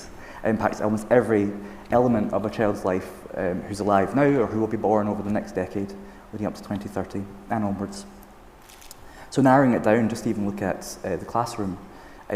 With AI and with modern technology, we're now within reach of a fully reactive, fully child-centred curriculum where what the child's learning pace is, what their needs are met in the moment, up to and including expanding inclusive access to the curriculum through on-the-fly changes, which is incredible. That's the dream. That's fantastic. But behind that, there's questions, some of which have been raised already, about the data sets that was used, the inherent biases that may be lurking there, and about the data and actually how useful it was, as we discussed already. But there's other ones around socialization, for example, or even unequal access. We heard earlier today about the challenge, the constant challenge in Malawi of expanding energy, let alone network coverage to run such a thing. And so every opportunity I found, are we seeing a challenge or a risk behind it? And that extends to our work for those of us who work here in Scotland as well. If you use Microsoft Word, you may have noticed it started suggesting editor instead of words, instead of spell check. Editor is based on machine learning. It looks at what you're writing and tries to work out a way of making it more readable while spotting grammar mistakes and errors. AI is already creeping into our offices. It's already there, and it's going to be expanded. And that goes for fundraising as well, although I won't touch on that too much right now. So what's UNICEF doing? On one side, we're doing what we always do, which is working what we call upstream, creating frameworks and policy recommendations. We're part of the UN AI for Goods initiative, which brings together 40 of the UN's agencies to collaborate and share information about the AI work that's taking place across the network. We also developed the policy guidance on AI for children, which contains 9 child-centred recommendations for policy development around AI. Obviously, the policy environment is running to catch up with how fast developments are going, and so we're doing what we can to support. And I was gratified to see that the Scottish Government, when they announced their Scottish Government Artificial Intelligence Strategy, they incorporated all 9 of those recommendations. We also produced a manifesto on children's data, which I'm proud to say some of the work on that was done from here in Edinburgh, along with Edinburgh University and Scottish Government. And in terms of actually helping solutions come to the forefront, there's also the UNICEF Venture Fund, which we use to finance early stage open source solutions and technologies that could help for children's rights. Everything from instant medical diagnosis, predicting dengue based upon climate data, predicting climate data itself, air quality in India. There's all kinds of uses. That's the thing, is it's almost infinite, and it feels a bit like I'm rambling. I'm throwing all these things out because that's the reality. Is right now, when it comes to innovation, it's not a buzzword. It's the air that we breathe now. It used to be, and this might be my general third sector Scottish background coming up here, but we used to think about innovation as this thing that if you had the time, you'd get around a table and do post-it notes and think about how to get ahead of the curve. But it's not about getting ahead of the curve anymore. The curve's moving faster, it's getting steeper. It's about catching up with the curve. And we're not the ones necessarily who will be doing the innovation. AI is an answer. The people in this room are primarily the ones who will be coming up with the questions. And that's the thing, that's what innovation is for us now. It's not a buzzword, it's how we innovate those questions to make differences. And also, how we innovate spotting the challenges, spotting the pitfalls before they happen. That's what we need to be focusing on, that's what innovation should be for us. Because when the SDGs started in 2015, no one could have predicted where we are today in 2013, and who knows where we'll be by 2030. Thank you.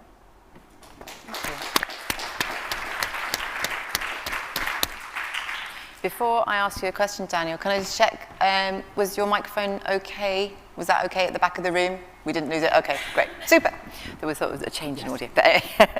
Okay, so again, lots to pick up on, lots of questions coming in on Slido. I did just want to give you that opportunity. You did mention fundraising. Yes. And just really, what were you alluding to there? What is the potential positive and negative impacts on fundraising? Well, I think the potential impacts on just things like workflow, the ability to press a button and generate text. I've put into ChatGPT and asked it to come up with a good fundraising pitch for a children's rights organisation. It was good. It was really good. It was a good first draft. The real challenge I see around it is the cultural changes people get used to generative AI.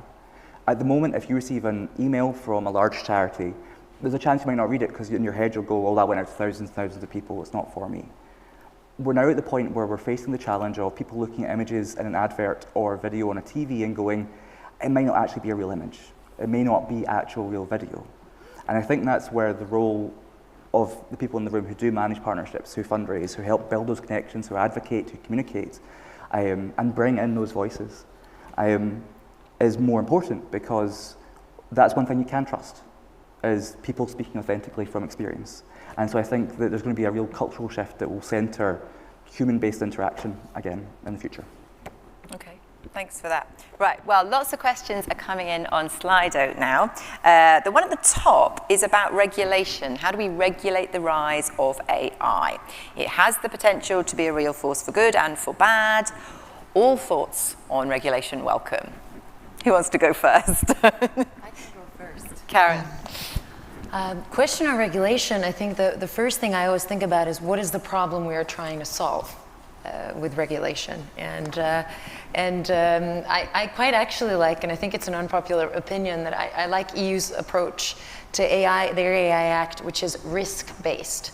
What are the very specific risks that AI poses for us as societies, and how do we adjust and how do we regulate here?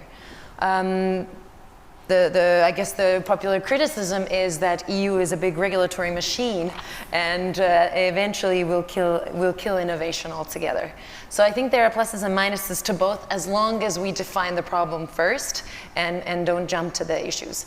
At the more maybe a local and more sectoral level, what's really interesting for us, and I really love that the aspect of bias came up right away. We need to make sure that regulation doesn't stop for various types of actors from entering the sector of technology and starting to develop their large language models and other AI models. At Data Friendly Space, for instance, we are very aware that because we are dealing with a lot of secondary text data, and the main method of AI we use is natural language processing, that the issue of bias is extremely dangerous. So what we are, and that's particularly an issue in development cooperation and humanitarian aid, because we are dealing with already vulnerable populations. How do we make sure that the AI models and the large language models that we are using in our work don't cascade forward some of the negative sentiments that surround groups such as IDPs, ethnic minorities, people of color, people of speaking languages that are not as represented, right? So we actually develop our own large language models that are specifically trained on information from the humanitarian domain, and the reason and how we see certain biases from being reduced in the outcomes of applying those AI technologies is really great. So regulation needs to be done in a way that we're not stopping from alternative actors testing, playing, and implementing the technologies that they develop. Would either of you like to pick up on this point of regulation? Yeah, definitely happy to kind of agree more, Karen. I think there's a lot of issues around regulation that people are fearful about, because people think that as soon as regulation comes in, it stifles innovation.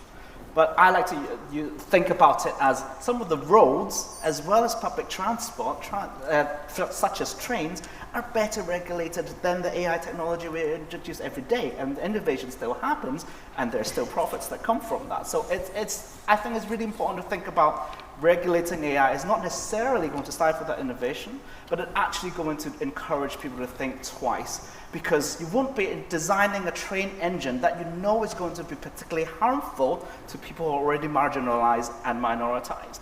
If you do that, you don't know what chances of it harming the general population overall or specific populations, you're not going to let that train run. But we are in the scenario today, we have technologies, not only that they're allowed to run, we're now thinking also putting it in planes, putting it in taxis, like all sorts. And I think that's the nature of AI being very general, because it's more of a technique rather than a specific tool. Okay. Yes, I would agree wholeheartedly there. In regards to the identification of where the risk is, where the harm is, and that requires bringing those groups into the room. Their voices need to be present in the process. For example, I was talking about the UNICEF's guidelines and the roadmap, that was global experts, as well as bringing together groups of young people from around the world, from different groups, to talk about what they saw, what they could see as being the potential impact on their lives, and using that as a starting place. So that sort of sounds like, I don't know, this issue of regulation to me is also a sort of question about addressing the balance of power, trying to keep a bit of control. Obviously that example you've just given of some of the work you're doing, you are trying to address the balance of control about whose voices are heard, who's involved. But how can we do that? You know, I mean, obviously you're all working in that sort of sphere, but what really more needs to be done to address the balance of power of who owns, controls, and is involved in the decision making? Perhaps just as a starting point, that's okay. I think the SDGs are a really good example. Listening to Tom Kenrick was from NatWest earlier today, and talking about their understanding as a company of what their responsibility is and their impact on the world. I think it's our duty as NGOs, as INGOs, to challenge our partners that we're working with, including government, to include those voices. And that's part of the reason why the SDGs were created the way they were, was to create a common language to talk about it. Do you see the SDGs as useful in that context? Yeah, maybe go back to the question of the balance of power and digital divide. This question comes up always, and I've never heard anyone give a good answer. Okay. I don't know about you guys. Please try. There is no sort of a band-aid solution. And I mean, I guess the way we are looking at it from our side, we mainly work with humanitarian and development organizations. So we don't work directly with the communities. What we do see at the moment is access to data and then access to technologies is one of the most, I guess, invisible barriers that local organizations have to enter the so-called market of the development cooperation of the humanitarian aid. Okay. So in our advocacy work and in our lobbying work, we are, I guess, in a position as a bit of an untraditional actor in the humanitarian and development setting.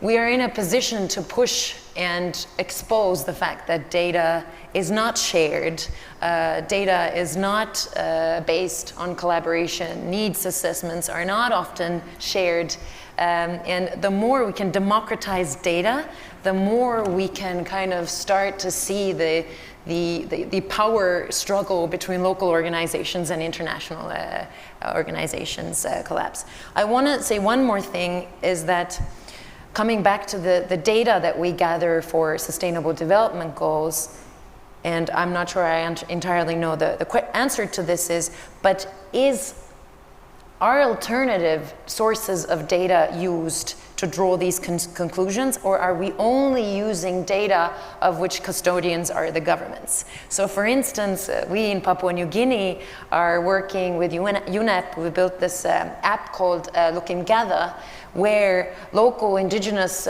communities and people can walk around and report changes in their natural environment and in biodiversity that they just see while they go on their walkabouts, right? Does that kind of information, does it crowdsourced citizen data get translated into the SDG results? That's where also the power imbalance comes from, right? Wow, thank you for that. That actually answers one of the other questions that's coming up on Slido, which was asking you, Karen, for an example of your work. So thank you for that. Mark, do you want to comment? Yeah, and I think that question about ownership and also in some of the work about data sovereignty is important. Do we see data that fundamentally drives how AI and machine learning techniques learn about our behaviors and predict and make inferences about people? Like, actually, do we see those data being owned by people? And to what extent that companies as well as governments that use this data to make inferences and predictions about people actually see that as a responsibility to report how they use that technology and what kind of inferences they're making. At the moment, that is completely not transparent, and also is hidden behind a sort of, this is a commercial proprietary area, and even in some of the government and public sector uses AI technology, they actually use this private sector technology and they can't disclose the data and how they are being used. And I think that is a problematic area and actually one thing that can regulate in that context. Okay, brilliant. Well, lots of questions. Anybody from the floor want to chip in or load it onto Slido? Actually, yes, we have a hand up in the air, just in the third row down here. I've got lots of questions that I want to ask, but I must let others join in. Thank you, MD. Hello, I'm Eric of Earth in Common. Thank you. You're obviously using the technology in an extremely positive, helpful way.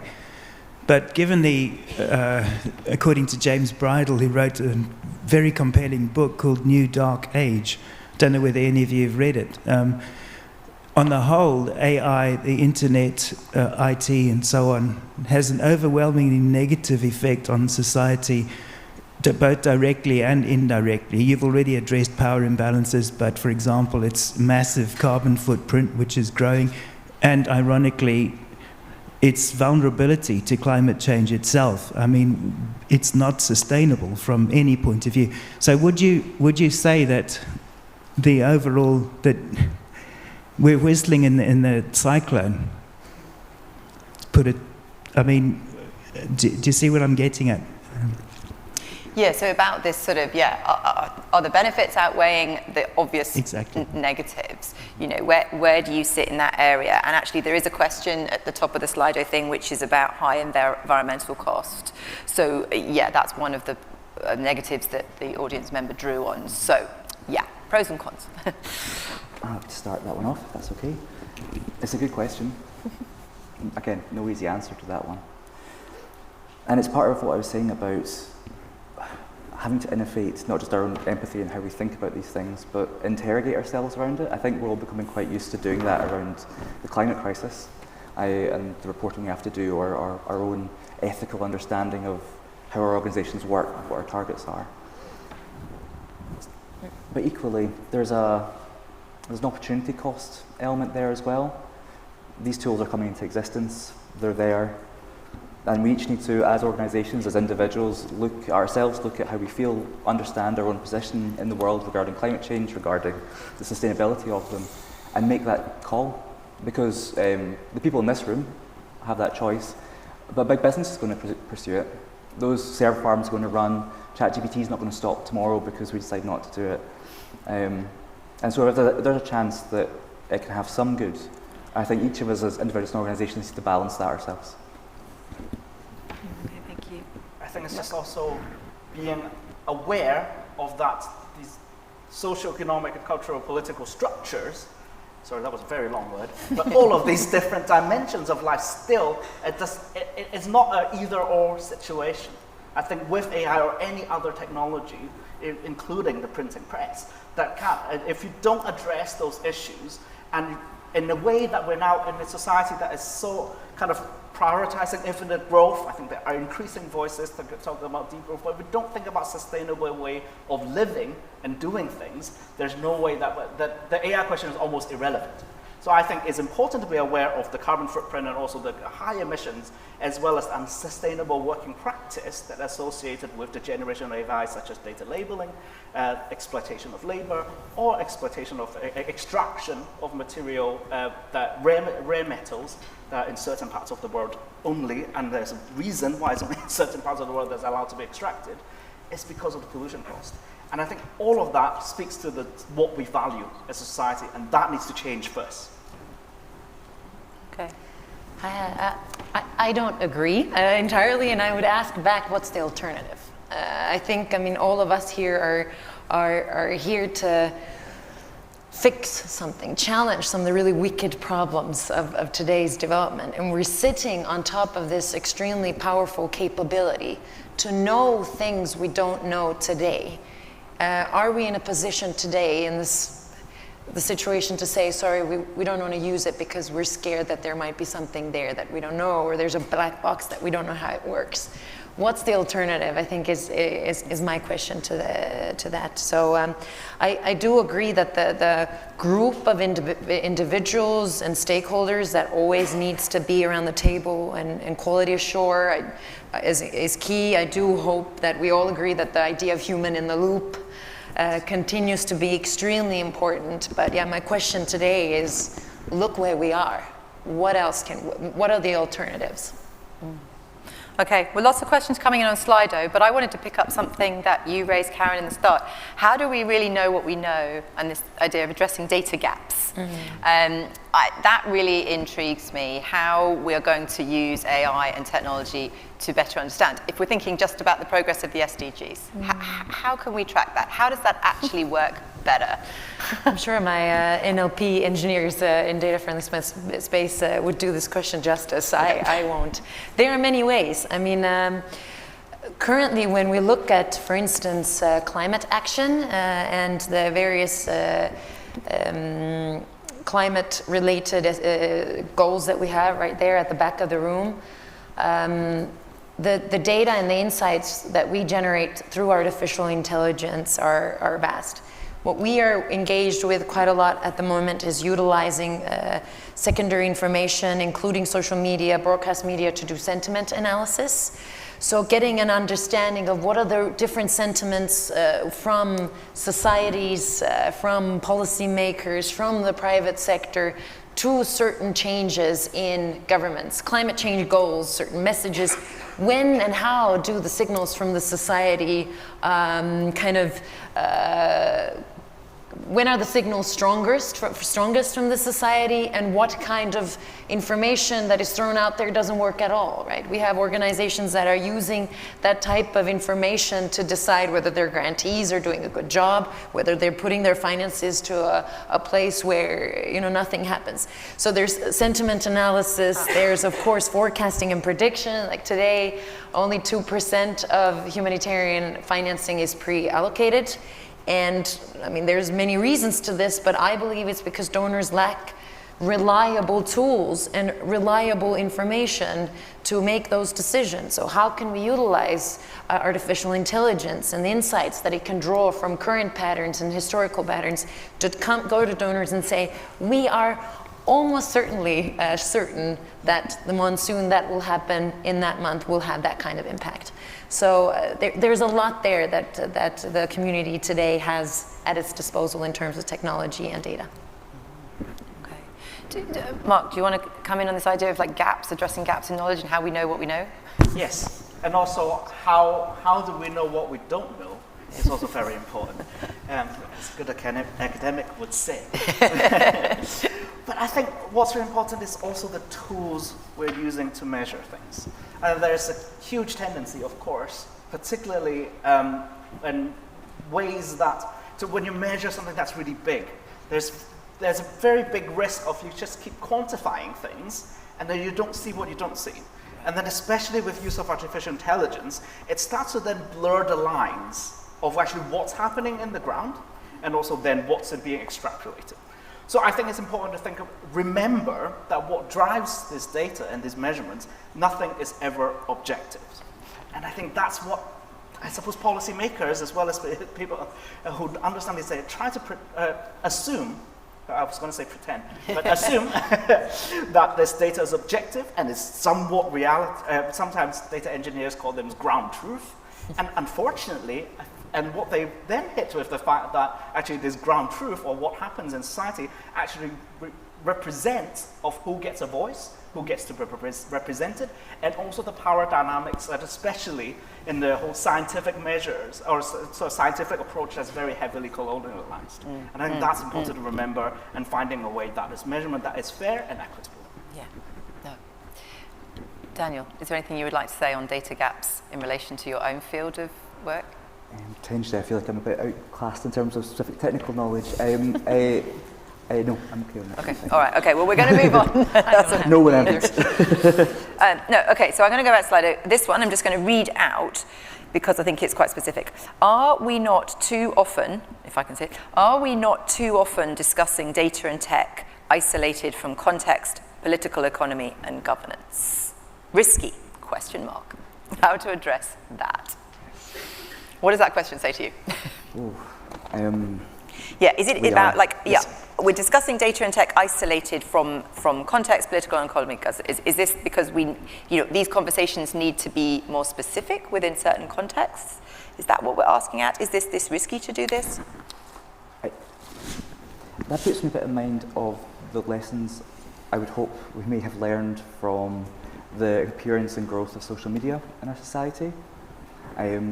As an offshoot of the growth of the internet, social media appeared, and it was this wonderful way of keeping in contact with everyone you knew and people making new friends and all this sort of thing. And to play Farmville on Facebook, which was also gathering your data and working out how to get your second aunt to vote a certain way.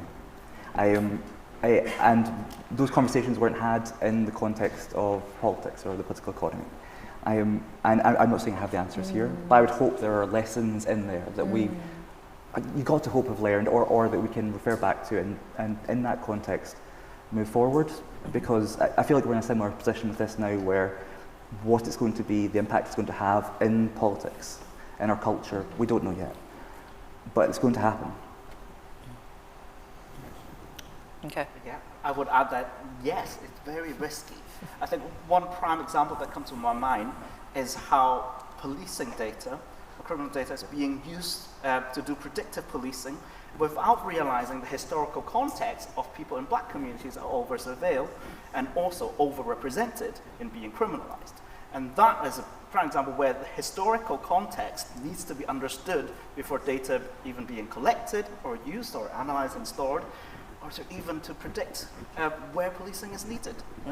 It's so important, and I think it's way too often we don't do it, but we need to do it more now. Yeah, and who should be doing that? Well, I think it needs to be, I think some of the earlier talks we heard today, I think it really highlights some of these wicked problems can be community-owned and community-driven. Asking communities actually what needs to be prioritized, what's actually important to them, what actually needs sorted out right now. I think that, bringing back to your point of actually sort of bringing the diverse voices in these rooms of where decisions are being made, that will help to make more. And also to your earlier point, bringing them back in afterwards and saying, where didn't this work? Where was their bias? Where was there? And then feeding that back in. I think that's a theme that has come up in different things, particularly in the SCIAF documentary. You know, that was that theme. Anyway, great. I'm going to move on to some more questions on Slido, unless you want to come in, Karen. Okay. So this one, your insights, please, on how to avoid increasing the digital divide along the SDGs due to tech and AI. Digital divide. We talked about it a little bit earlier. I'll do the traditional thing. I'll blame the funders. Actually, no. I think if I can be super honest behind this, I think the current, when we look at the humanitarian and development communities and how we can utilize technology to empower organizations, both local and international, because that's really our framework. What we need to ensure is that the donor community, the funding mechanism allows for us to build tools that are accessible to everybody. And here we're really talking about things like these digital public goods for the humanitarian sector, right? Open source, readily available. We have tools that are available for experts. We have tools that are available for non-experts. The reality today is, I mentioned the data entry and exploration platform, that's one of them. But it's taken, USAID to really drive leadership amongst the donor community to fund and continue to fund something like this.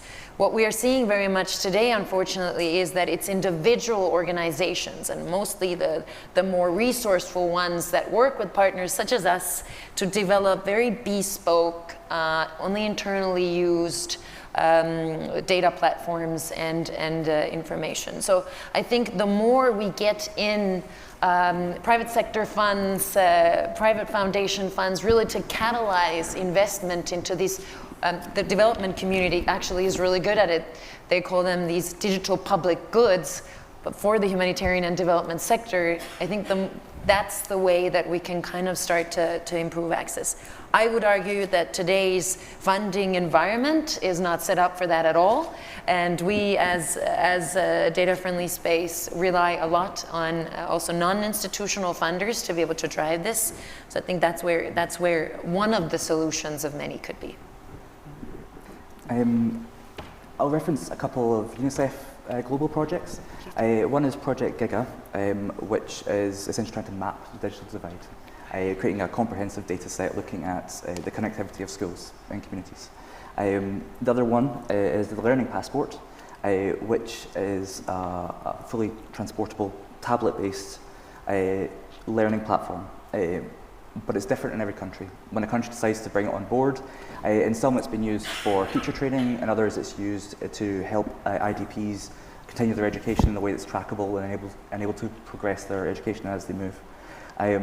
So on one side you've got global mapping, understanding the problem in as detailed a way as we can so we can target solutions. And then the other, being willing to contextualize, to make it fit for those communities, for those countries. Neither are perfect, but in my experience both have been quite fundable, and not necessarily institutionally, but with companies actually. Mike, do you have thoughts on the digital divide? I'll just add very quickly, I just feel like the bigger question is just divide, full stop. Digital is just one way the society is being divided, and it's no coincidence that communities and people who are typically more marginalized have less access to the technological devices, but also to the skills and literacy required to thrive in a society that's driven by a lot of digital technology. So I think it's not going to, if one of the SDGs was to end digital poverty or end digital divide, for example, I don't think that's going to be an effective way that actually think about this and solving the power imbalances of who has control of how they thrive in a society. Okay, well, we've got maybe about sort of 7-8 minutes left. So I'm going to pull it back round to sort of SDGs more generally in a moment. But just checking questions from the floor. Yes, there's one just there. Help you hold on for the microphone, please. And we've got a few more on Slido. We'll try and get through as many questions as we can.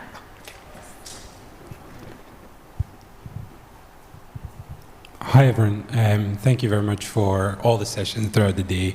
I guess, across the 4 sessions there was discussion of all the SDGs, there was scrutinized, there was reflections and discussions. One main question that jumps to mind is we sit at the middle point of the Sustainable Development era from 2015 to 2030. How can something like AI innovation lead us beyond 2030? And obviously, a reflection for everyone else. Thank you. Okay, did you get the question? Yeah, okay, I wasn't quite clear. It was about getting beyond 2030? Yeah, any thoughts? I'll get to go first. Okay. How can it take us further, and how can it help us go past 2030? Who knows what we'll have by 2030 in terms of technology, so, but I'll give it a crack. Because data-friendly space obviously mostly utilizes AI for improved data insights. I want to bring to this a little bit of a description that the CTO of Amazon actually brought out at a conference I went to the other day. And he said that if you look at machine learning, consider all the data that you have as a big haystack. And then you're looking for these certain insights from that haystack, and you use your machine learning as a magnet, right? And if we're looking at, and so machine learning is like a magnet that can help you find the needles of data sets and needles of insights from your haystack of data. And I don't know if you guys are techie, I'm sort of, getting there, but that really helped me realize where artificial intelligence and machine learning, if utilized safely and ethically, can take us. And I think considering that that every 2 years the data that we store in the world doubles, you can only imagine where we will be with the different types of data and data insights and data sources, where we will be compared to today and looking at 2030. I think that the insights we can draw are going to amaze us all. Daniel? I think someone mentioned earlier today about the number of indicators and that no human can keep all that in their head. But that's something that these processes are good at. So I would hope that going into the future, we're able to hand off some of that mental load and that thinking, that ability to process and understand the data, and we can bring the empathy, the humanity, the stuff that we're good at, rather than trying to do the stuff that we're not so good at. I think a hopeful answer definitely would be is that we will be smarter in thinking about it and more capable, and it will become more of a societal discussion about how AI and data will be used, but also most importantly, I think how AI and data will not be used. I think by 2030, I'm hoping that, including how it's used to promote the different SDG goals, I hope that by 2030, AI and data can be used in more effective and more ethical and responsible ways, but also saying no and stopping some of the ways that are much more high risk and harmful to people. Okay. Great, thank you very much. The top of the Slido rack at the moment is a specific question about how new tech could support the work of a very small charity, and what could we be using to help us be more effective. So this is really like a practical sort of application of what we're talking about. Does anyone have examples of practical use for a small charity to really work better? I think it really depends on if you want to use AI for data analysis, or do you want to use AI tools like the all known ChatGPT or any other generative AI models to I guess, progress some of the usually simple but yet very labor-heavy tasks that you need to make. I mean, we engage with organizations that are interested in both. We have small NGOs coming to us telling us how they utilize the summarization capability of ChatGPT to summarize 40 pages of call for proposal documents into 2 pages, so it's more easier to perceive for staff. We have people writing proposals, drawing on a lot of different emails to help staff write emails. I mean, the opportunities are endless, but I guess really the question is, what do you need? Where does the problem lie, as it always come to that. So I think there's definite data gains and data insights you can generate, also as a small organization, utilizing the open tools that are there. But there's also very easy efficiency gains that you can get. Yeah, I think that's a good answer. Right, just a couple of minutes left now, so I think I'm going to open it back out. The question we've got here is, how much will AI and new tech be integral to sustainable development by 2030? So it's really a chance for you guys to sort of summarize your views on this, thinking about the SDGs, you know, how much is this going to play a role up to 2030? I suppose going back to the original points. I hope what's going to be integral is information. I hope what's going to be integral is the data, and the tools that we use to generate insights from that data is secondary. Okay, good, concise. Thank you. Well, it's not going away. I suppose going back to my original point, it is a tool, it's an answer, and we just need to get better at asking the questions. I think for me, there is a cautionary note that it might be integral, but actually might be furthering, exacerbating some of the issues in SDG that jumps out. So sort of watch that space in a sense. But also I think it can be also really useful to help generate more understanding of what's going on in the broader picture, but also in smaller context, if applied in the right way. So I think there is potential there.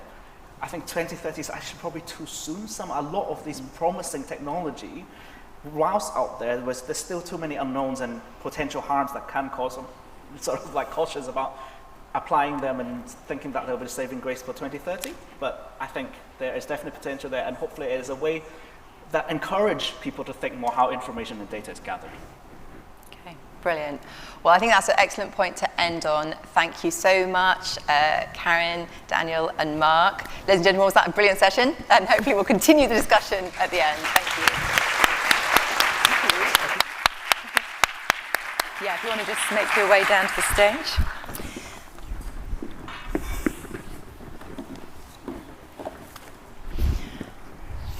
Well, that's it. We're nearly done for the day, or the formal part of the day at least.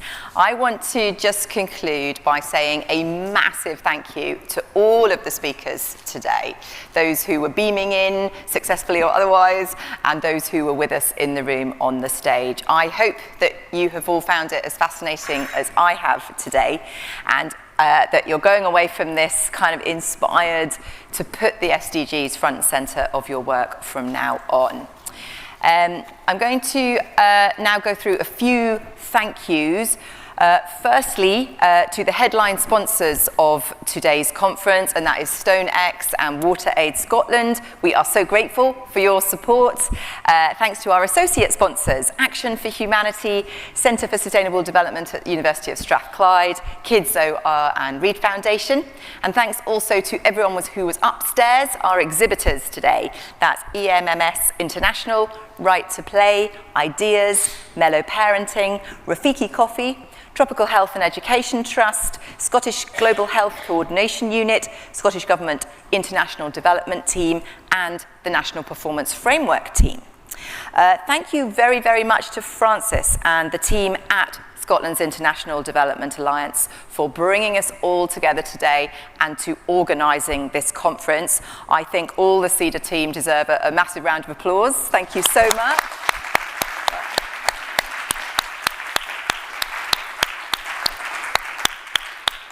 I just want to get in a personal thanks from me to Louise Davies and Francis Rogers, because you've been great to work with in the run-up to today, and you've kept everything running really smoothly. I've got a last thank you, and that's to you all, everyone here in the room, and those of you who are still with us online today. There's been a lot of enthusiastic engagement. It's really felt quite participatory and involved, so thank you very, very much. We hope that you're going to keep the conversation going on SIDA's online hub.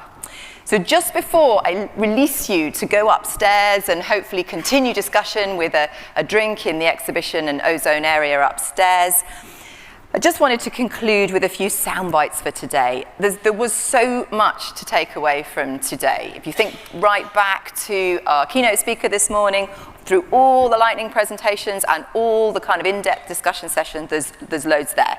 But I think there are three things that we could usefully take away. One is that we cannot ask others to do things that we don't do ourselves. That's a bit of a motto, but I think we could use that in all the work that is going on and that we're all going to do from now on. And then a couple of quotes from the president of Malawi, who seemed a bit of a star from that amazing documentary that we saw today, that I think is going to stay with me a lot after today. As he said, if one part of the world don't make it, we all don't make it. And the other thing he said was, it's critical we do something, not do nothing. So with that, ladies and gentlemen, thank you so much. That's now the end of the SIDA conference. Thank you.